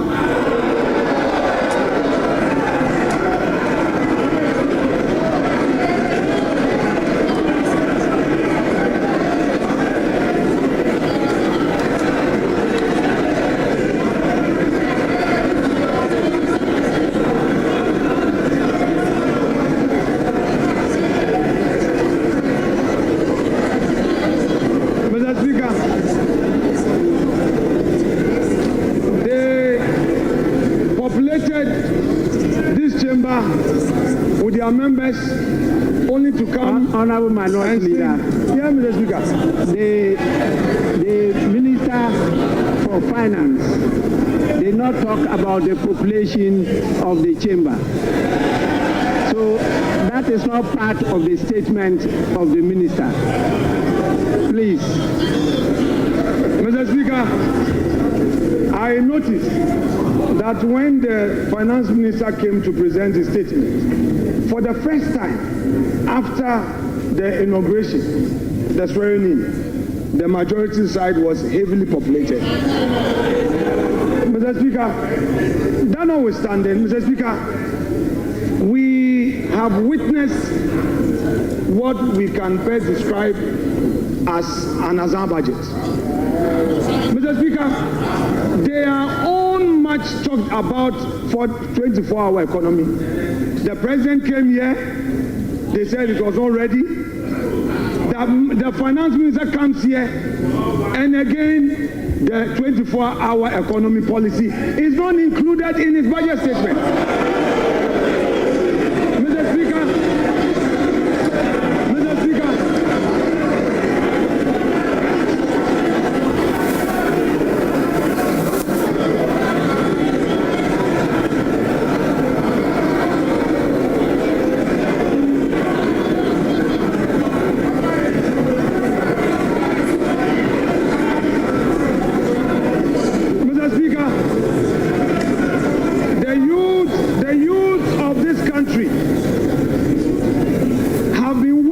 for this 24-hour economy policy. The minister tells us the policy will be brought later. Hey, Ato, the policy will be brought later. Mr. Speaker, it is clear that all the jobs they promised the youth of this country was merely an Azam promise. Mr. Speaker, there is no inspiration from this budget. There is no hope in this budgets. The repetition of the social intervention programs, Mr. Speaker, and then the minister complained that some contracts at the road sector had no commencement certificate. Go to the Chain Homes Road. There is a road construction on the Chain Homes. There is a new road being constructed to the 10 rooms with a new runabout. There is no commencement. We did a search. There is no commencement. There is no PP approval. You are doing, Mr. Speaker, you are started construction. Minority Leader. Honorable Minority Leader. Honorable Minority Leader. Honorable Minority Leader. Please comment. I have given you a privilege. Don't abuse it. Mr. Speaker, I shall conclude my comments by saying that whereas the Minister of Finance told us that there will be heavy sanctions against all those who go contrary to the PFM Act. Under his own administration, the Chain Homes Road is being constructed now. A new runabout is being constructed. Meanwhile, there is no commencement certificate. Meanwhile, there is no PP approval. Mr. Speaker, the sanctions must start with his own ministers. Mr. Speaker, we are ready for our comments. We know they are not ready, but if the minister is going to stay, Mr. Speaker, let us start the comments on this budget statement here and now, because this Azam budget, we cannot allow it to get onto the shelves for Ghanaians to think that there is any hope. Mr. Speaker, there is going to be comments to expose them. Thank you very much.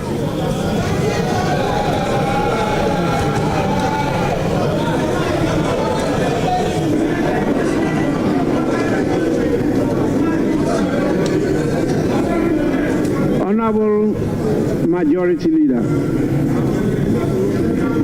Mr. Speaker, the Minority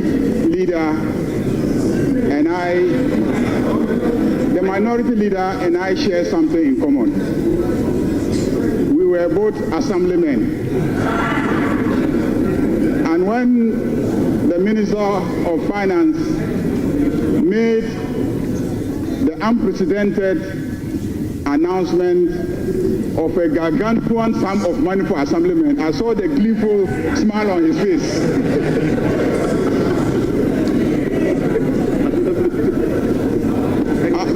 Unfortunately, it will not apply to ex-assemblymen. Mr. Speaker, this clearly is a budget of a government and a party that keeps its promises. Almost every promise that was made by John Dramani Mahama is being fulfilled in less than 120 days. This budget is a budget for Makola women. This budget is a budget for assemblymen. This budget is a budget for girls.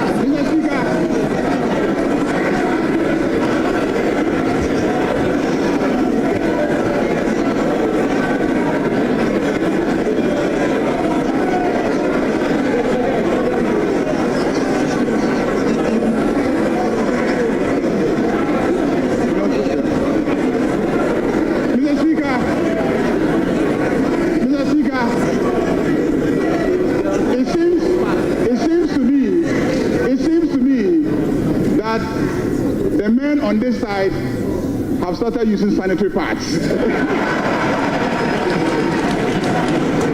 the sanitary pads is for the female students. That's why I said girls. Mr. Speaker, this is a budget for school children. They will now get the set of textbooks that they need to study. And peace of mind. Mr. Speaker, this is a budget that delivers solid reforms.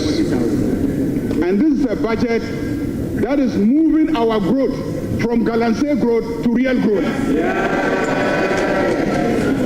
Mr. Speaker, by the time we finish implementing this budget, and by the time we finish implementing the three that will come after this one, Osunu Baya in Kitikiti. Osunu Baya in Kitikiti. Osunu in Kitikiti. To it, Mr. Speaker, the elephant will become small. Osunu Baya Kitikiti.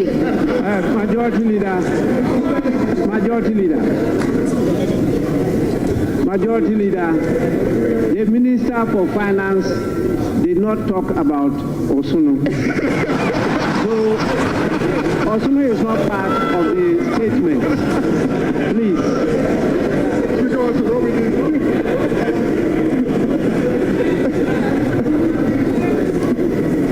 Mr. Speaker, on that note,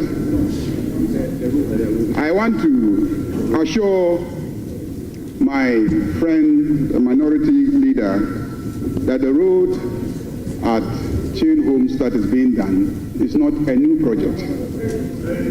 It's not a new project. So don't.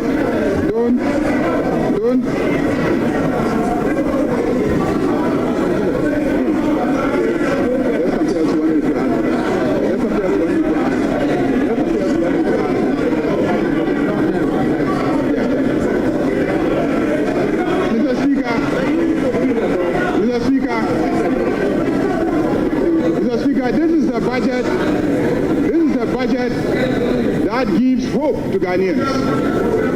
This is a budget that will stabilize the economy. This is a budget that will create jobs for the youth of this country. Because this is a budget that will stabilize the economy and provide the enabling environment for the private sector to thrive and create jobs for the youth of this country.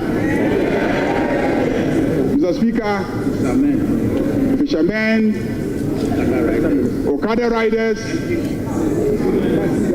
taxi drivers, students, and the energy sector is going to be salvaged by the implementation of this budget. Mr. Speaker, I want to thank the Minister of Finance for making the statement and to assure my friend, the minority leader, that we are ready to debate their records and our records, and we are ready to demonstrate that the proposals contained in the statement of the Minister of Finance will indeed reset Ghana. Ghana is being reset. Thank you very much, Mr. Speaker.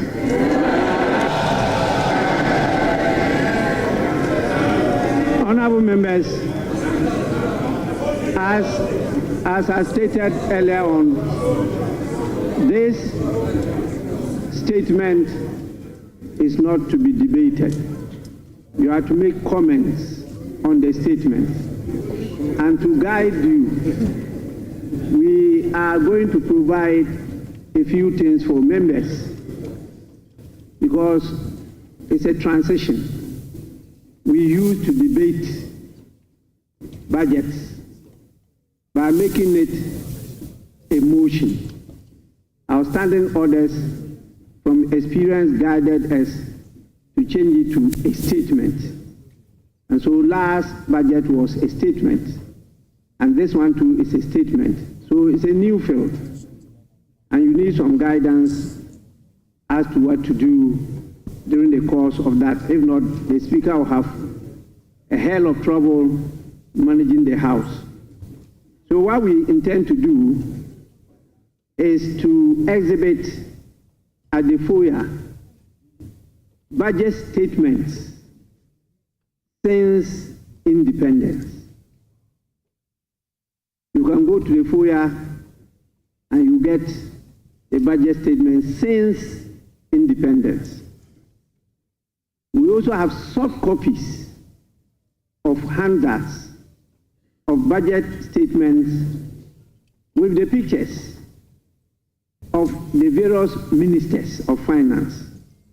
They will all be on display for you to go and either have a picture view or request for a copy so that you can, at your own leisure, go through it yourselves. There is a viewing session now of what has happened today, and that one too is available as a side attraction. You can go and have access and view it. We believe that this will assist you, and as we do that, we may focus on some of you. And we particularly want to project the excellent inputs that our ladies make on the floor as part of the affirmative action, the law that we passed. So we will give the ladies a priority of place in this feature. So with this, honorable members, I will proceed, since we've not yet done 5 hours, to put a question. And then you decide whether we should adjourn or not. So I'm going to put the question. Honorable members, I will allow the leaders to move the motion. So I will call on the minority leader. The minority leader wants to move the motion for adjournment. Speaker, thank you. Mr. Speaker, I believe that since 7th January, this is the first time the majority is entering this in full. So we can stay, we can do some 2 more hours of comments before we move the motion for adjournment. So, Mr. Speaker, this is the first time we are having a full house. So, Mr. Speaker, let's give them the opportunity to comment, especially those who are not regular in this chamber. So, once we are done, we can then move the motion to adjourn the House. Mr. Speaker, that is my humble prayer. I don't know whether they would agree, but if they are in a hurry to go back home, Mr. Speaker, I would therefore move that this House be adjourned to enable them to go back home.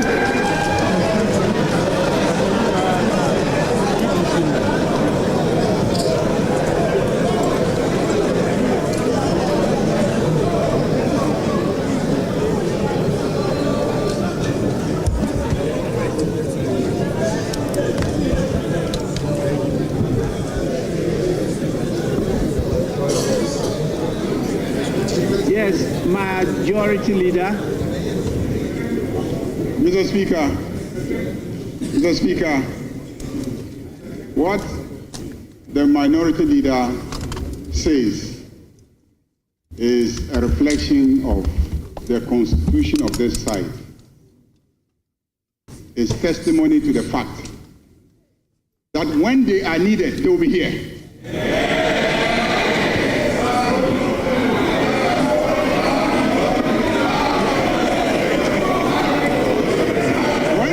They will be here.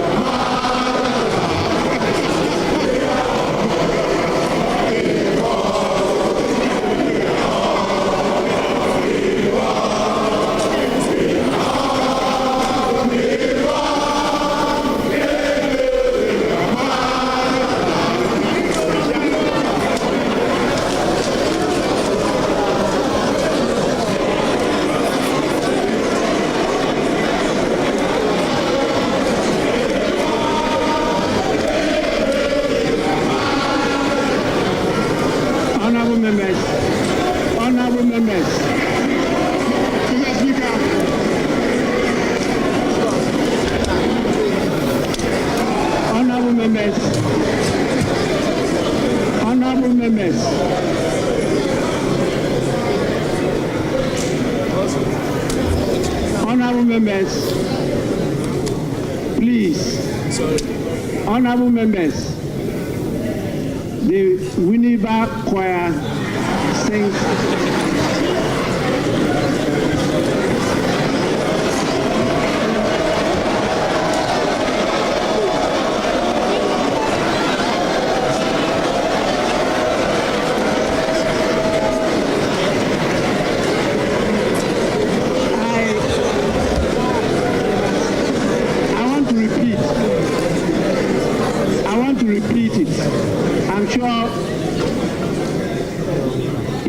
What I was trying to say. The Winneba Choir sings better than you all. Majority Leader, you may now go. Mr. Speaker, it is obvious that the minority have withdrawn from participating in the involvement in the development of this country. They started it and then they got the response. Mr. Speaker, on that note, I second the motion for adjournment.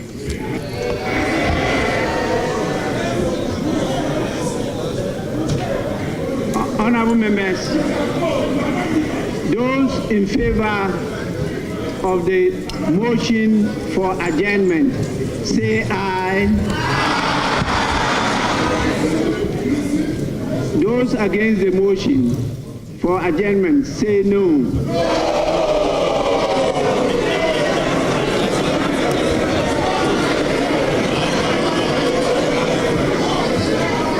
Majority Leader, yes. Mr. Speaker, there is rebellion on this side of the House because their leader moved the motion and they are rebelling against their leader. Leader, put your house in order. Watch your back. Please, that is democracy. They are entitled to disagree, even with their leader. But yes, minority leader. Mr. Speaker, I have a very peaceful caucus.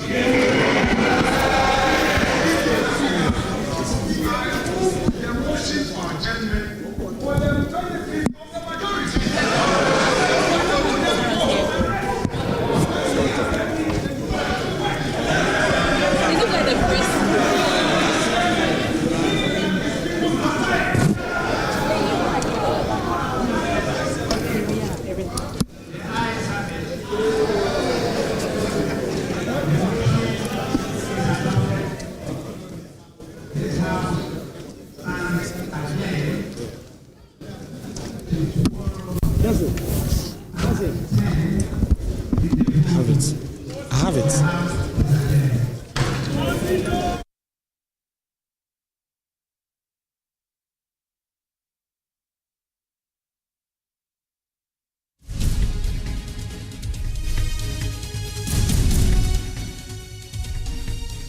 Wow, so you've been staying with us all through the budget presentation in Parliament, and Dr. Cassiel Ato Forson has just presented what some people describe as hope. But what is in it for you? I'm still here in the studio with Evans and Kujo.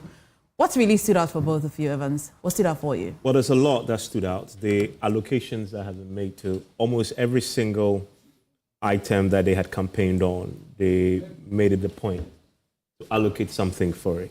And for me, that was fascinating. I mean, considering that where we were talking about the economy was with all the deficit and they had to deal with the debt, they still found a way to allocate stuff to almost everything. They talking about the free senior high school policy, for example. They're giving a bit more attention to it in terms of the allocations that they've made there. They are uncapping GET funds, so it allows them to do a bit more in that particular area. They are giving monies to almost every sector that they had touched on. And there was one that resonated with a lot of people when he says, if I look at the 100 million to the Ejumera program, But then also, they give 100 million has been allocated for the payment of monthly allowances to all assembly members, and everybody sort of went up. I remember when this policy was first proposed in the budget, and we're doing a manifesto tracker, and the fundamental question was, why are you going to pay assembly members? Where are you going to get the money from to pay assembly members? At the time, they didn't have answers then. It was obvious when I was doing that show with the sector rep, spokesperson for them in opposition. They didn't have the answers as to where, but he's now told us where. So it's one thing to allocate. It is one thing to actually disburse, right? But yeah, they're ticking the boxes. Kojo, if I had a stone here, I'll say, Jiwobo, collect your stone, right? But stay with me. I'd go to Abosoka and then I'll come to you for what really stood out for you. Mami, see if you can hear me. What's the reaction in Abosoka currently? So the finance minister just finished presenting the budget a few minutes ago, and I'm here at Abosokai near the Presby Church. They've been listening in. We'll take the views of some of their watchers here at this enclave and guess what they will be talking about. Hello, how are you? I'm fine, thank you. Okay. Tell us your name and what you've also gleaned from the presentation. My name is Samuel Alote Mengo. Samuel, what did you take from today's presentation? Please, can I speak my local? You can speak your tree. Actually, we have a second independent Ghana. For so many years, assembly members omunya pay, but budget where who say assembly members after assembly members ka. And betting tax and e-levy COVID tax in Yamana, Union of your Afina Ghana, Yababe D or Ghana say. And a 24-hour economy now, Mama Diabano, me assure say, Ebebua youth for Mama Waya Diapa, Yankupon Shirano. Sanyama when now Abubosi, near when the Ebebua Kessi. Yeah, I want my Bebua Kessi. I miss me executive member, our Ablekuma Maya, our assembly office. Into the Ebebua Kessi power, my assembly for I bet you almost Siano, the Damasi. I say, I am Mojeji. Assembly, also assembly, send it to assembly, not in Tiashi, but Mama say, I feel or bet you. But many actually month a month a champagne for but me Abasoka you spare parts bibia shop near Ojosco Motors it's upe shots bia obetimi anya biwa so for this 24-hour economy no Abasoka for nyina ya sham boss mama e di baby aba say ya manya bia. So you heard that. He's excited about assembly members. He's excited about assembly members.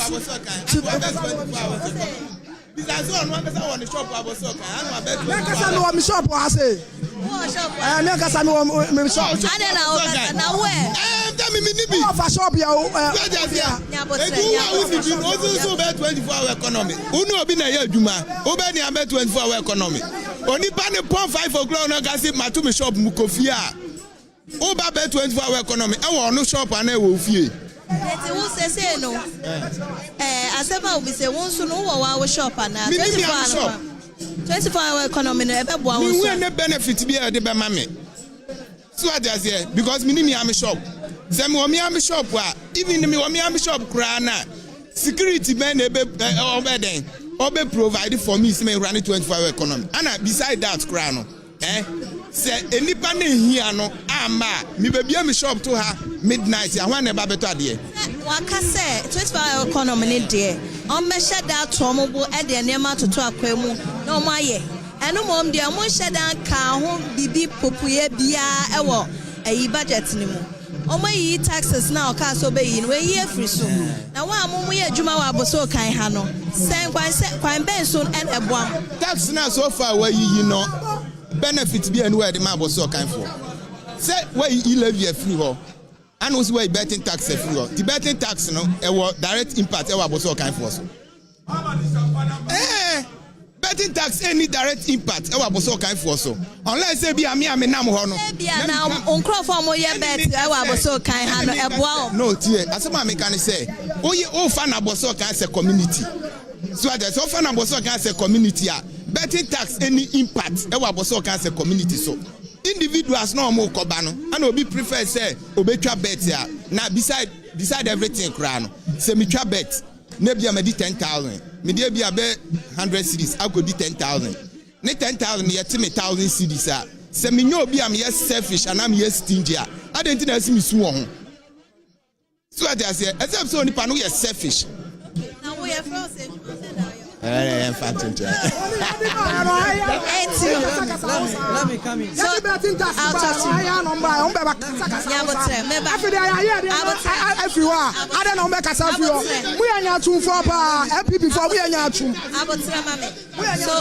So there's some form of disagreement here, and I'm almost being jostled about this whole thing. But one party here is in agreement of the scrapping of certain taxes, including the betting tax. Another is in disagreement. They believe that for one party, scrapping of the betting tax will not be to the advantage of the Aboso kind traders here. Now this gentleman here disagrees. Well, there's one party here. I'll get his views too on it. Papa, what's budgeting? Oh, as I introduce myself as Jokensa of Jokensa Enterprise in the morning or in the afternoon during your afternoon news. I was expecting that most of the taxes will be removed as the government promised. It's because of that the people of Ghana voted for them. It's not even the NDC particular, but it's because of their promises. Now I heard that I couldn't view or listening to their budget actually, but what I able to even have glimpses of the presentation at all. Yeah, I have listened. I listened to some of them, but not all of them. So which one caught you?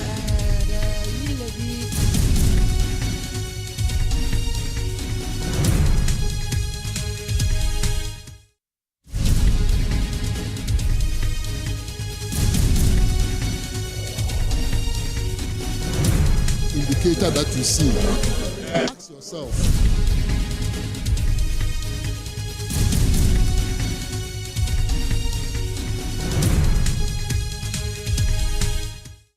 We'll take you now to Parliament, where Koko Asante is interacting with Omane Boama, Ghana's Defense Minister. This budget, you see hope.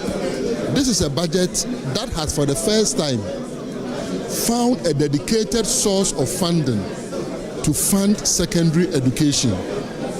This is a budget that is uncapping the GET fund, as we promised during the elections. This is a budget that is uncapping the National Health Insurance Fund, as we promised during the campaign. This is a budget that is uncapping the road fund, as we promised during the campaign. This is a budget that is dedicating over 200 million Ghana cedis to purchase sanitary pads for girls, needy girls who will sometimes have to be truant, not because they don't want to go to school, but because it is that time of the month.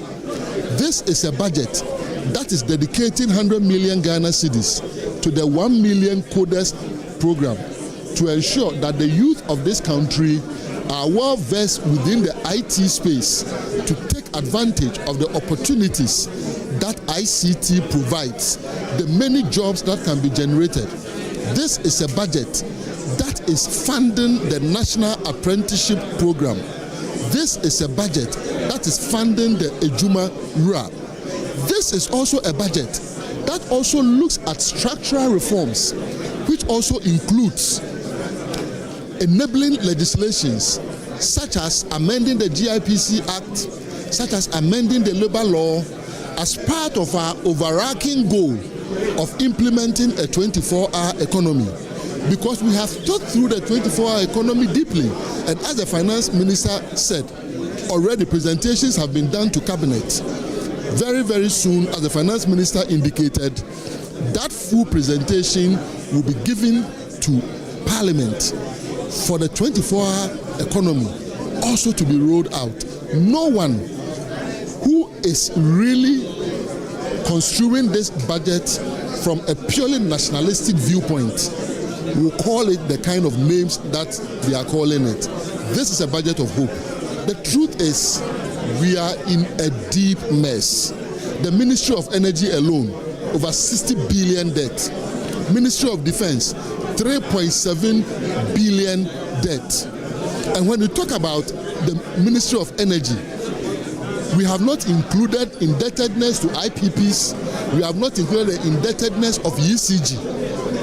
You understand? This is a budget that is cleverly looking at how best we can leverage on the levers that we have in the country, most of which we as NDC bequeathed the previous MPP administration. I'll give you an example. Look at the very debt service account that our government set up, the sinking fund, which the MPP came and utilized. By the time they were leaving office, the dollar account had just $64,000 in it. Guess how much we left in that account? Over $300 million. Can you compare $300 million to $64,000? Also, the CD account of the same sinking fund was 143 million. We left them with over 400 million Ghana cedis in the CD account of the sinking fund for them to be able to use that to service. And do not be deceived by the GDP rate. That growth rate of 5%, go into the details. Mining. Ask yourself, what percentage of mining proceeds comes to us as a people? How do we benefit from the mining as a people? A lot of it are by multinationals who will take it away, or by galamsey people that you may not even be really able to account for.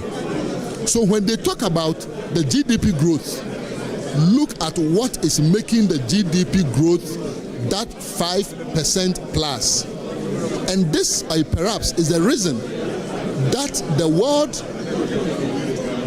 the people in the world who are looking at inclusivity, inclusive growth, economics for the people, not economics for just multinationals, not economics for the people who have, but also economics for the have-nots, are beginning to drift away from indicators like GDP and looking at what is it that can accrue to the nation and what is it that can accrue to the people. So in looking at what can accrue to the people, when you begin to examine a Jumapa, National Apprenticeship Program, sanitary pads, free senior high school, today having a dedicated fund, just by us deciding to uncap the Ghana Education Trust Fund, that should tell you that this is a social democratic government that is shifting the economy from an economy that just worked for a few people, the president, OFORI-ATTA, and a few people, to a government and an economy that will work for the good people of Ghana. Thank you very much. Thank you very much. I'll come to you, Ernest Nogbe, shortly. The MPP are addressing a news conference that we wish to take just a brief part of it. And so we will be there pretty shortly. And then we can hear what exactly is being discussed and the issue there is. The budget did not address how they are going to ensure that petroleum product prices do not increase. And once petroleum product prices continue to increase, transport fares will continue to increase. This budget did not address that. This budget did not address energy bills, electricity bills. They didn't talk about how they are going to reduce energy bills. They didn't talk about how to decrease water bills. All these bills will continue to increase, looking at the indicators that we are seeing. And we thought that having campaigned on cost of living crisis and came to power with the support of the Ghanaian people, the least the government could do was to present a budget that will address the cost of living crisis in terms of transport fares, in terms of petroleum product prices, in terms of energy bills. But even when we come to taxes, the minister announced that they are abolishing VAT on motor insurance. Ladies and gentlemen, we were already not collecting VAT on motor insurance. VAT on motor insurance was exempted. Rather, the minister was trying to be smart they have reintroduced VAT on non-life insurance, with the exception of the motor vehicle insurance. So all other insurance, given that the penetration of the insurance industry is just 1.1%, we are so shocked that the minister will reintroduce VAT on non-life insurance, except motor vehicle insurance. So let us not rejoice over the removal of these taxes, which we expected. What we did not expect was the reintroduction of VAT on insurance. They've also increased the growth and sustainability levy from 1% to 3% for the mining sector and extended the sunset period from 2025 to 2028. When you heard the minister talking about growth, he said that the growth was influenced by the extractives. That's a lie. And so, how can you tax a sector which is giving you growth? The sector that is giving you growth is the sector you want to go and tax. This is not good for industry. This is not good for economic growth. And this is not good for the development of our people. Ladies and gentlemen, betting tax that they said they have abolished. We never collected betting tax. We never implement the betting tax. So to come and tell Ghanaians that you have abolished something that was not implemented is to deceive the people of Ghana. My brothers and sisters, they are talking also about gold board. It's important I address this. The gold board, as you heard the minister talk about, is to be financed from the budget. The minister is allocating $279 million to the gold board. We have never funded the gold purchase program or gold for oil program from the budget. Never ever. It's never happened. And so to fund the gold board from the budget, in our view, is just to put in money to be benefited by NDC cronies. It is to create loot and share. The Bank of Ghana was funding the gold for purchase program from a revolving fund, and therefore it did not affect the taxpayer. Now you have a gold board which is going to rely on the taxpayer. We think that this is create loot and share, and we will resist it. Let me also say that the women banking that they said they were going to set up, they have allocated a paltry sum of 50 million Ghana cedis. 51 million Ghana cedis. 51 million Ghana cedis. And the capital requirement is 400 million for banks to be set up. So what are you telling Ghanaian women? Even when you have your vice president being the first woman to occupy that position, we are throwing dust in the eyes of the Ghanaian people, particularly our women who really need all the support we can provide to them. Let me add also on free senior high school program. Free senior high school program is so important for Ghanaians. The NDC, as the minister said, indicated that there is no dedicated funding for free senior high school. That is not true. That is not true. The free senior high school program is funded from the goods and services component of ABFA. That is how we have funded free senior high school. Now he is deciding to uncap GET fund with the view to using the uncapped amount to fund free senior high school. But GET fund is for infrastructure. GET fund is used for infrastructure. Free senior high school is mostly about goods and services. And this is why we applied the goods and services component of the ABFA to fund free senior high school program. Very soon, Ghanaians will see whether they can provide sustainable funding for free senior high school. These are all attempts to come back and tell Ghanaians that it's difficult to fund free senior high school, and therefore parents should pay. That is what they are trying to do. But we will expose them anytime they try to do this. Also, the Agenda 11 projects, we had a dedicated funding source for it. We were funding it with the CAPEX component of ABFA allocated to GIF. The minister is taking that money from GIF. He has indicated that GIF will no longer have that money, which means that there will not be any dedicated funding for Agenda 11 projects, and which means that the president does not intend to complete these projects, which are needed badly by our people in all the districts across the country. They are also talking about allocating some money for nurse allowance and teacher allowance. We thought he would have commended the MPP government. After they abolished nurse allowance and teacher allowance, we brought it in. They are continuing with it, and they are allocating money towards it, and they want to take credit for this. This cannot happen. If you recall, the Minister for Education said teacher training allowance was no longer going to be viable. But the Ghanaian people, led by we, the mighty minority, we opposed them, we chastised them, we condemned that attempt to end teacher training allowance. And this is why they have chickened out. And instead of admitting to the Ghanaian people that they've gotten some sense from the mighty minority, they want to take credit for that. I thank you very much, but I want to assure you that this is just preliminary response. Tomorrow, we have a major press conference to give a comprehensive response.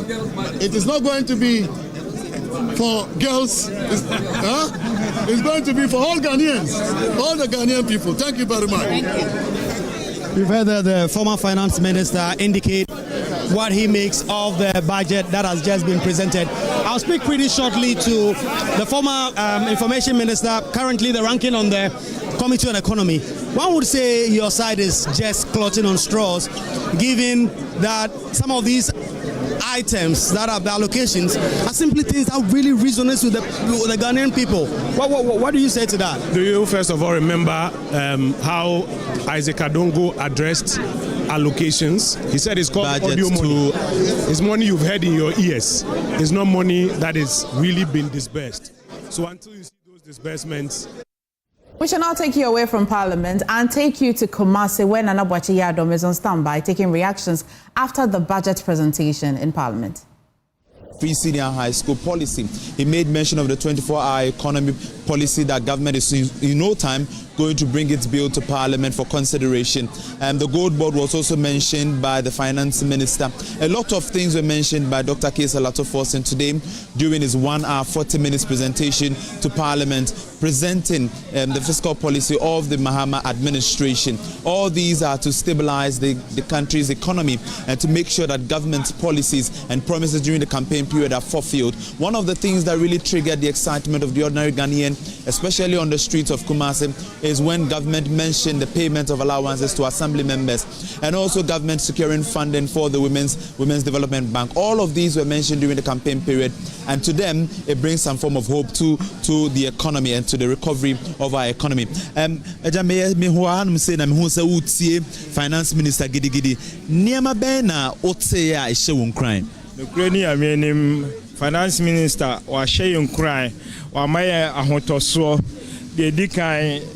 Fano health insurance on Capino, or ya dear pass, or ye free was, you say your health insurance, you will need a source, a co hospital, no man more than Phoebe criminal, no man a mobile Kamakama, a qua, a benyan lunenoma, and a banner ma sanitary pass and so on, and so I dear pass, or dear non sober. A funny ye levy away free or no crowd. I know cry there. I know the shame crying the Cassiel Ato into the Wayne Yadanasepa.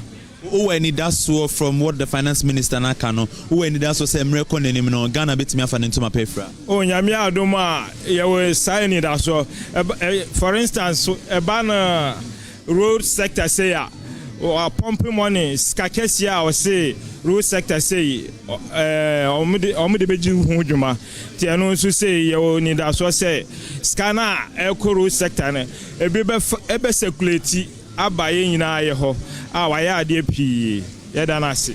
All right, thank you very much. And these are the reactions of some traders in the KGTR market, picking up their reactions as to the budget presentation that was made by the Finance Minister, Dr. Cassiel Ato Forson. He says that the minister's uncapping of the road fund would really help in maintaining our roads. The removal of the e-levy, the betting tax, amongst others, is what gives him hope that very soon Ghana is going to get to the path of recovery. Let's pick another reaction from here. Utie Finance Minister no e-levy free honom, betting tax free honom. Many udi kan kasa no. Okasa enu hia opa. To say ni nyina free honom. Osha eni daso aba. Yeah, eni daso aba. Yeda na sinya minshira no. But empire bone say nyambe mana hoden ni nkwa obetumi da ya adwuma ndama ye. Because one say aba dada no saa ne ma we no de ba na ndwuma ni ho no mu. Nti no yen youth no de yani agye saa de no so that say me adwuma mi mokro no but bukuta me smartphone a me fa na me ko na me beti me di kakra but kakra na me nya adwuma se ma me ba me sika se mfa to do ndi a me di kakra na me kakra to me phone so na me di ko twa bet wa hu me adwuma me oso a wo say teme mi hu fa so bia na e wo so nti se wa ba no be ye fru ama ye de a ye da na se nya mi nhira no the empire ne ye boss na me ma na hodin ai mo do betumi da ye adwuma ne de ye e de ama ye aside de no krampo ne ma bebre wo ho no ma insurance free school no so ba betwam ne ade but ni nya ye hu se oba no wantwam wa be shimu kina wa twaska to won be sa ne man nyina nursing training me ade ba ko se me ne je se disabled for no sa disability for no omo mu ko school ne ade science two ways no oba se omo ko ni free ye kama ena sa military personnel for no so na mo next year omo so wa ma ya we say omo ko ni free obi antwa we say bia eye ebe boa ye youth de ye ni age ka ni njane ye boa nti start enanix na ye na de ho ntoye nyame sha no so ye sade na maye.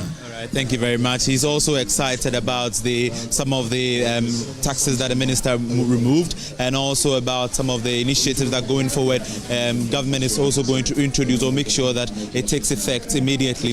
He's particularly excited about the removal of the betting tax as a youth, saying that the scrapping of the betting tax gives him hope as a youth, because that is what he's engaged in, and going forward he's not going to have to pay taxes on the winnings that he's going to gain from betting.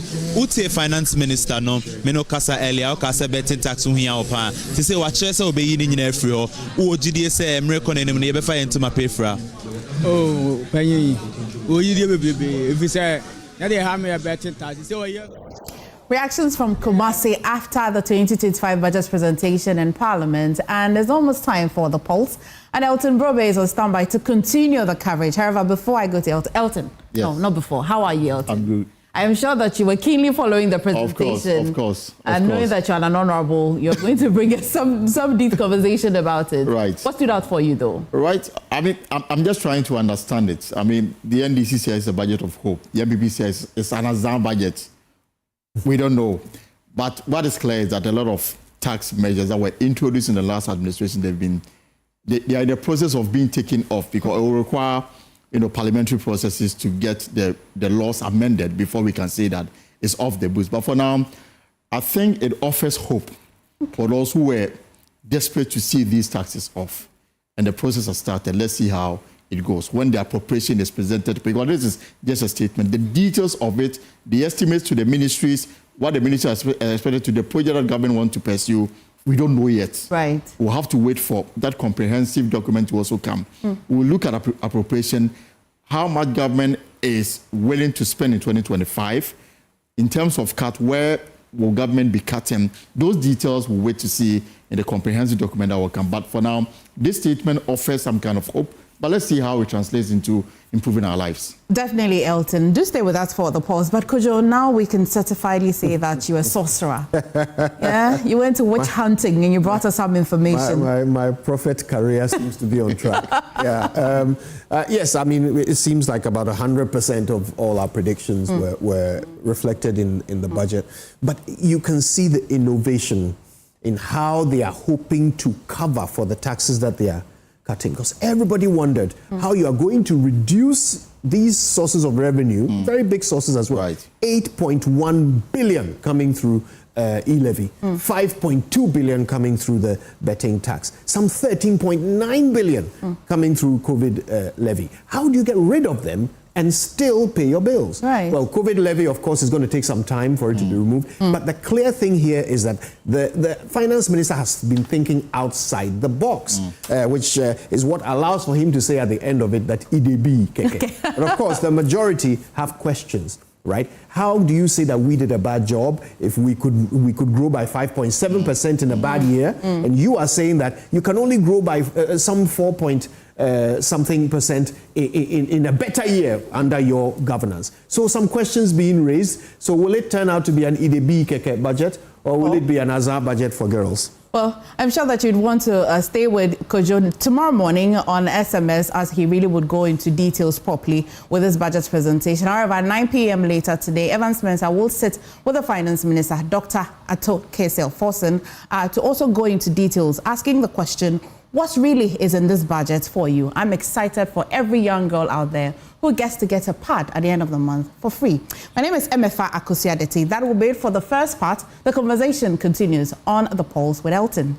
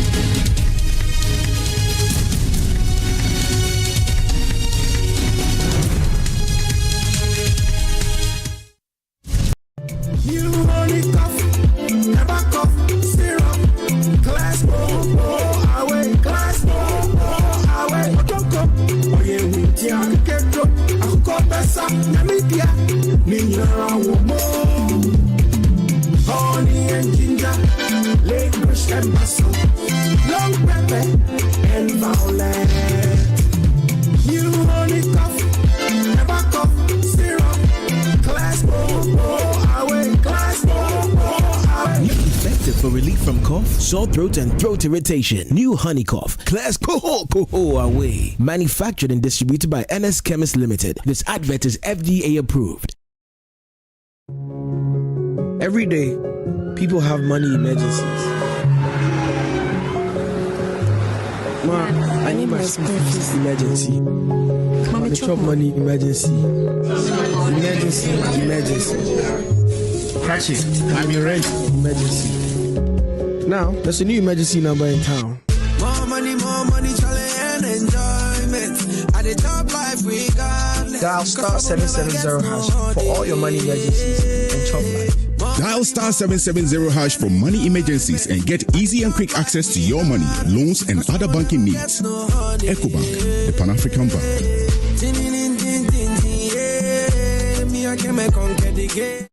You're strong and you're tough. Syntax tank, Syntax tank. Ladies and gentlemen, I beg you, check your tongue and get Syntax.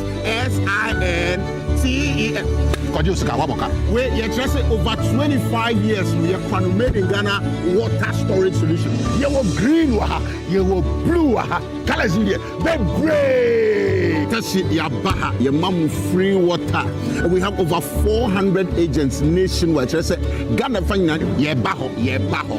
Find us on social media, Syntax Ghana. Not nominate here. Say Giovanni, Syntax, I need you in this community. And it's that simple. I will be there myself. Syntax Ghana page me. All right, so just like that, we're wrapping up inside Tessie. Syntax Tank! Hey, strong! It's been 5 years of displaying intelligence and academic prowess. Basic schools, both private and public, have shown their might in this competition. Which school will be crowned champions of the 6th edition of the Love FM Primary Schools Quiz 2025? Stay glued to your super dial, Love 99.5 FM, for all the suspense and the exciting moments as kids in the upper primary show their prowess as they battle it out for supremacy and bragging rights in the Ashanti region. Catch all the action live on radio on Love 99.5 FM and on Facebook at Love 99.5 FM. It will be live on Joy Prime and Joy Learning. The Love FM Primary Schools Quiz, an avenue for kids to learn and have fun. This event is brought to you by Superstation Love 99.5 FM in partnership with Joy Learning and Joy Prime.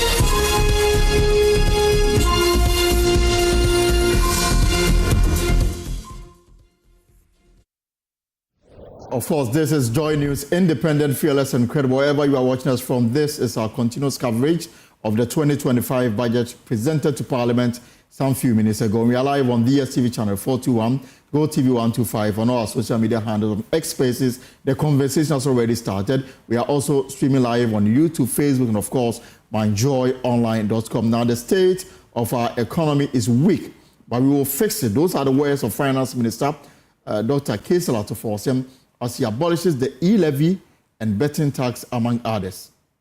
We will abolish the 10% withholding tax on winning from lottery, otherwise known as the betting tax. Mr. Speaker, we will abolish the electronic transfer levy. Also, government uncaps the Ghana Education Trust Fund as GET Fund, unlocking 4.1 billion cedis to finance the free senior high school program, as it ingests additional 3.5 billion Ghana cedis to further boost the initiative this year of 2025. The overarching concern about free secondary education has been its quality and the absence of a dedicated sources of funding. His Excellency President John Dramani Mahama has resolved the funding challenges by uncapping the GET Fund. And of course, for the very first time since independence, government introduces a monthly allowance for assembly members nationwide, as majority caucus in Parliament hails this as a transformational move. Of course, the minority leader criticizes the budget statement, calling it uninspiring and lacking clarity on the government much-touted 24-hour economy initiative. These and many more are the stories we are focusing this afternoon as we build on the budget of 2025 presented to Parliament some few minutes ago, as we engage interest groups on what they make of it and also get reactions from Parliament and across the country. My name is Elton Broby.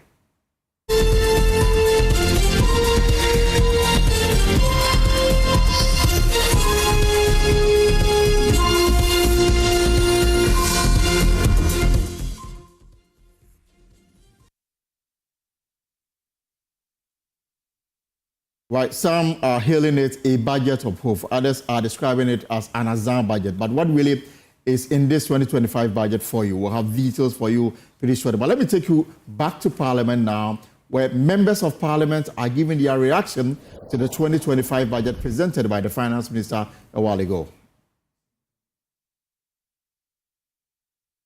You saw the allocation on the screen, 800.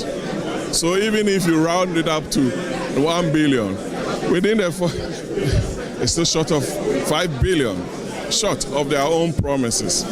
Thirdly, you realize that the NDC budget or Ato was being disingenuous by saying that they were going to, he's made allocations for the payment of teacher training allowance, nursing training, something that you cancelled. All we expected him to say, oh, thank you, we cancelled it. Thank you, MPP, you cancelled it. We are continuing with it. These are the allocations. The reason why they could not run away from it was the fact that the teachers and the nurses were up in arms against them. You heard the Minister of Education's comment on it, very inconsistent with what the Minister of Finance said. So something has got to give, and they had to run away to follow the program. On capping GET Fund, he's saying that he's going to use some of the proceeds from GET Fund to fund free SHS. Free SHS is funded from the goods and services budget of the government. It's from the ABFA, you understand? So if you uncap, we expect that you use the proceeds to continue with some of the infrastructure projects, especially the dotted school projects and infrastructure on our campuses. Then you can achieve an overall objective, because that is the aim and the principles underpinning the setting up of the GET Fund. Thank you very much. Thank you very much. Honorable Lawyer Bachman, I mean, you've also heard from the MPP side. They believe that this is not a budget, anything in it to be excited about. I don't think that you expect anything short from that, because they have destroyed the economy. They have brought the economy to a halt, and the government has come and said that I am going to reset the economy. You see, if you want to see that a government is a good government and is on course, the government should be transparent, should be honest, should be pragmatic and meritorious, and that is what His Excellency John Dramani Mahama stands for. You could see that the promises that His Excellency John Dramani Mahama gave about scrapping many of the nuisance taxes, he did so. He has promised that he's going to ensure that teachers' allowance, nursing training allowances are restored. Even that which they were touting, that he was going to cancel about the free SHS, this is the time that it is even going to be enforced, and enforced very well, that our children are going to enjoy a better education. They are going to have books. They are going to have sanitary pads. That's the girls. Our Women Development Bank is coming, especially the assemblymen who are down there, who ensure that the decentralization is effectuated. He says that they are going to be given allowances, and he has given it to them. You could see that from the general budget that was read, it is something that is pragmatic. It is something that is achievable. It is something that we can use to reset Ghana and make Ghana stand out in the Committee of Nations. In fact, if you are a proud Ghanaian, if you are a Ghanaian, you must be proud. If you are from Kwesimintim constituency, looking at and listening to the budget, you must be proud that you voted for His Excellency John Dramani Mahama. And I'm proud too that I am a Ghanaian. Thank you very much, Member Parliament for Kwesimintim. Let me take the last contribution here. Honorable Ampofo, yes, I always forget your name. I mean, we've been hearing from your colleagues in the MPP. They say that there was nothing in this budget, it was an Azar budget, and that even a nice part, they wanted you to be kind enough to appreciate what the previous government did. Wow, thank you very much. My greetings and regards to all Ghanaians this afternoon. You could see that from campaigning time, what is in the manifesto that President Mahama promised to do. In the SONA, he repeated the same thing. In the budget, Finance Minister is also repeating the same thing. That tells how consistent the party NDC are, or President Mahama is. He's an experienced man. He did it before, and now he has come. So all what he's saying is going to be practical, because experience is the best teacher. This budget is a hope budget of hope, in the sense that it cut across. The youth are going to benefit, women are going to benefit, young girls are going to benefit, students are going to benefit. Those interested in agric, they are also going to benefit, because we are going to put money in the agric sector to reform the agric sector. So if you are a youth and you are interested in agric, you go there, definitely you're going to get something, you're going to get money. Our apprenticeship program, we're putting money there to help the youth, to boost them, to enable them do their work carefully or skillfully, and then come out and get money. Look at the first year students, tertiary. We are going to pay their fees.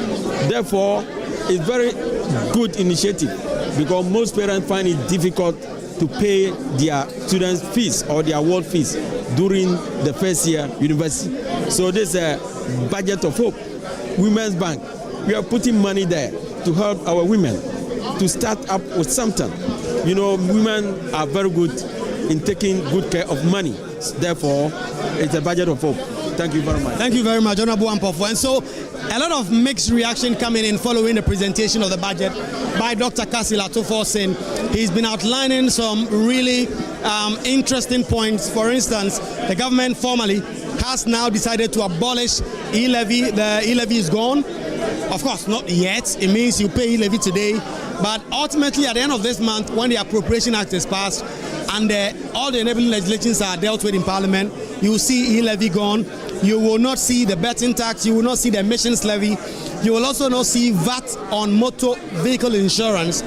And then they also have a comprehensive strategy, according to the Finance Minister, to reform VAT and a structure that will lead to the abolishment or the abolition of the COVID-19 levy. He's also been talking about allocating $242.5 million to support victims of the Akosombo Dam spillage.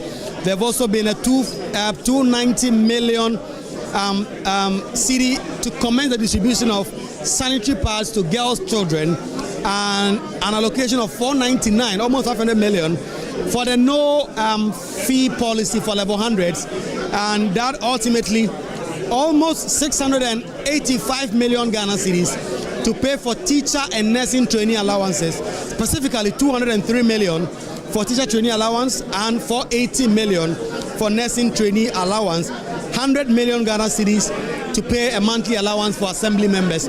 All of this captured in the budget that has been presented by the finance minister, the abridged version, with MPs in the subsequent days set to comment on it, debate on it, fashion out the key areas of it.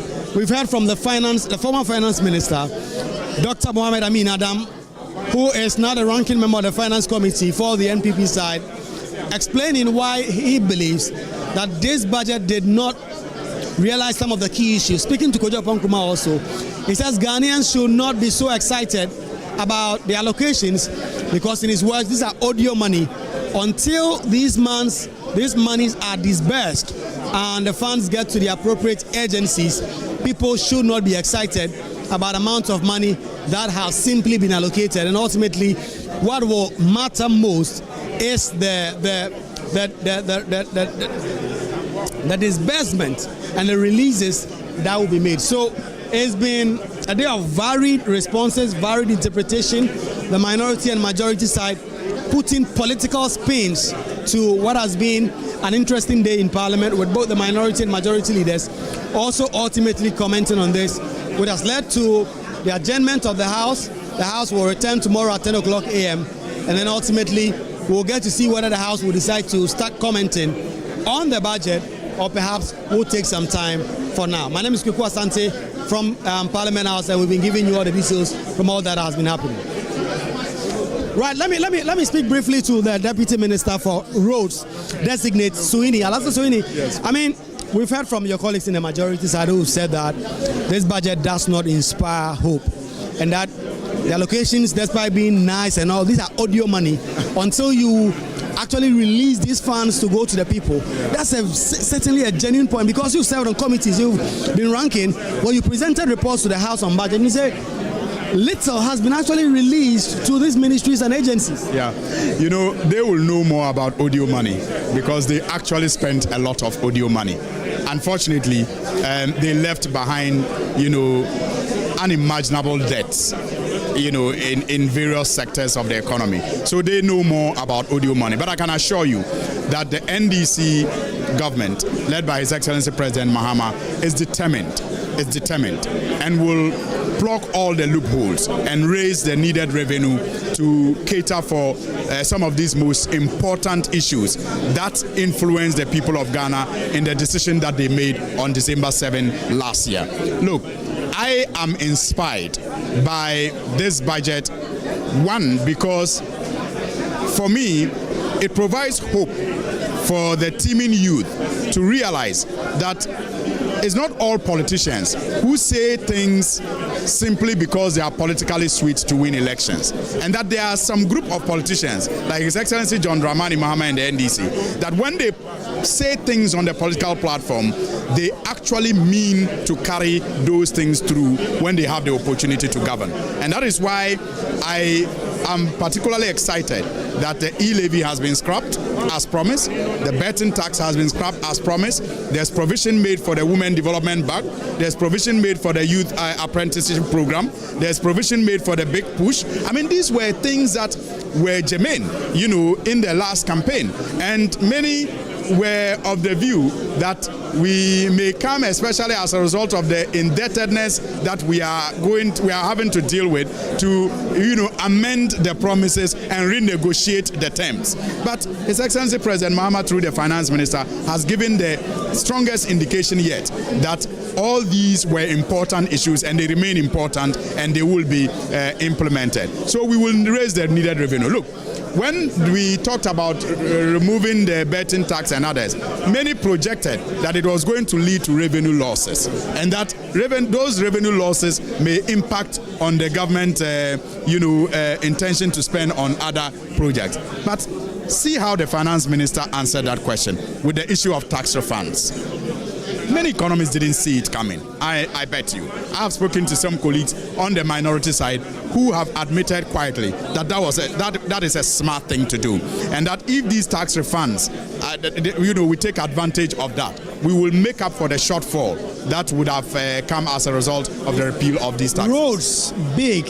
You see the questions Agboja has to answer just to a month and a little over a month in office. There's been a good allocation. Of course, the minister talks about how to deal with the debt at the roads ministry. But are you satisfied that your ministry has the needed revenue to be able to deliver? Because every day there are people all over the country complaining about poor state of roads in the country. I mean, you are right. I mean, and the saddest part is that many of our trunk roads were left unattended to, not regularly maintained over the period. And so roads that were done 4 years ago, 5 years ago, 6 years ago, 8 years ago, in some cases, have so deteriorated that you wonder, what went into the decision not to regularly and routinely maintain these roads. And so when you look at the ministry's budget over the years, you question, what they really did with the amounts that were allocated for road maintenance, for example. And that is why I'm again excited that the finance minister is uncapping the road fund. And this will make available about 2 billion Ghana cedis for the road fund. And he has also indicated that must strictly go to, road maintenance. And I'm happy and excited about that. I'm very confident in the leadership of my minister, Honorable Kwame Agbodza.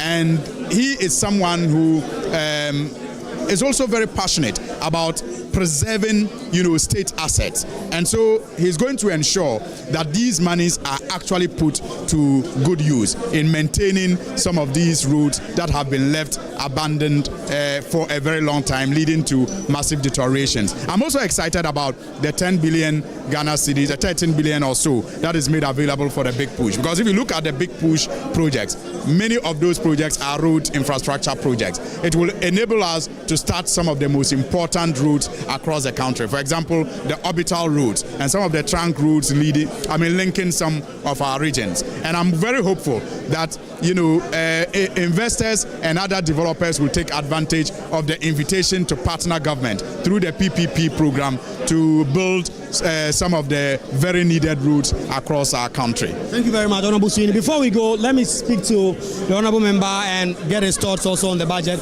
A lot has been said about this budget and political division, both sides, whether it's a good budget or not. Much has been said. Thank you, my brother.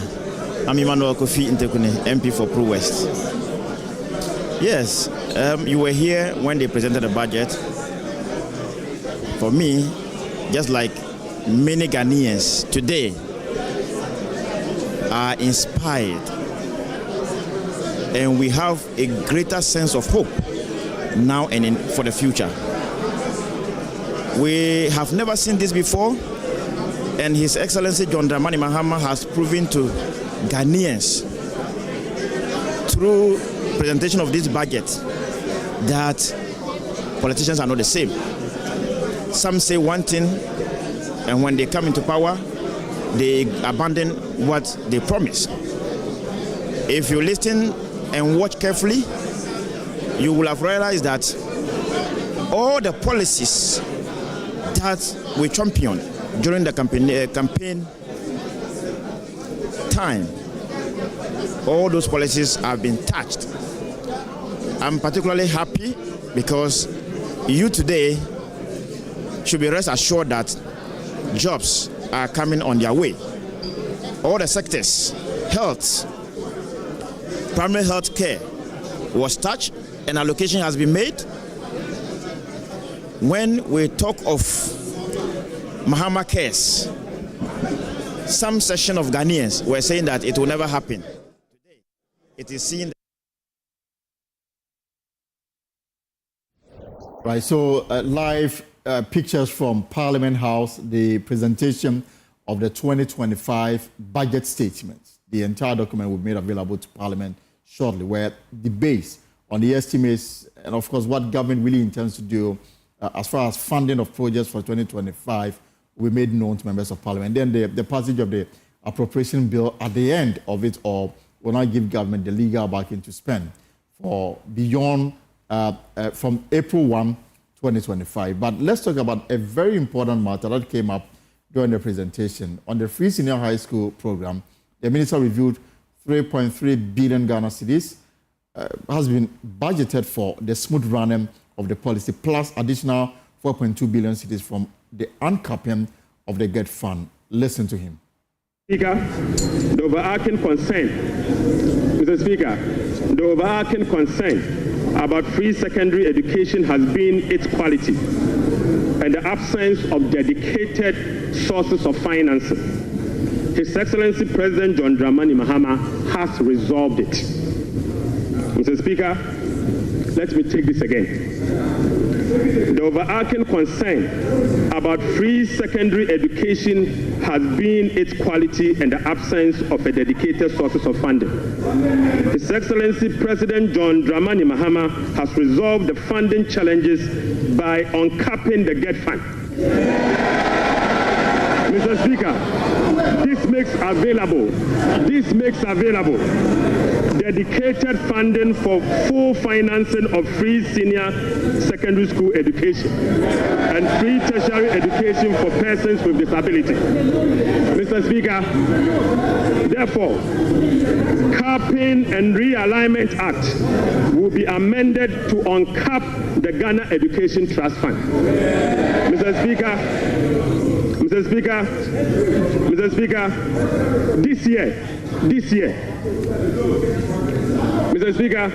year, the budget for free senior secondary school education program is 3.5 billion Ghana cedis. By uncapping the GET fund, we will be making available an additional 4.1 billion Ghana cedis, specifically for financing free secondary education program and other related expenditures.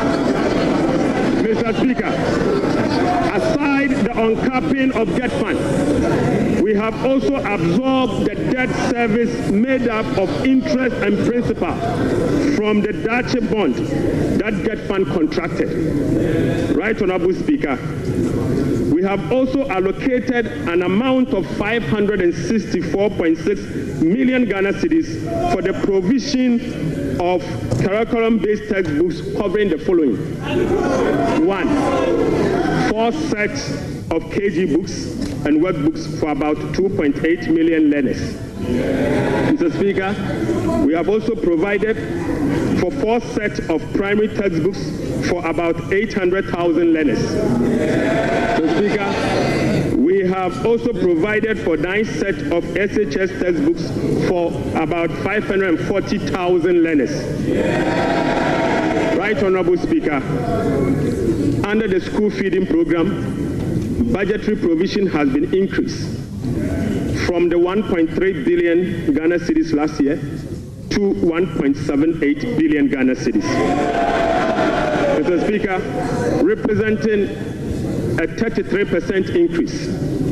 The allocation for 2025 reflects an increase in feeding costs per meal, per child, from the 1 cedi 50 pesos to 2 cedis, representing 33.3%. Mr. Speaker, the government has also allocated 145.5 million Ghana cedis to the capitation grant, up from 84 million Ghana cedis in 2024. This is an increase of 73.4% over the previous year. Mr. Speaker, we have also allocated 203 million Ghana cedis for the payment of teacher training allowances and another 480 million Ghana cedis to nursing training allowances. Right, so that is the bite on the education sector, not the entire sector, because we don't even know how much in terms of allocation is going to the Ministry of Education. Those details will come up soon. And we want to make meaning of all the figures that we've been told today by the Finance Minister, Dr. Cassiel Ato Forson. But let's stay a little longer on the education sector. And let me bring in the president of NAGRAT, Angel Kabonu, who joins me via phone. Mr. Kabonu, good afternoon. Welcome to the post. First, your impressions of the budget presented to Parliament today, at least the statement. Well, I think it's okay. The presentation was clear. The time, 1 hour, 40 minutes, was okay. And I thought Parliament was also very composed. So we all could listen to the details clearly. Because you are from the education sector, we are yet to be told how much in terms of allocation is going to the ministry. But the finance minister took interest in the controversial senior high school program, where you mentioned, for example, 5.3 billion cedis going to that sector, and with the uncapping of GET Fund, an additional 1.1 billion will go to fund the free SHS. Put together, that's 7.6 billion Ghana cedis. What do you make of this? Well, money is coming to education, but you know, we held a position from the of the that look, the company should not carry on its shoulders. A big chunk of the money mentioned by the finance minister is going into students' bodies, whereas there are very school issues, very important issues that we provide for our senior high for it to provide the package that we held and we still hold that when you allow beneficiaries of boarding house bear the cost of boarding house, you free it to be able to use those funds to upgrade school areas and make community senior or the school available to everybody, so that you do not, for the fact that you withdraw from supporting boarding house, deny anybody education. No, everybody will have the right to go to secondary school and enjoy free education.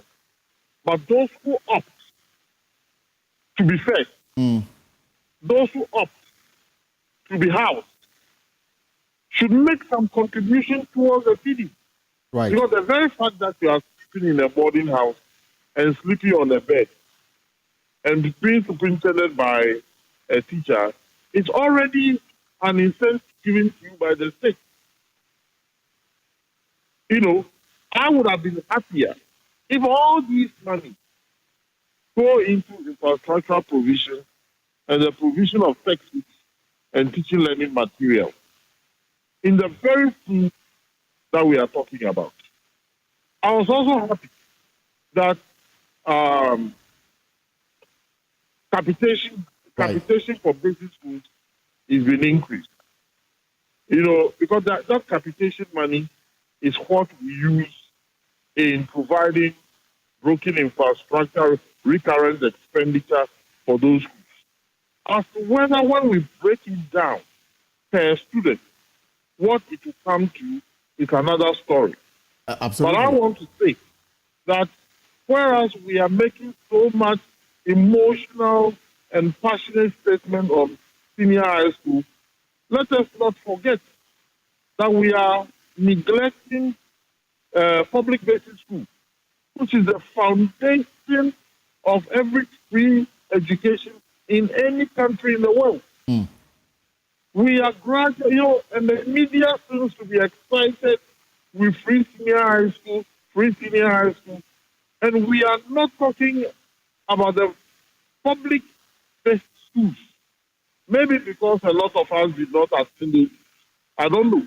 But there is no emotional direction towards that area. So that is the most needful part of education in our country or in any country.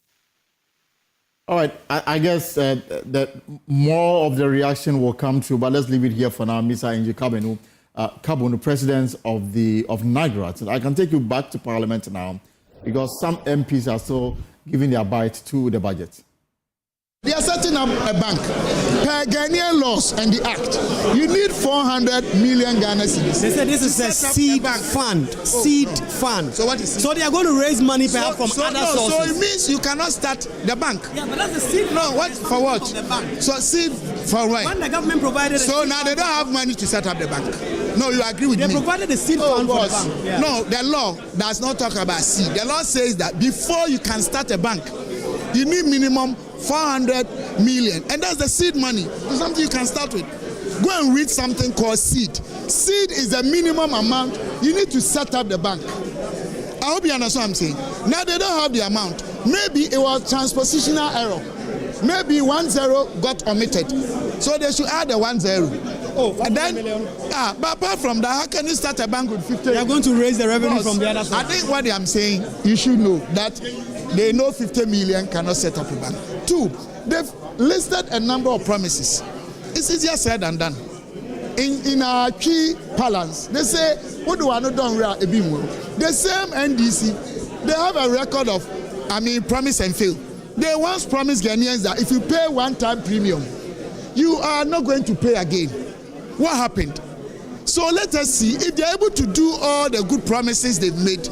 Hallelujah be to God.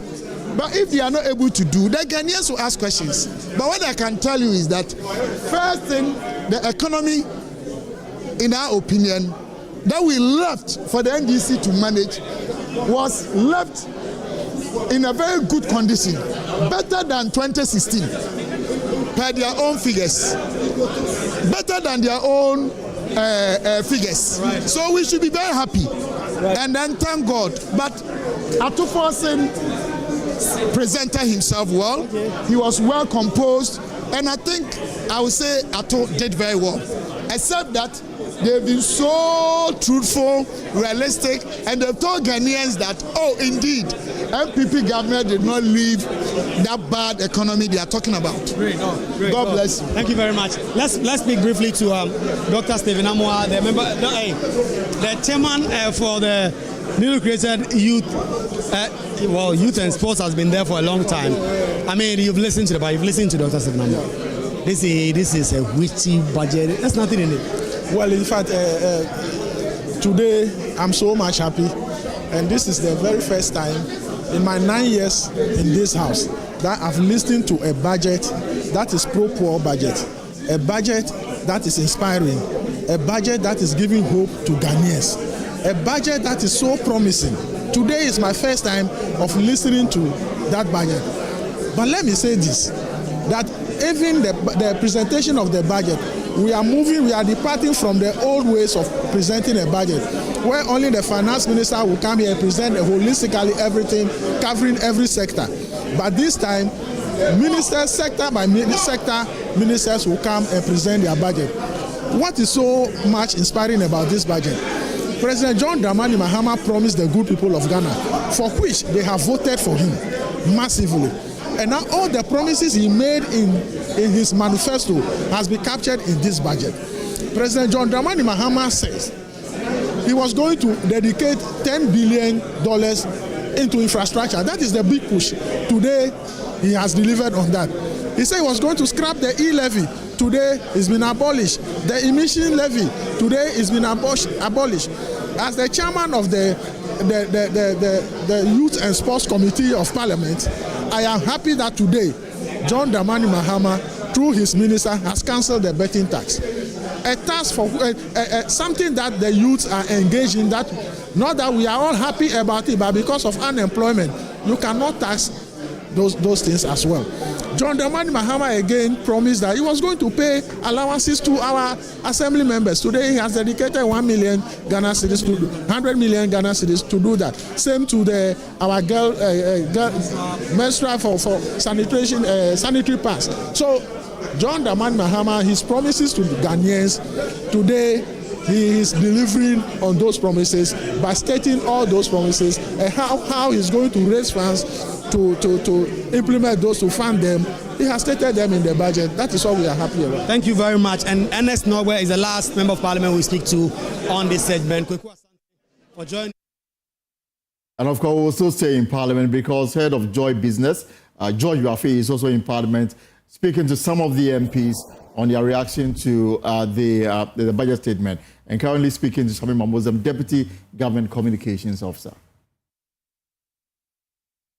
Going into before this budget, we've seen the president preach about austerity, cuts, and all the rest. For that layman, looking at just the numbers, total appropriation for last year around 250 billion. Expected appropriation for this year almost 300 billion Ghana cedis. For a day, again, the layman, he's going to struggle to understand and appreciate the austerity being pushed by this government. What do you say? I don't understand. They will struggle this. The austerity, because your final expenditure for the year is more than what was spent for last year, from 250 billion to 290 billion Ghana cedis. Again, I'm just saying that for that layman who wants to just look at the number to be confident. Has been accounted for in this budget. It is so because it is not going to be a clannish few who are going to be feeding themselves fat on the bulk of our resources. That layman would understand, if he's an assemblyman, that the cost of the operations is as a result of him now earning something that he didn't used to earn. It will not be for the girl at the primary school and secondary school who did not have free sanitary pad, but who can say that because of His Excellency John Dramani Mahamat's 2025 budget, I am able to get access to free sanitary pads in school. That girl will not be confused about what prudence and austerity means. It will not be shocking for the woman whose capital has been eroded by the mismanaged economy of the previous administration, who can now walk to a banking service, a development banking service, and is able to access 500 Ghana cedis, 1,000 Ghana cedis to operate her fruit tabletop business. It will not be shocking if this woman hears that this is what, austerity means. It will not be shocking to the nurses who will be receiving their allowance. It will not be shocking to the first year students who would get their monies that they have paid for their academic fees back. It will not be shocking to this is a budget for the people. This is a government sensitive to the needs of its people, and in a non-discriminatory manner is ensuring that whatever we are able to raise as a government must be distributed fairly and equitably, that all the different demographics benefit from the government purse. I think that is so noble and ideal that we must all support it.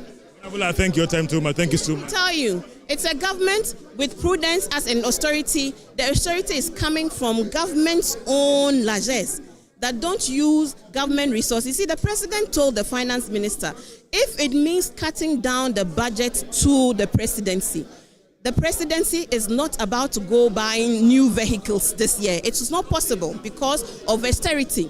The president has reduced his ministers to 60. That is austerity and prudence. The president has advised and directed all public officers, including his appointees, to be prudent in the use of public resources and to ensure that there is no wastage. That is austerity. The austerity starts from the personal sacrifice of the president to the personal expected sacrifice of all appointees. As for the general mass, they must be and earn part of this of the economy, and that's what we hope to achieve with your support. Thank you so much. Thank you. Thank you.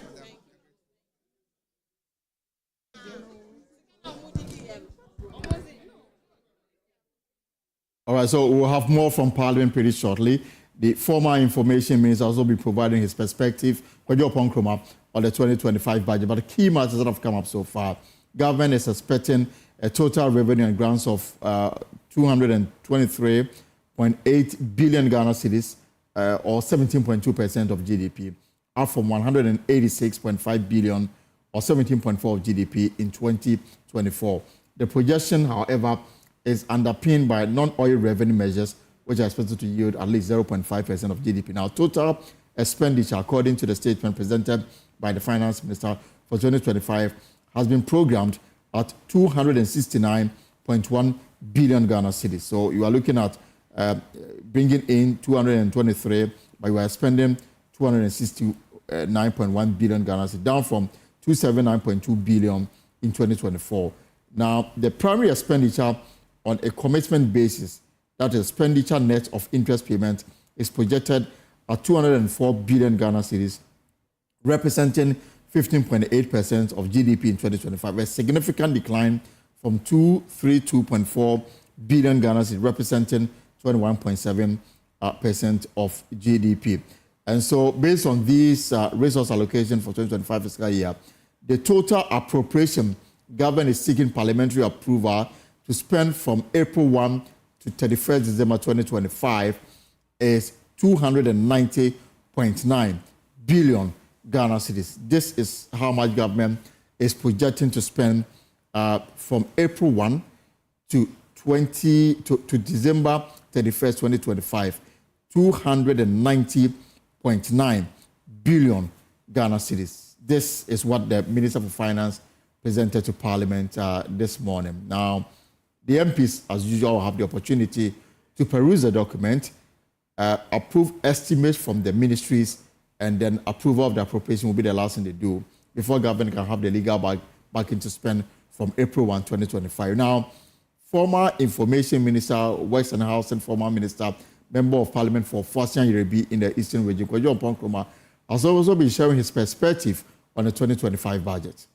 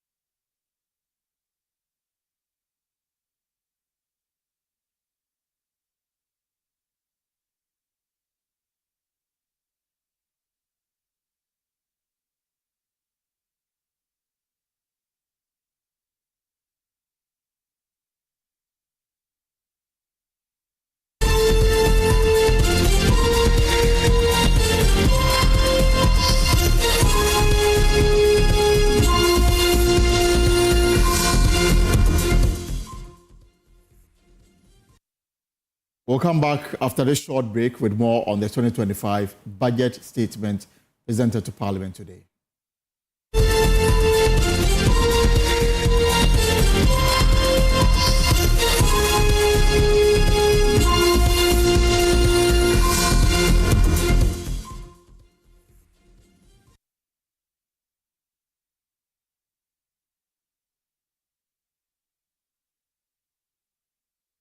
It's better to confront misunderstandings immediately and head on to avoid more misunderstanding. I have found out over the years that transactions don't pay. Good leadership is about being vulnerable, being open to know that some of your ideas might not always be 100%. You never see failure as an option, so you continue to work hard. Normal to get to a point where you feel you're flat, you're plateauing.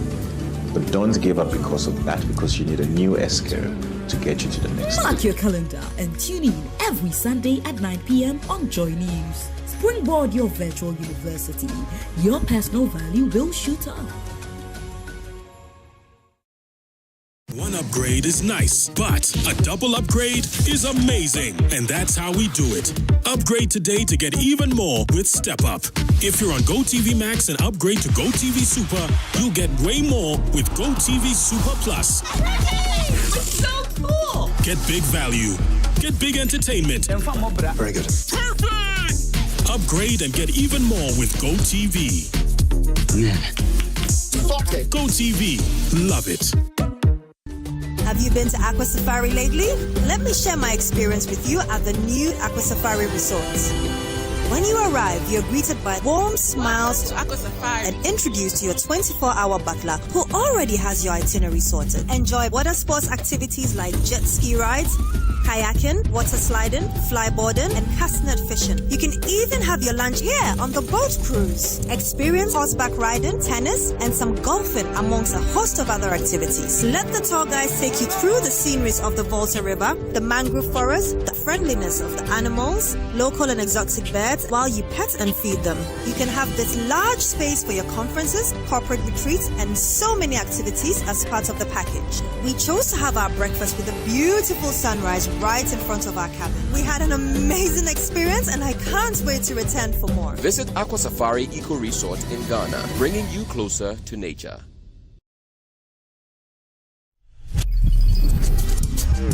Download OneXBet app and enjoy the variety of sports anytime, anywhere.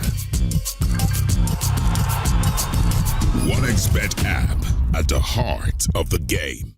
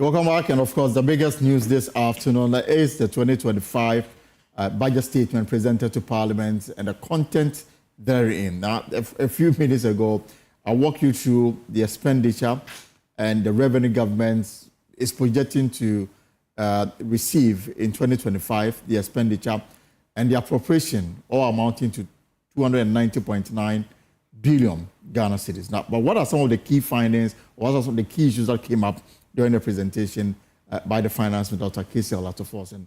My colleague, Kofi J, is in the studio with me. Let us break it down for you and make it more understandable.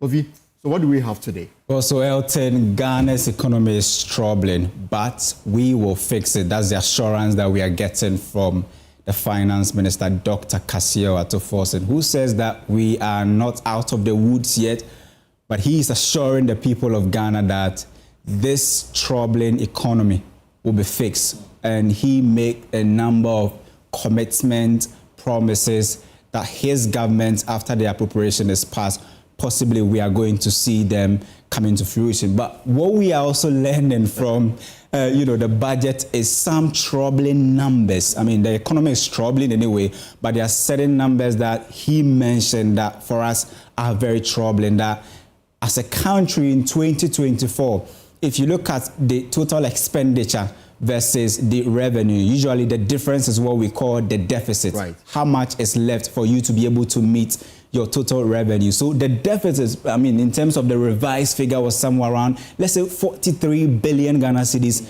when it was indicated in the mid-year budget of 2024. Now, the finance minister is giving an update of how much the year ended, and I am shocked that we are moving from this projected figure of 43 billion Ghana cedis to 93 billion Ghana cedis of deficit. If you do the math and possibly want to put it in dollar terms, we will be talking about some $8 billion of deficit in 2024. The key question is, what did governments use this money for? And we've always said that during election years, government will come with a beautiful promise, but after the elections are over and we begin to open the coffin, that's when you see the bones. And this is the bone that the finance minister is showing us this today, that our deficit went as high as 93 billion Ghana cedis. And if you do the math, that's when you see the increase of close to 50.1 billion Ghana cedis being added to the projected figure. We are still trying to find answers of how government was able to move from this amount to 92 to that amount. I mean, to simplify it, government spent 92 billion cedis more than what it projected. The projected. So where did the money come from? That is loans or what? Exactly. So what we saw was that if you look at the 2024, the latter part of the year, there were some expenditure line items that the finance minister, Dr. Mohamed Amin Adam, was actually expecting. He was expecting some 1.5 billion US dollars from cocoa syndicated loans and a number of other revenues. But what we know is that the cocoa syndicated loan didn't come to fruition.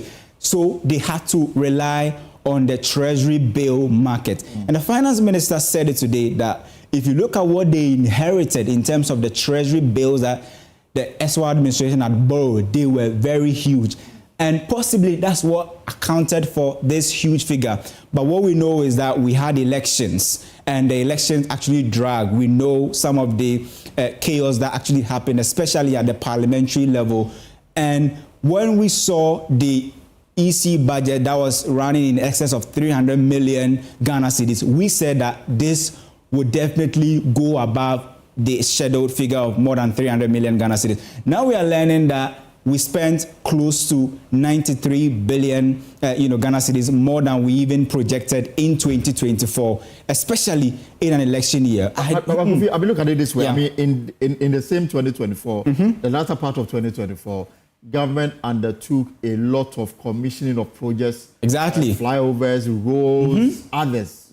Could this explain, in fact, where the funding came from? That is very spot on. Very spot on. Especially if you look at the General Hospital, for instance. The finance minister was very categorical that this is a hospital that is not going to be funded by anybody. Government itself will find money and finance the hospital. We've been looking at the status of the hospital, although it's not done yet, but you can see that the infrastructure work, I mean, we are at a very appreciable level, and you wonder how government was able to raise that money to fund the hospital. What we were told was that at the latter part of the year, the fourth quarter of the year, because of the restructuring exercise that we did, most of the road projects were stalled. But it was interesting to see how government was able to finish almost all the roads. I mean, you can talk about the commission them, yes. The flower pot interchange. I think there was the Obechebilamte, and a number of them that were actually commissioned. And the key question was, how did government find the money to pay? And also, we know that government also had to find some almost 6.9 billion, I think, Ghana cedis to pay, those who had bought the bonds and had suffered from the restructuring, and government had to pay them because there was some sort of commitment. Yes. All of those monies possibly added to the high deficit we are seeing. So now we are seeing the true picture. The true picture of how 2024 ended. Now, in fact, this for me is also very huge. Before you move on, you know, when we pass the public financial management bill, there's a provision that says that if a finance minister goes beyond a certain threshold, that finance minister can be liable for prosecution. Exactly. Now, with this expenditure, this deficit, that is way above the 5%. It's way above the 5% of the previous year's GDP. That is accepted. The last time the law was abused and we looked the other way was the fact that we were in COVID era and then certain things were sidestepped. Now, in this case, the finance minister then, Dr. Amin Adam, obviously went beyond the 5% threshold, meaning that he put himself in a position where he could be held liable for overspending. Also, in this period, you have twin finance ministers. You had the former finance minister, taking the first part of the year, and I think Amin Adams coming in later.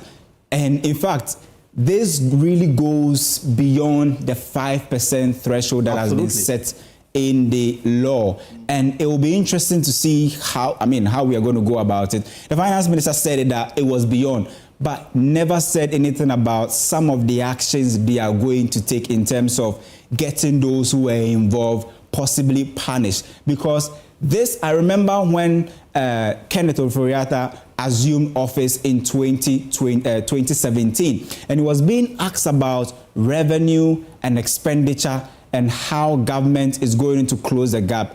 He said, I think around that time they had introduced the law and all of that, and he said he knows that if he goes beyond that, his job will be at risk and he could be punished for that. But it turns out that he spent almost close to 7 years in office and was never punished for overspending. Interesting to see how that the last year of the NPP administration, how deficits have ballooned. In fact, when the IMF, they come back to town again for the April review, which is just a month away, they will be exposed to the true picture of the country's deficit. It will be interesting to see the kind of stories that the current finance minister and the BOG governor will tell them in terms of the expenditure. But this year, again, they're estimating a similar figure of 43.8 billion Ghana cedis in terms of deficit. We are not done with the year. But they say so it will be interesting to see how when 2025 ends and the finance minister is about to present the 2026 budget, the kind of true picture he will paint about the deficit in terms of the difference between revenue and expenditure. Looking at 43.8, spending 43 more, and then I think it ties in with total revenue and grants, 223.8 billion. And then total expenditure, 269. So meaning we'll spend more than we'll receive. Yeah. but I mean, it's always interesting that you always have the leeway when you are talking, right? But in terms of implementation, when the reality dawns on you and all the commitments you have made. Exactly. And we were counting the number of commitments. It's in excess of 24. And that will cost the state some 54 billion Ghana cedis. It is interesting to see how the finance minister will find money to do that, talking about allocating almost 100 million Ghana cedis to, assembly men in terms of the allowances and all of that. Some of these things are novel. We've not seen them in our budgets. But, looking at the kind of deficits, they've been able to find a nice way to stay within the belt. But the discipline will always come maybe after the first half of the year, and it's coming to Parliament for the mid-year budget. It will be interesting to see if he will ask for supplementary budget or he will decide to stay within his means. What we know is that usually when the government is under an IMF program, supplementary budget is usually reduced a bit and they stay within their means. But I don't understand how the IMF actually watched on for our deficit to balloon from 42 billion Ghana cedis to almost 92 billion. How are we going to fund this kind of deficit that the government is projecting in 2025? He said that, look, we know that we've been shut out of the international capital market, but we still have the multilateral organizations or agencies who are still with us. So we are expecting some $720 million from the IMF, some $600 million from the World Bank, all of them coming together to support this year's budget. From the African Development Bank. Exactly, African Development Bank. Why? Because their funding ended in 2024. Yes. They were very instrumental in supporting the government when we went into that deep economic crisis in 2022 and we had to go for the IMF program in 2023. They supported the 2023 budget with some $60 million and $44 million for the 2024 budget. But just like you put it, it will be zero this year and then zero next year. So we possibly don't expect any sort of funding from the African Development Bank, but we have the assurance from the World Bank and the IMF that we will get some money. And we did the math and we realized that out of the $3 billion bailout package from the IMF, we have actually withdrawn some $1.9 billion already. And the amount left at the moment is around $1.1 billion. We'll take some $720 million this year and the remaining in, I think, $380 million next year. So that tells you that the money we are possibly getting from the IMF is taking a nosedive. Yes. And he made mention of the strategy behind the DDEP program and how we moduled the debt servicing obligation. And he said that it looks as if 2027 and 2028 were actually programmed to be debt servicing years. And I think 2026 too is also part. But if you look at all of these problems and how the IMF, loans to us, taking a nosedive, the World Bank and everything, as whether next year government will be negotiating for a top-up IMF program and whether they will be requesting for more money. It won't be, new if they decide to do that. The NPP administration did same in 2018, 2019. For an extension. Exactly. They did an extension of the program. And we understand that there are sub-Saharan African countries who are also negotiating for an extended period of the IMF program. Kenya is doing so after benefiting from more than $6 billion, bailout package from the IMF. They are saying that that was not enough. They are looking for another form of program from the IMF. So we don't know if government is going to do that. But in terms of the deficit, we are all painting a picture of. The finance minister said that they are looking at both the T-bill market and the bonds market to finance this. T-bill market, we know that the rate has come down. But when you speak to experts, some say that the strategy is that the IMF expect that government should gradually come back to the bonds market this year, starting next quarter. And it should be gradual and carefully executed. Now, the government is saying that they will come back to the market. But definitely, if you are reducing the T-bill rate, you are making that market less attractive. So it means that if you are introducing the bond market, you need to come up with very lucrative interest rates for people to be able to go into that market. Because already you are rejecting a number of bids in the treasury bill space. And people are saying that, what is the alternative for investors? For if you are an investor and you are watching us in the local space, governments will be relying on you heavily to finance their deficit. They are supposed to start, coming back to the, the domestic bond market coupled with the treasury bill market. And when you talk about abolishment of taxes and abolishing taxes, he has affirmed or confirmed that all the taxes they promised in their 2024 manifesto will go. Now, at the moment, they still use the word "we will." We will. That is because the process must take place in Parliament. Exactly. I mean, the various laws, the excise duty amendment will have to come for the amendments to take place before they can remove these taxes. So for now, it remains a proposal. Parliament must take a decision to amend the laws backing these taxes before it can go.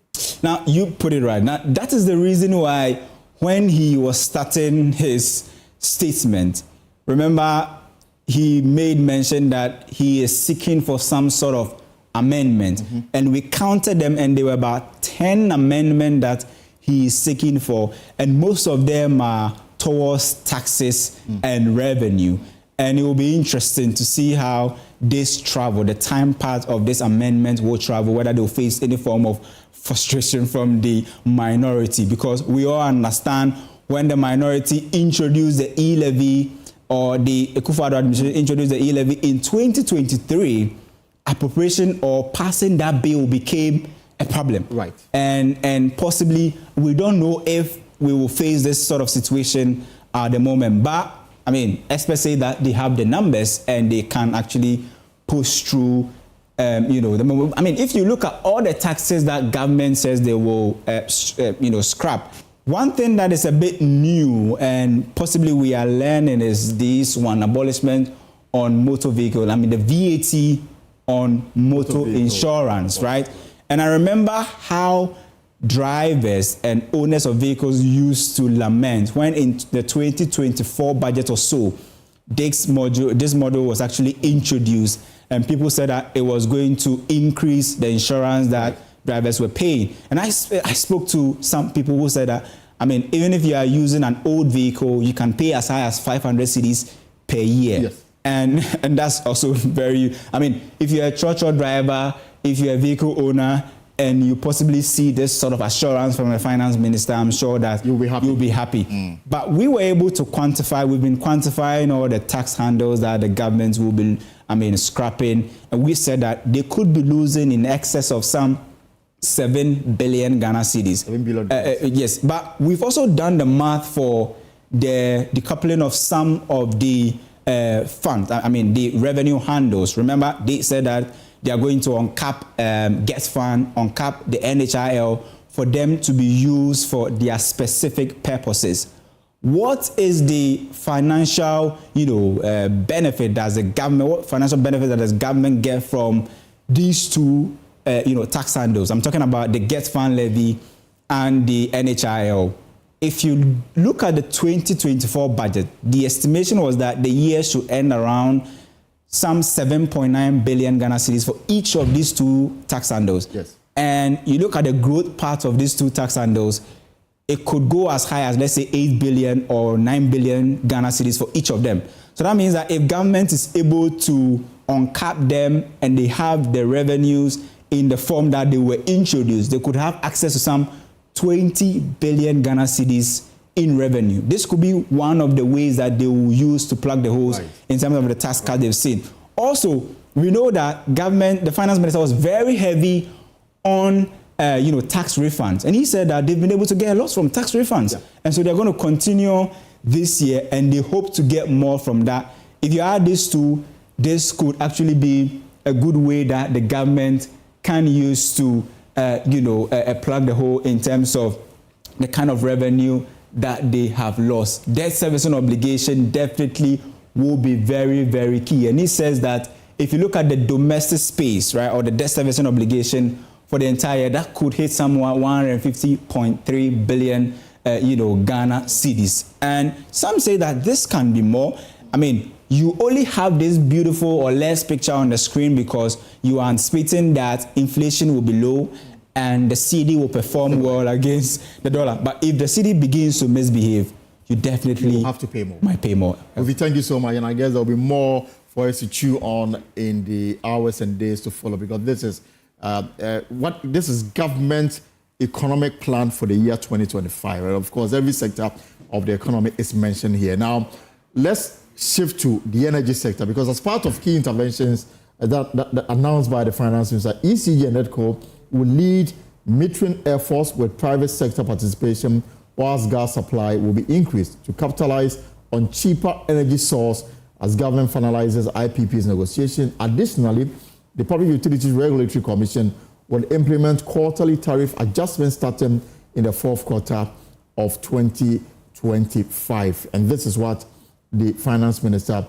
told Parliament this afternoon. Now, let me bring in Anna Mwesi. He is an energy expert for his take on the energy sector as presented in the budget statement by Parliament. We'll also be speaking to Mr. Setchum Akwabwa to gauge his mood on industries and what the takeaway that they got from the 2025 statement presented by the finance minister. Anna Mwesi, you're welcome. So, it is quite clear government is pushing through the plan to privatize some aspect of operations of ECG and NEDCO.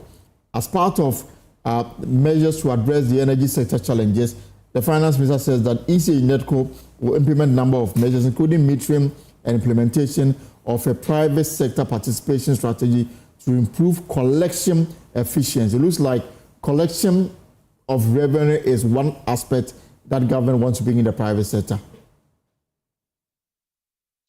Thanks for having me, Kaloni, and good afternoon to your viewers. And so you will find that the budget was so much fixated on ECG or on power issues.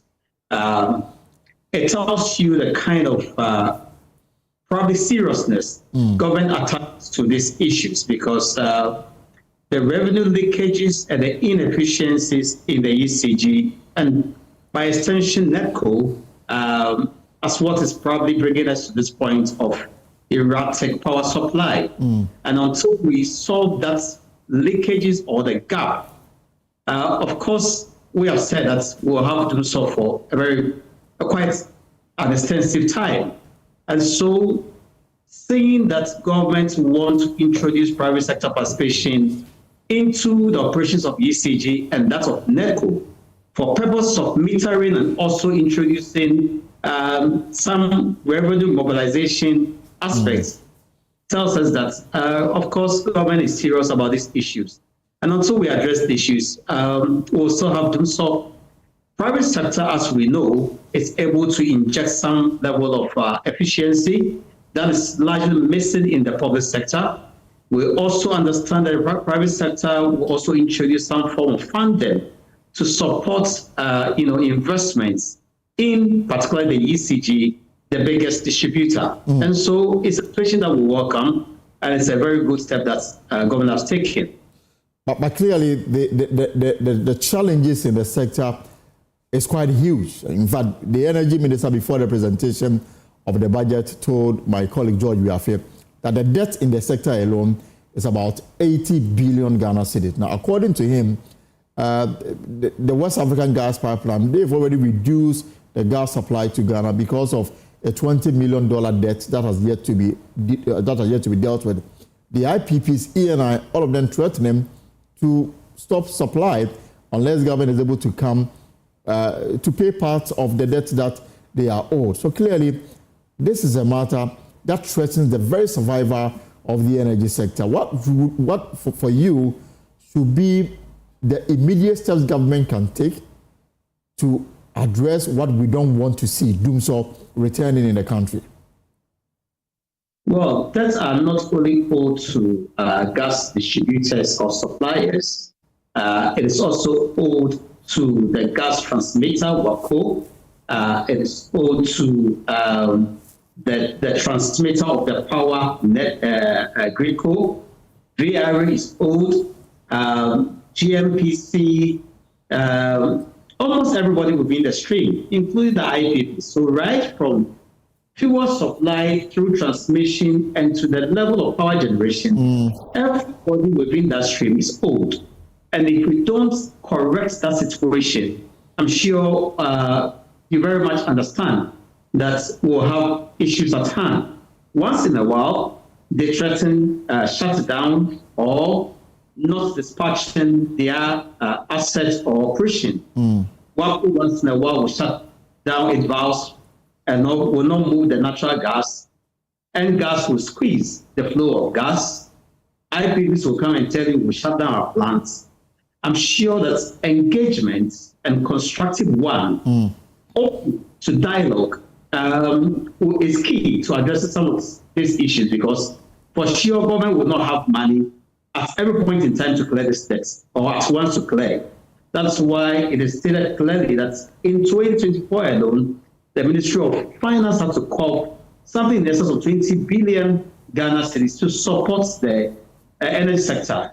And it's also estimated that into this year, it's projected that government will spend close to 35 billion to solve the issues in the sector, probably to pay all these distributors. But then let's correct the inefficiencies in the ECG and also the NETCO so that we reduce the deficits and we'll be able to pay our suppliers. Because if any of these guys chooses not to dispatch its operation, of course, we've lost power. And then my final question on the energy sector for you, Nana Boesi, is the fact that at the National Economic Dialogue, just about a week or some few days ago, the finance minister in his presentation to the gathering, and also collaborated by the energy minister, they made reference to the fact that consumers cannot continue to be burdened with increment in tariff to address the weakness that ECG or the inefficiencies that the ECG is saddled with. Now, here's the case that according to the energy minister and the finance minister at the dialogue, ECG is only able to collect 64% of power sold to consumers, meaning that it looks like the technical loss or is gone beyond the 25 or the 30%. Now, here is what government is seeking to do to cure the inefficiency that ECG is saddled with. PURC will continue to implement quarterly tariff adjustment to reflect changes in inflation exchange rate and generation. PURC would also undertake a major tariff adjustment, which will be due in the fourth quarter of 2025 to reflect capacity charges, additional liquid fuel usage, and additional CAPEX. For me, listening and then reading through this, it looks like, again, I've been asked to pay more to address the inefficiencies that ECG is saddled with. I don't think it's fair. Well, first, not directly that you are going to pay for the inefficiencies in the ECG through tariff adjustments. But then, if ECG is unable to collect the revenue, and Ministry of Finance have to intervene, it means that your money that you have contributed in the form of taxes and margins and levies, which could have been directed towards health or education, will have to be cut to pay the players in the industry for the inefficiencies in the ECG. But then when it comes to inflation and the fuel, composition, if it's both against us in negative terms, then of course tariff will be adjusted. What's something, Yakaloni? The minister said that the weighted average cost of gas will be increased from $7.836 per million British thermal units to 8.45. Automatically, tariff has gone up, because fuel price or the weighted average cost of fuel or gas is gone up.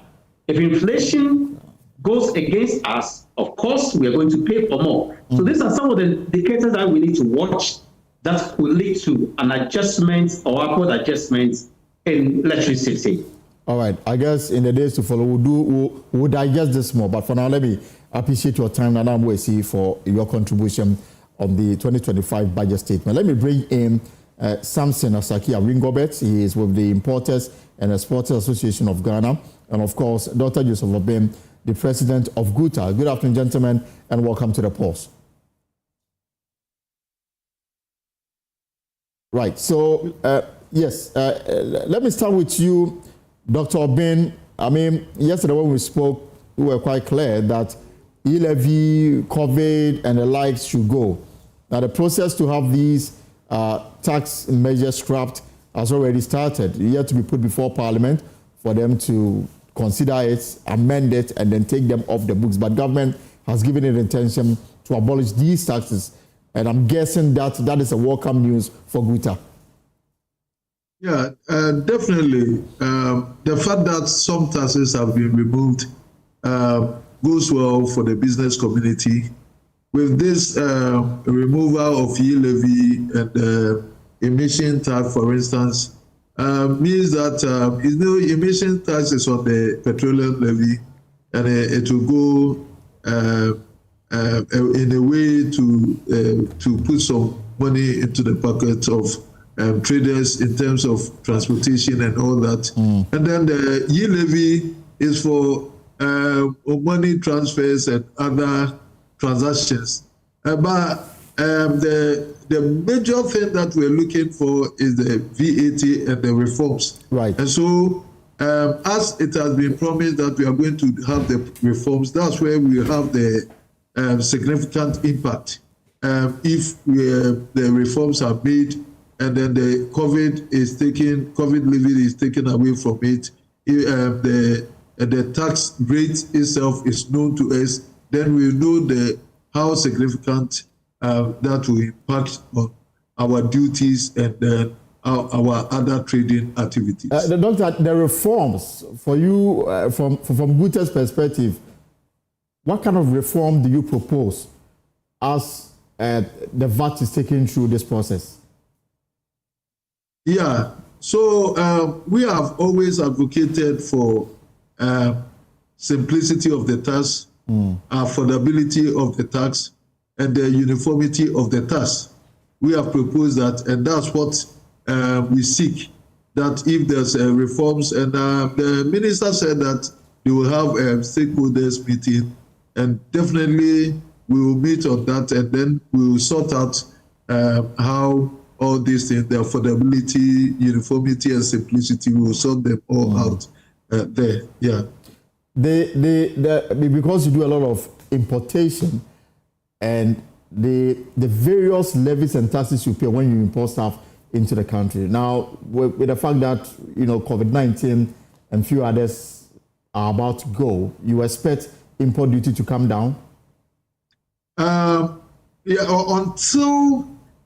we got to know how the VAT is structured, we will not know how impactful these other levies will be, because the yield levy does not translate on the duties. Right. The yield levy is a general levy for the monetary transaction. So aside the COVID aspect in the VAT, we also want to know the rate of the VAT now.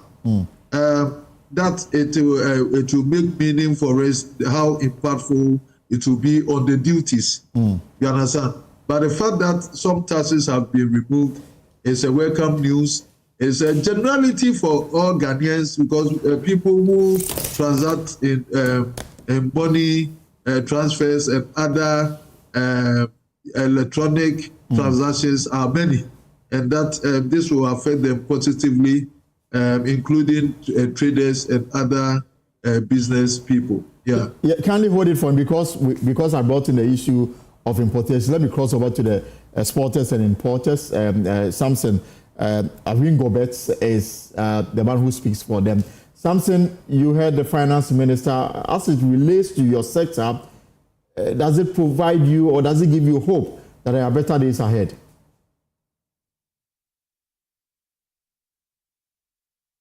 If you can unmute for me, Ms. Awingobet.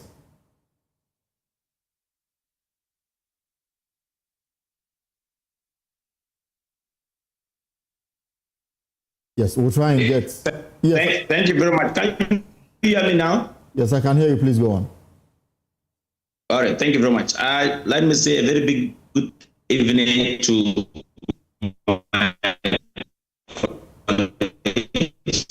Dr. Oben. We, the finance minister, we must applaud him. A very noble guy. Before the statement that he made today, he himself walked to the market, and his deputy. Incoming deputy minister, they all went to the markets and then had interacted with the market women and could feel the heat right there. And that, I'm sure, that constituted an informed decision in the way and manner in which the package, the budget presentation made today. I will say that this budget have really come to relieve the business community, because if you should see an importer, one importer COVID levy alone, sometimes ringing up 20,000 and above, that could help the importer to even transport his goods to his warehouse, even pay laborers to discharge, and even can remain some amount of money to even pay his workers at the end of the month. And so it is a very huge relief to the business community. Another aspect that the finance minister was very practicable is, we've been talking about since the inception of the previous administration, the Akufo-Addo, Excellency the President Akufo-Addo government, former President government, The finance minister at the time decoupled the GET fund and decoupled the health insurance. It becomes a cost that we've been asking. You calculate the import duty. Yes, coming. You have to come. No, please go on. We're having difficulty stabilizing your connection, but it's better now. Please go on. Good. So as I'm saying, so you can imagine that all the time you see this kind of duplication of calculation of duties in the port.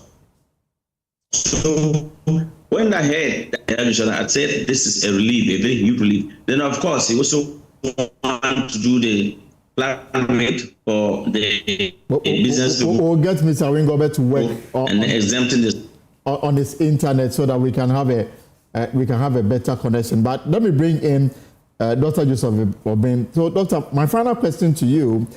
I mean, one of the main concerns for importers is stability in the forest, and that for you is a major issue. Now, the finance minister says they are working to bring down inflation and also stabilize the forest markets. Are these enough?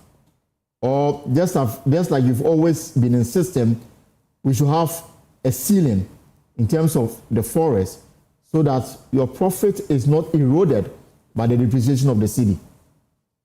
Yeah, so that was the when we said that we needed the dollar to be pegged for the purposes of duty payment.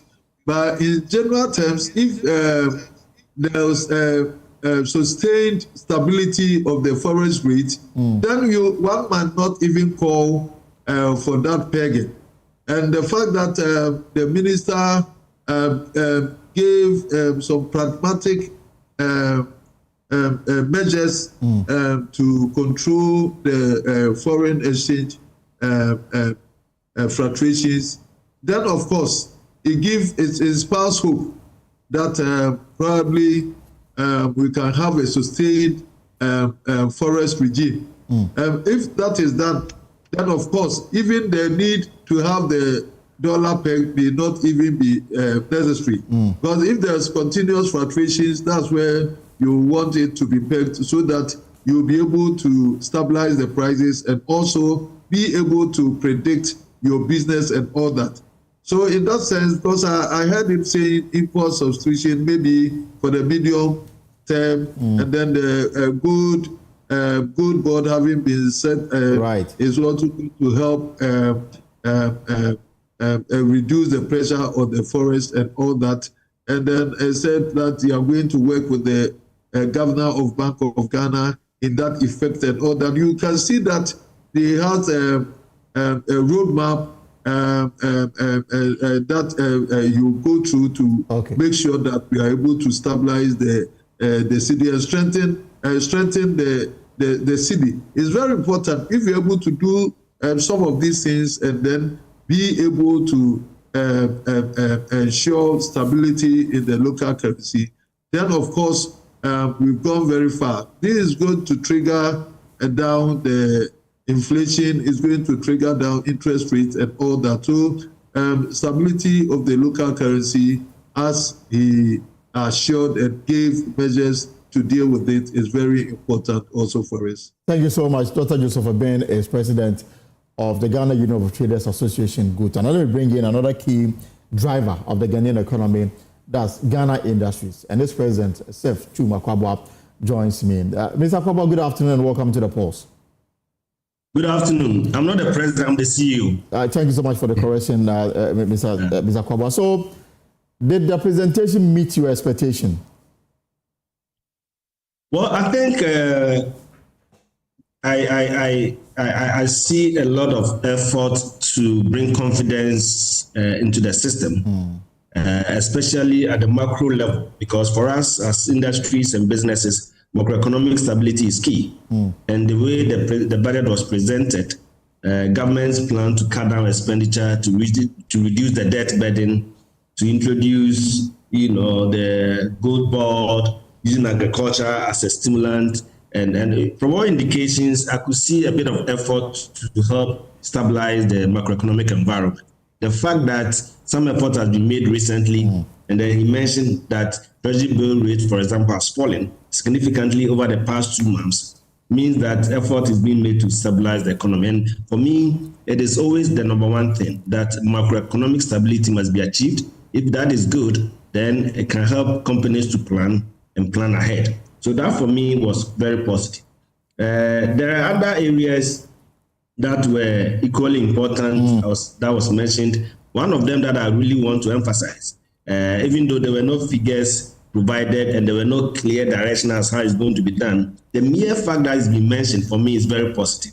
And that is the fact that government procurement will be used to promote made in Ghana goods. Right. We are producers of made in Ghana goods. So if government says, I'm going to use my procurement system to ensure that we procure more of the made in Ghana goods, that for me is positive.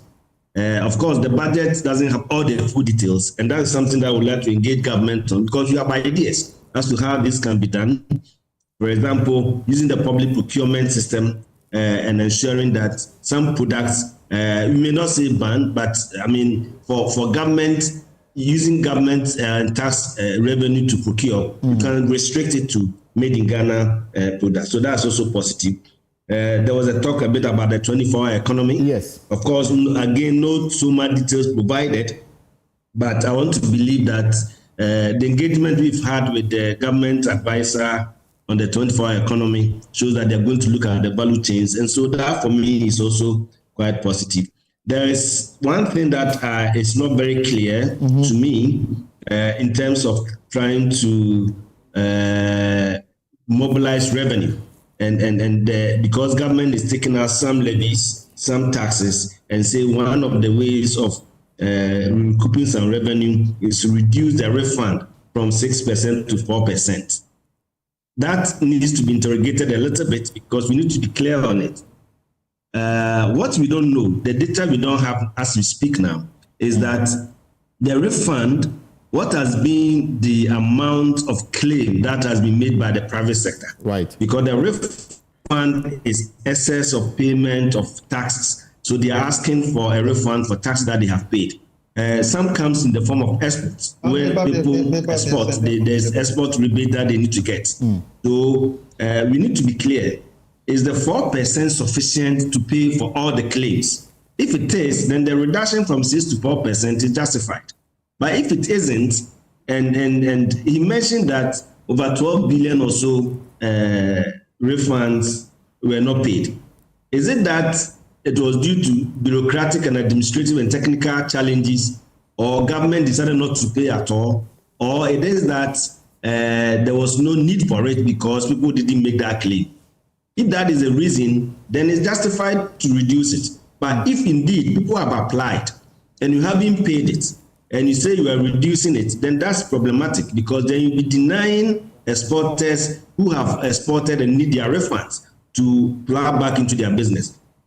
So that aspect has to be interrogated a bit to be sure that indeed what government is saying is consistent with what businesses are also expecting. So these are a few thoughts.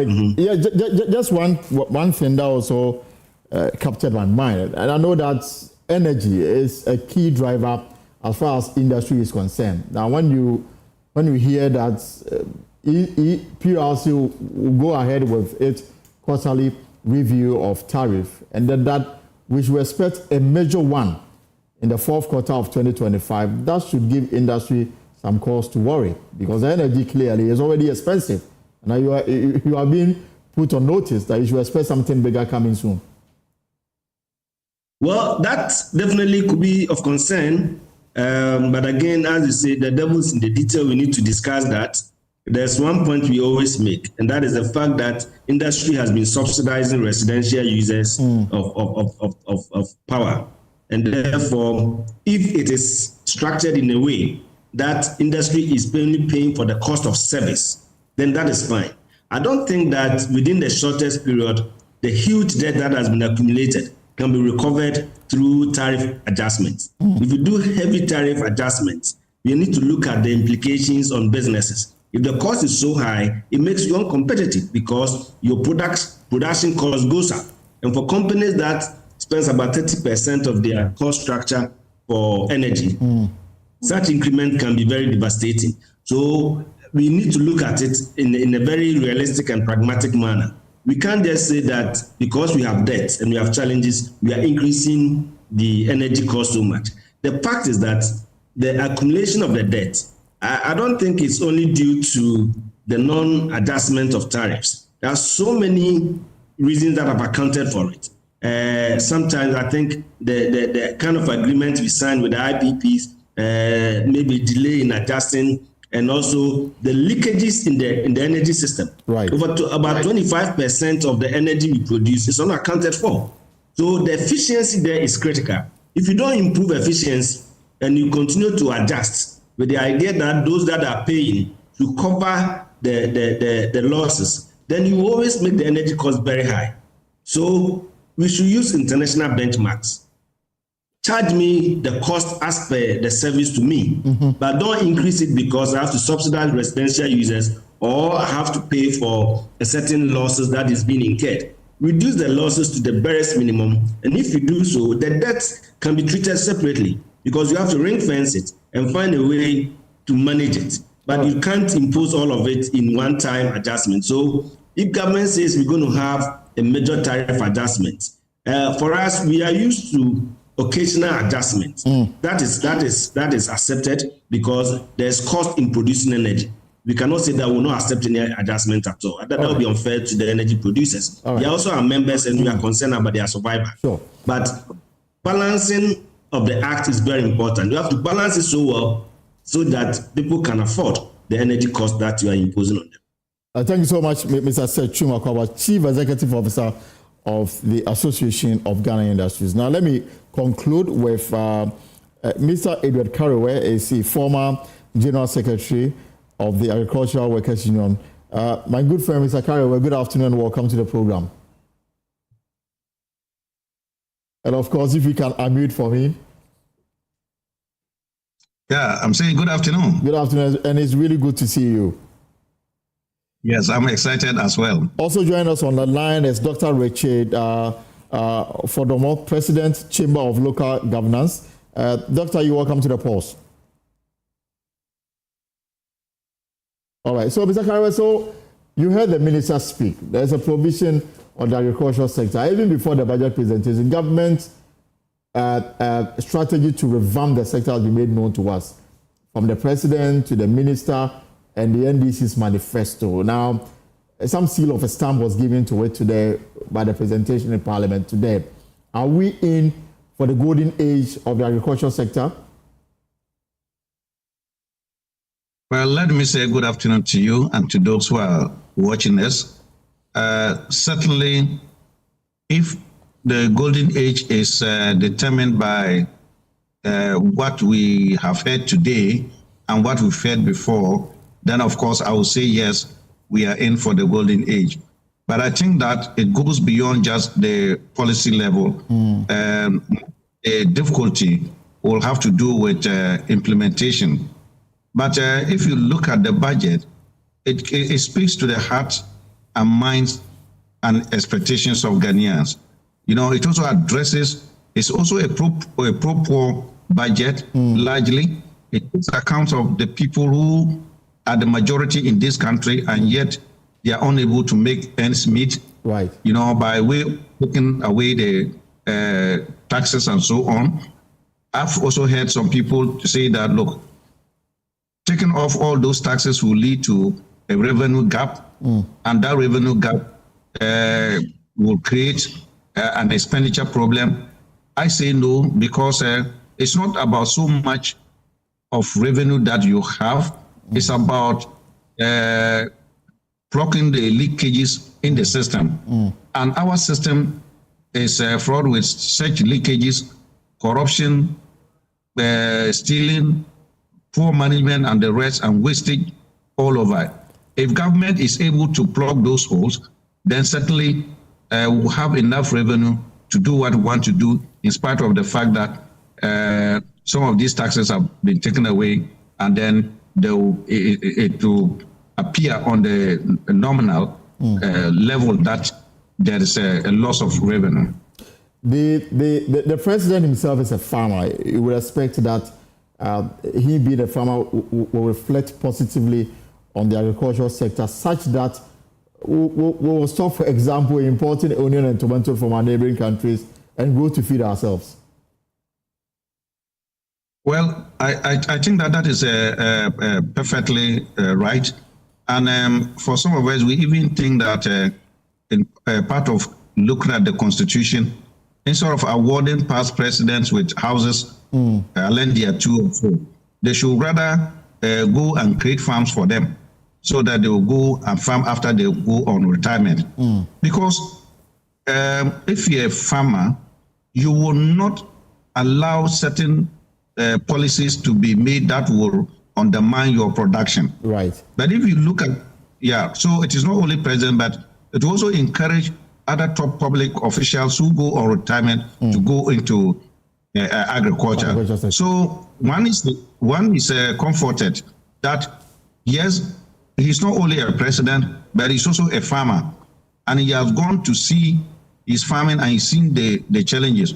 So if he makes a decision on agriculture on a particular measure, then one hopes that he'll be ready to follow it to the end. Okay. Thank you very much, Mr. Carrier. Well, we've got some few minutes to go. So let me bring in for a brief chat Dr. Richmond Fiadomo, President of the Chamber of Local Governance, and he joins me via phone. Dr. Fiadomo, so there's an allocation of a proposed allocation of 100 million Ghana cedis to pay allowances for assembly members. What do you make of this? Thank you very much. I think that this proposal is a welcome call, and it's our hope and wish that the proposed amount will quickly be released to the Honorable Assembly members. We all know that currently allowances paid to Assembly members is hinged on the IGF of a particular assembly. And we know that if you look at the metropolitan assemblies and some municipal assemblies, the IGF alone is even more than the common fund that comes to them. But when you head towards the urban and then the rural estate, they do not have any proper source of IGF, so their allowances are nothing to write home about. So clearly, this is going to bring about a uniformity in terms of allowances that are paid to assembly members. So irrespective of whether you are in a metropolitan, municipal, or a district assembly, you are all assembly members, you all take the same allowance. So for me, on that score, is good. It is also going to incentivize the assembly members so that they will have some level of corruption, because they will now see and know that there is a source of funds that comes to them on a monthly basis. So they will not seek those funds from anywhere else. So clearly, I think that is good, and it followed through, and that amount leads the Honorable Assembly members is going to fund the concept of centralization and local development. And quite briefly, I mean, the payment of allowance, is that the only challenge that must be addressed for the assembly member? Yeah, the allowances is the first step. Because you see, unlike the members of parliament who unfortunately are not development agents, yet are paid a share of the common fund for development, going forward, the assembly members who are also representative of electoral areas must be given some form of electoral area development fund. Right. It is not money that will be given to them, but it will bring about projects which are important as far as the community or the electoral area is concerned. Right. And those funds can be used to support this development. So I think that's the best step. All right. Once the back of sight of the other the telephone is not the telephone connection is getting bad, but thank you so much, Dr. Richmond Fiadomo. Let me bring in, to wrap up the conversation for us this afternoon, Professor William Kwesi-Prepra, an economist with the University of Andrews in the United States of America. So, Prof, you have the final bite on this matter. You heard it. Now it's out of the bag. There are promises to cut here and there, scrapping of some taxes, projection, revenue as against expenditure and the deficit. We are projected to spend over 40 billion cedis more than we will collect. Your general overview, and if you think this is what we need in this time of our life. Thank you very much, and thank you very much, your viewers. I'm a little bit concerned with the deficit figure of the 43.8 billion projected. My hope is that if the finance minister is going on the way we normally do a budget, where we over-present the expenses, but in reality we will underspend, it's going to really be something that is very good. One thing I noticed from the budget, and that will be my take, and I think when we met the last time I spoke about it, that the government must be specific, making sure that contracts that are awarded must come with a budget allocation. And I heard him clearly saying that he's going to come back to Parliament to review the PMF Act, and they are going to make commencement certificate and budget allocation a mandatory requirement for budget payments. Right. This is a mark of discipline. So if the finance minister is going to ensure that all government entities, all ministries, all district assemblies, before they contract anybody to go into a project, goods or service, or any kind of activity for the government, that person should have a commencement certificate and a budget allocation. Is really going to help the country. My fear is that sometimes government itself may override this condition. So I'm praying that, as he's mentioned, he's going to bring this revision to Parliament to make this a mandatory requirement before payments are made, and to ensure that this is done is really going to help. And this will address the procurement breaches that the internal audit agency of Ghana has been reporting over years. If you look at their report, the over 30 billion, 20 billion infractions that they normally report in a year, all sum up to procurement issues. So if this requirement is going to be implemented, then I will strongly see that Ghana will be on a good footing.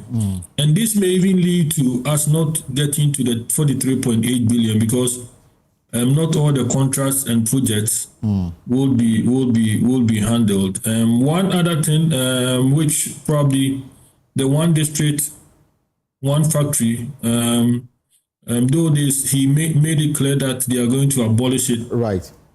There are some already factories in place enjoying this privilege. We need to know what will happen to their fate. I know Casapreco, Kumasi, and others are already enjoying this facility. What will this happen to them? Because they employed a lot of Ghanaians. So it has to be very clear. Those who are already in it and they have still not finished, have to enjoy from the benefit of this one district, one factory. What is going to happen to them? Something must be looked at it. And they may be saying that they are not going to add on, but those who are already in it, the government is going to cater for their needs to make sure that these companies work very well. Okay. And then, so these are my top two issues that I think that I picked. I see discipline, and I see that the deficit is a little bit high for me, 43.8 billion. It gives a signal that we are not yet out of the woods. Right. So we should not be singing the praises of the finance minister yet. Right. We may have to wait for actual implementation. Prof, this is just the foundation that we are laying, and we're going to have more discussions on this matter. Thank you so much for your time this afternoon. Well, folks, that's our show for today. It's been all budgets and numbers, projections here and there, but more discussions on this matter. The finance minister himself will be in our studios at 9 p.m. On PM Express with Evans Mensah at 9 p.m. to make it and listen to the explanation and justifications that he'll be providing for the many measures that he's announced in the budget statement. There's more stories on myjoyonline.com. as you can see there. Log on to myjoyonline.com, and then the full text of the presentation is also there. But remember again that the Finance Minister, Dr. Cassiel Ato Forson, will be our guest at 9 p.m. on PM Express with Evans Mensah here on JoyNews. Whatever you are up to in the hours ahead, I hope it's profitable. My name is Elton Brobe. Have a good evening. Take care. See you same time tomorrow as we do more digestion of the 2025 budget statements.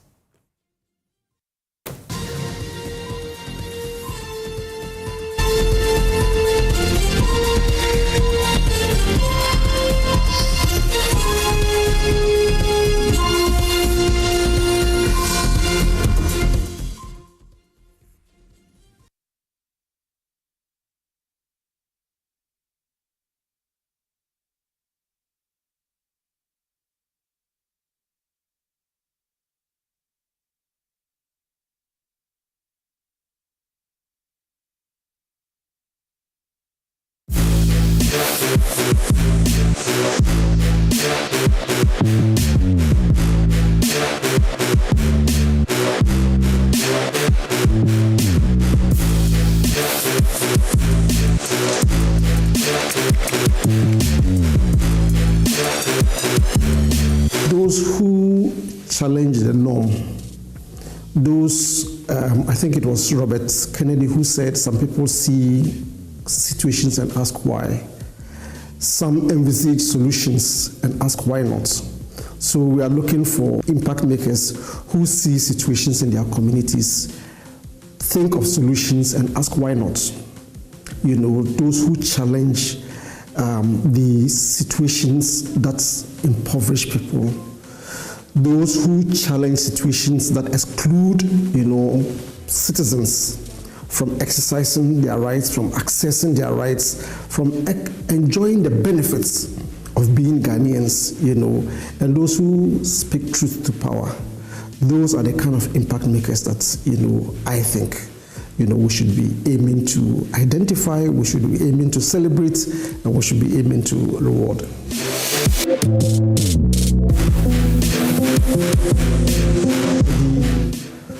Who leads by example? Somebody who is helping to address a salient issue in a community, an issue that is critical to vulnerable groups, disadvantaged groups, excluded social groups in their communities. Someone who is seeking to make a change without looking for remuneration, without looking for compensation, that he or she is doing it for altruistic reasons. But also somebody who is willing to join hands with others, rather than say that this is my project or this is my activity, but wants to join hands with others, to make life better.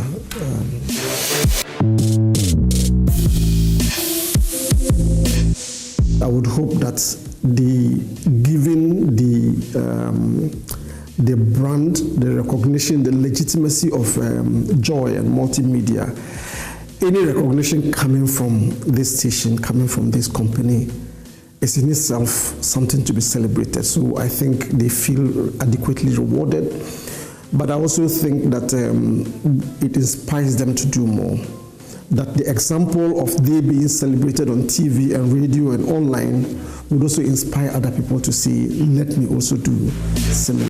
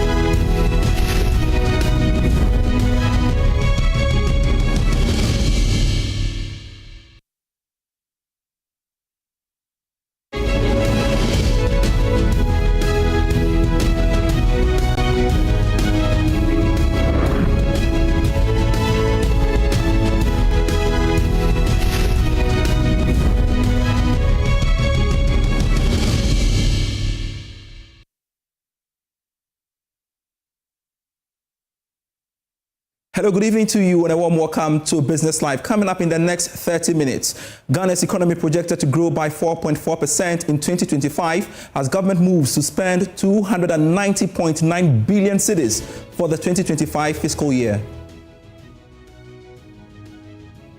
Have been set for the year 2025. Overall real GDP growth of at least 4% of GDP. We shall be unpacking the numbers for you with an economist and tell you what's in for you. Also in this bulletin, government moves to scrap e-levy, emission levy, betting tax, among others, to ease the financial burden on households and businesses. We will abolish the 10% withholding tax on winning from lottery, otherwise known as the betting tax. We will be getting reactions from the various business groups and associations on this shortly. Plus, Managing Director of the Ghana Stock Exchange, Abinamwa, emphasizes the need for policy reforms to incorporate investment education in the country's educational system. If we make investment education part of compulsory programs at school, so working with Ministry of Education, include financial education and literacy. We have details of these and more lined up for you. Please stay.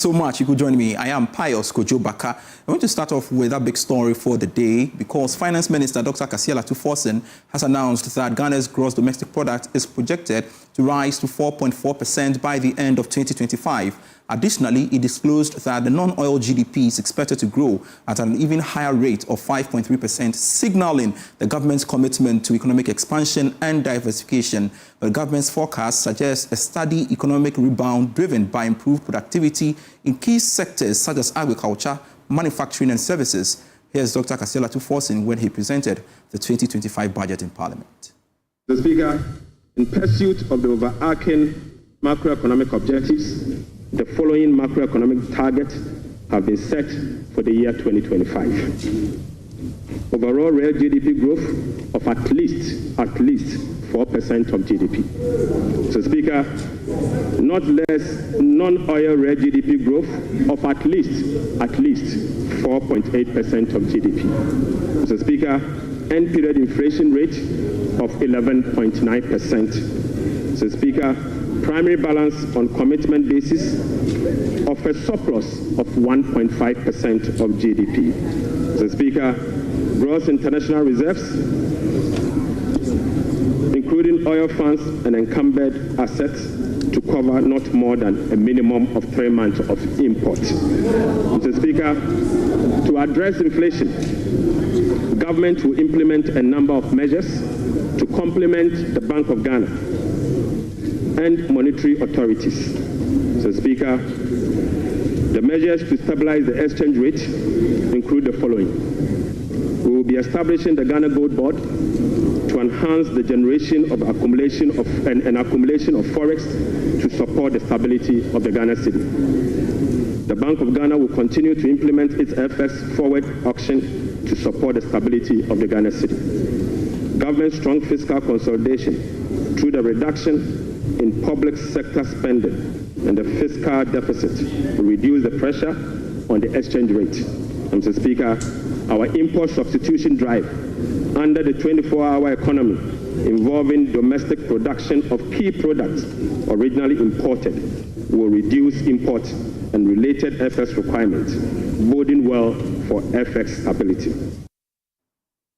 He also announced that the total appropriation for the 2025 fiscal year amounts to 290.9 billion cedis, presenting the 2025 budget to Parliament. Dr. Forson provided an overview of the government's revenue and expenditure projections for the year. Total revenue and grant for 2025 is projected at 223.8 billion Ghana cedis, or 17.2% of GDP, up from 186.5 billion, or 17.4% of GDP. The projection is underpinned by non-oil revenue measures, which are expected to yield at least 0.6% of GDP. So, Speaker, total expenditure on commitment basis for 2025 has been programmed at 269.1 billion, representing 20.7% of GDP, down from 279.2 billion, which is 26% of GDP in the year 2024.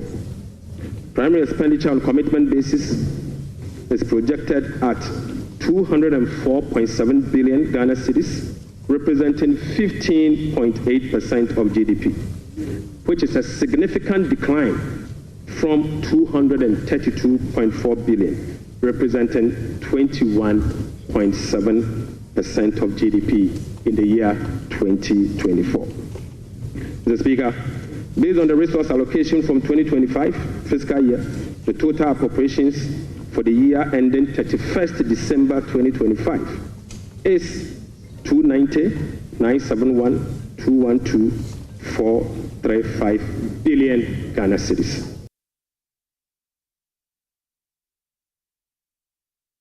Let's make sense out of the numbers and get on to Zoom and speak with economist Professor Patrick Isubeng to help us unpack the numbers in the 2025 budget. Pleasure you could join us on Business Live. And first of all, before we even talk about the numbers, your initial comments on the budget, how would you describe it? Good evening and good evening to viewers. Thanks for having me. So I think clearly the budget has signaled two fundamental shifts in how the fiscal policy is going to be run. The first shift is a move away from a focus on revenue-based consolidation to expenditure-based consolidation. So you see that in the decision to reduce the spending even below last year's level, which is quite extraordinary. And it appears that government is doing this and then redirecting spending more to households by way of the number of transfers that were mentioned in the budget. Whether you agree with some of the transfer or not is a different thing, but there's a clear shift to focus more on expenditure-based consolidation. The other one is that there's a move away from the centralization that we saw in the previous regime. You saw that in the previous regime, they introduced the appropriation capping, where they capped how much it was going to the statutory funds and decided to centralize the spending. We all know what the consequences. There appears to be a move away from that. So I think those were two major shifts that I noted in how the budget was being done this time. And what might trigger that switch? Well, I think much of it is the outcry of how the previous government ran the fiscal side. I think how it ran the consolidation. When we went to the IMF, we decided to impose more taxes. And we saw that in the lead up to the election, both parties realized that was a mistake. So because even the MPP candidate decided to roll back some of the taxes. So I think that is one explanation. And as for the earmark funds capping, it clearly hasn't worked. I think the centralization of fiscal resources in the government has actually caused us more problems because of the inefficient use and so on and so forth. All right, let's talk about the numbers as presented in the 2025 budget. The economy is projected to grow by 4.4% in 2025. And just yesterday, the Statistical Service said the country's economy grew by 5.7% in 2024. How do you reconcile these two figures turned out? I think it's somewhat expected, given how the government says it plans to reduce expenditure. Don't forget that government is the biggest spender in the economy. And it's decided that as a percentage of GDP, there's almost a 6 percentage points cut in the government expenditure compared to last year. That's quite extraordinary. So I think to the extent that government is trying to put its fiscal, its finances in order by doing this kind of cut, you see that that's going to have an impact. But the other thing is that you have to understand that the 2024 growth was primarily driven by just a couple of sectors, construction, and then also mining and quarrying. So you realize that in the last quarter of 2024, when growth from mining and quarrying went down, you realize that the growth declined dramatically. So in some sense, that kind of normalization of the growth is expected because you're not going to have new mining and new oil fields coming on stream every time. So even though the projection is a lower number, it's more or less consistent with what you would have expected over a long-term trajectory. And Professor Suming, of what impact would the various policy interventions as enumerated in the budget have on the economy, considering the taxes and levies that have been scrapped? Well, I think you have to understand this from the context of what, the other aspect of the fiscal situation, the debt. And I think the finance minister was at pains to explain the various categories of debt that we found ourselves into, and the fact that last year we couldn't even meet the fiscal target at the end of the year. Now, I think obviously also within the context of the political campaign, the president and the government has been absolutely bent on making sure that the most visible and the most important elements of their campaign were fulfilled, and that's why we've seen a rollback of all those taxes that were said. I think in some sense, the finance minister also communicating that there's a way to do these cuts and then make up for them was also a good thing. At least it gives confidence that perhaps these cuts are here to stay. And then we also saw the number of other government programs that are meant to boost the real sector of the economy. I think that's where the action is. We have seen this before. I mean, having a fresh start and then reading a budget, scaling back some unpopular taxes. We did this, we saw this 8 years ago. I think exactly how these programs will boost the economy and make it more sustainable I think that's the most important thing. But I think as a first budget, it's gone very well. All right, quickly before we wrap up the conversation, sir, so if you have to tell someone sitting at home watching, what's in for them in this budget, would you say? I think what's the main thing that's in for ordinary people is that, government has become a little bit overbearing without being very productive. And we are seeing a rollback of that. So when the government says I'm cutting some taxes and then in some, realign some of even the spending. So it talked about some funds devoted to apprenticeship, some funds devoted to increasing support for social protection, some funds to help school feeding and other things. So it clearly signals that now this particular budget says that this year government is pulling back and allowing ordinary individuals to come a little bit more to the forefront, which is a reversal of what you saw in the last 2 or 3 years. Professor Patrick Esuming, thanks so much for your input this very moment. I truly appreciate it. Let's talk about taxes because government has announced plans to present the necessary instruments for the abolishment of several taxes in the 2025 budget. Finance Minister Dr. Cassiel Ato Forson outlined the tax cuts during his budget presentation in Parliament today. Speaker, despite our commitment to increase the non-oil tax revenue by 0.6%, we have programmed the following nuisance taxes for removal in line with our manifesto promise. Mr. Speaker, we will abolish the 10% withholding tax on winning from lottery, otherwise known as the betting tax. Mr. Speaker, we will abolish the electronic transfer levy, e-levy of 1%.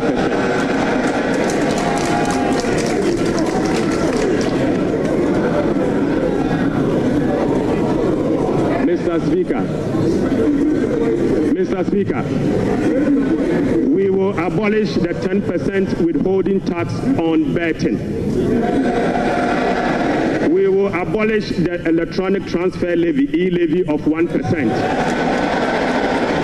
We will abolish the emission levy, otherwise as in Wusie tax. We will abolish the VAT on motor vehicle insurance policy.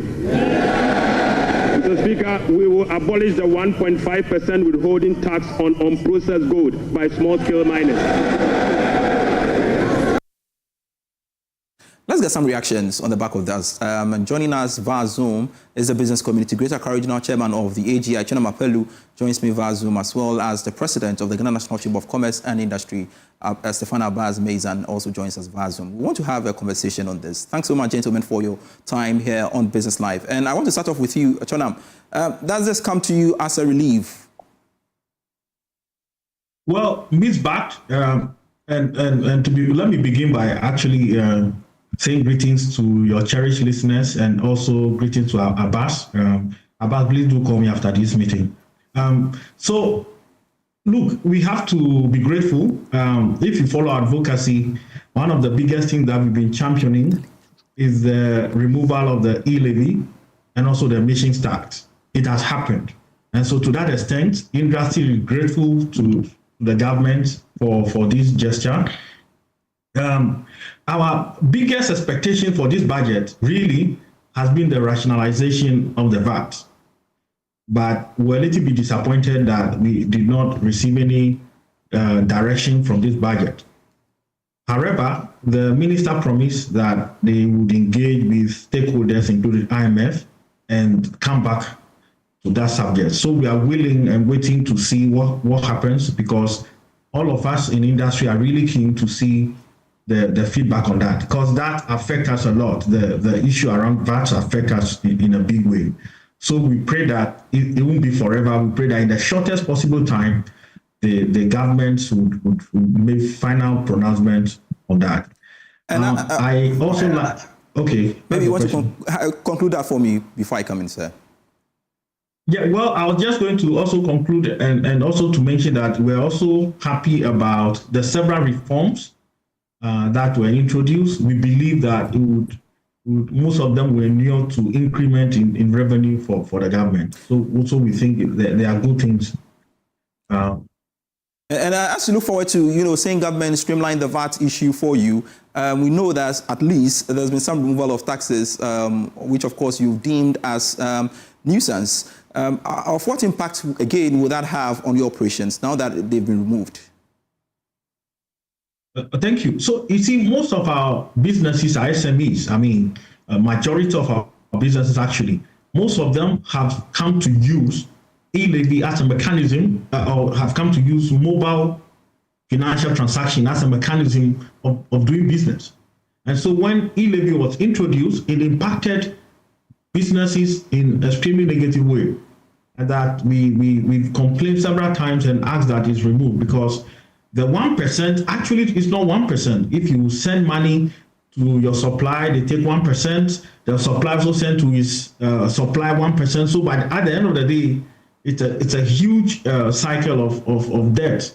But to take off the e-levies, we believe that it's really going to impact businesses positively, and also that we can now encourage more businesses to begin to use e-payment and e-transaction to do business. Mind you, the whole world is going digital, and it's important that as businesses that want to be aligned with the world, we have to also go digital. So it will have a major positive effect on our businesses. Good to know. So is that going to reflect in your pricing?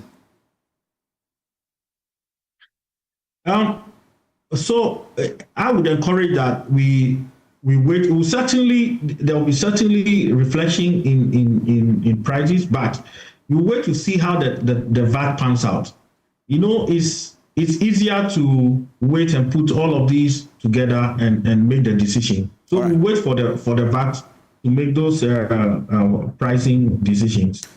Greater Accra Regional Chairman of the Association of Ghana Industries, John Amapelu, thanks so much for your time here on Business Line. Rather unfortunate, we couldn't make time to speak to Stefan Abbas-Mazan, the President of the Ghana National Chamber of Commerce and Industry. We shall subsequently. Still watching Business Live. We have more for you after this break.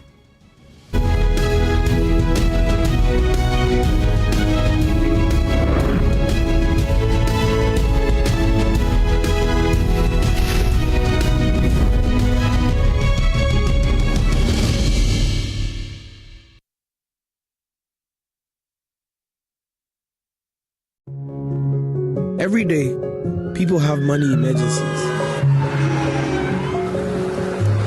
Ma, I need my school fees emergency. My chop money emergency. Emergency. Catch it. I'm your rent emergency. Now, there's a new emergency number in town. More money, challenge and enjoyment. At the top life regardless. Dial star 770 hash for all your money emergencies and chop life.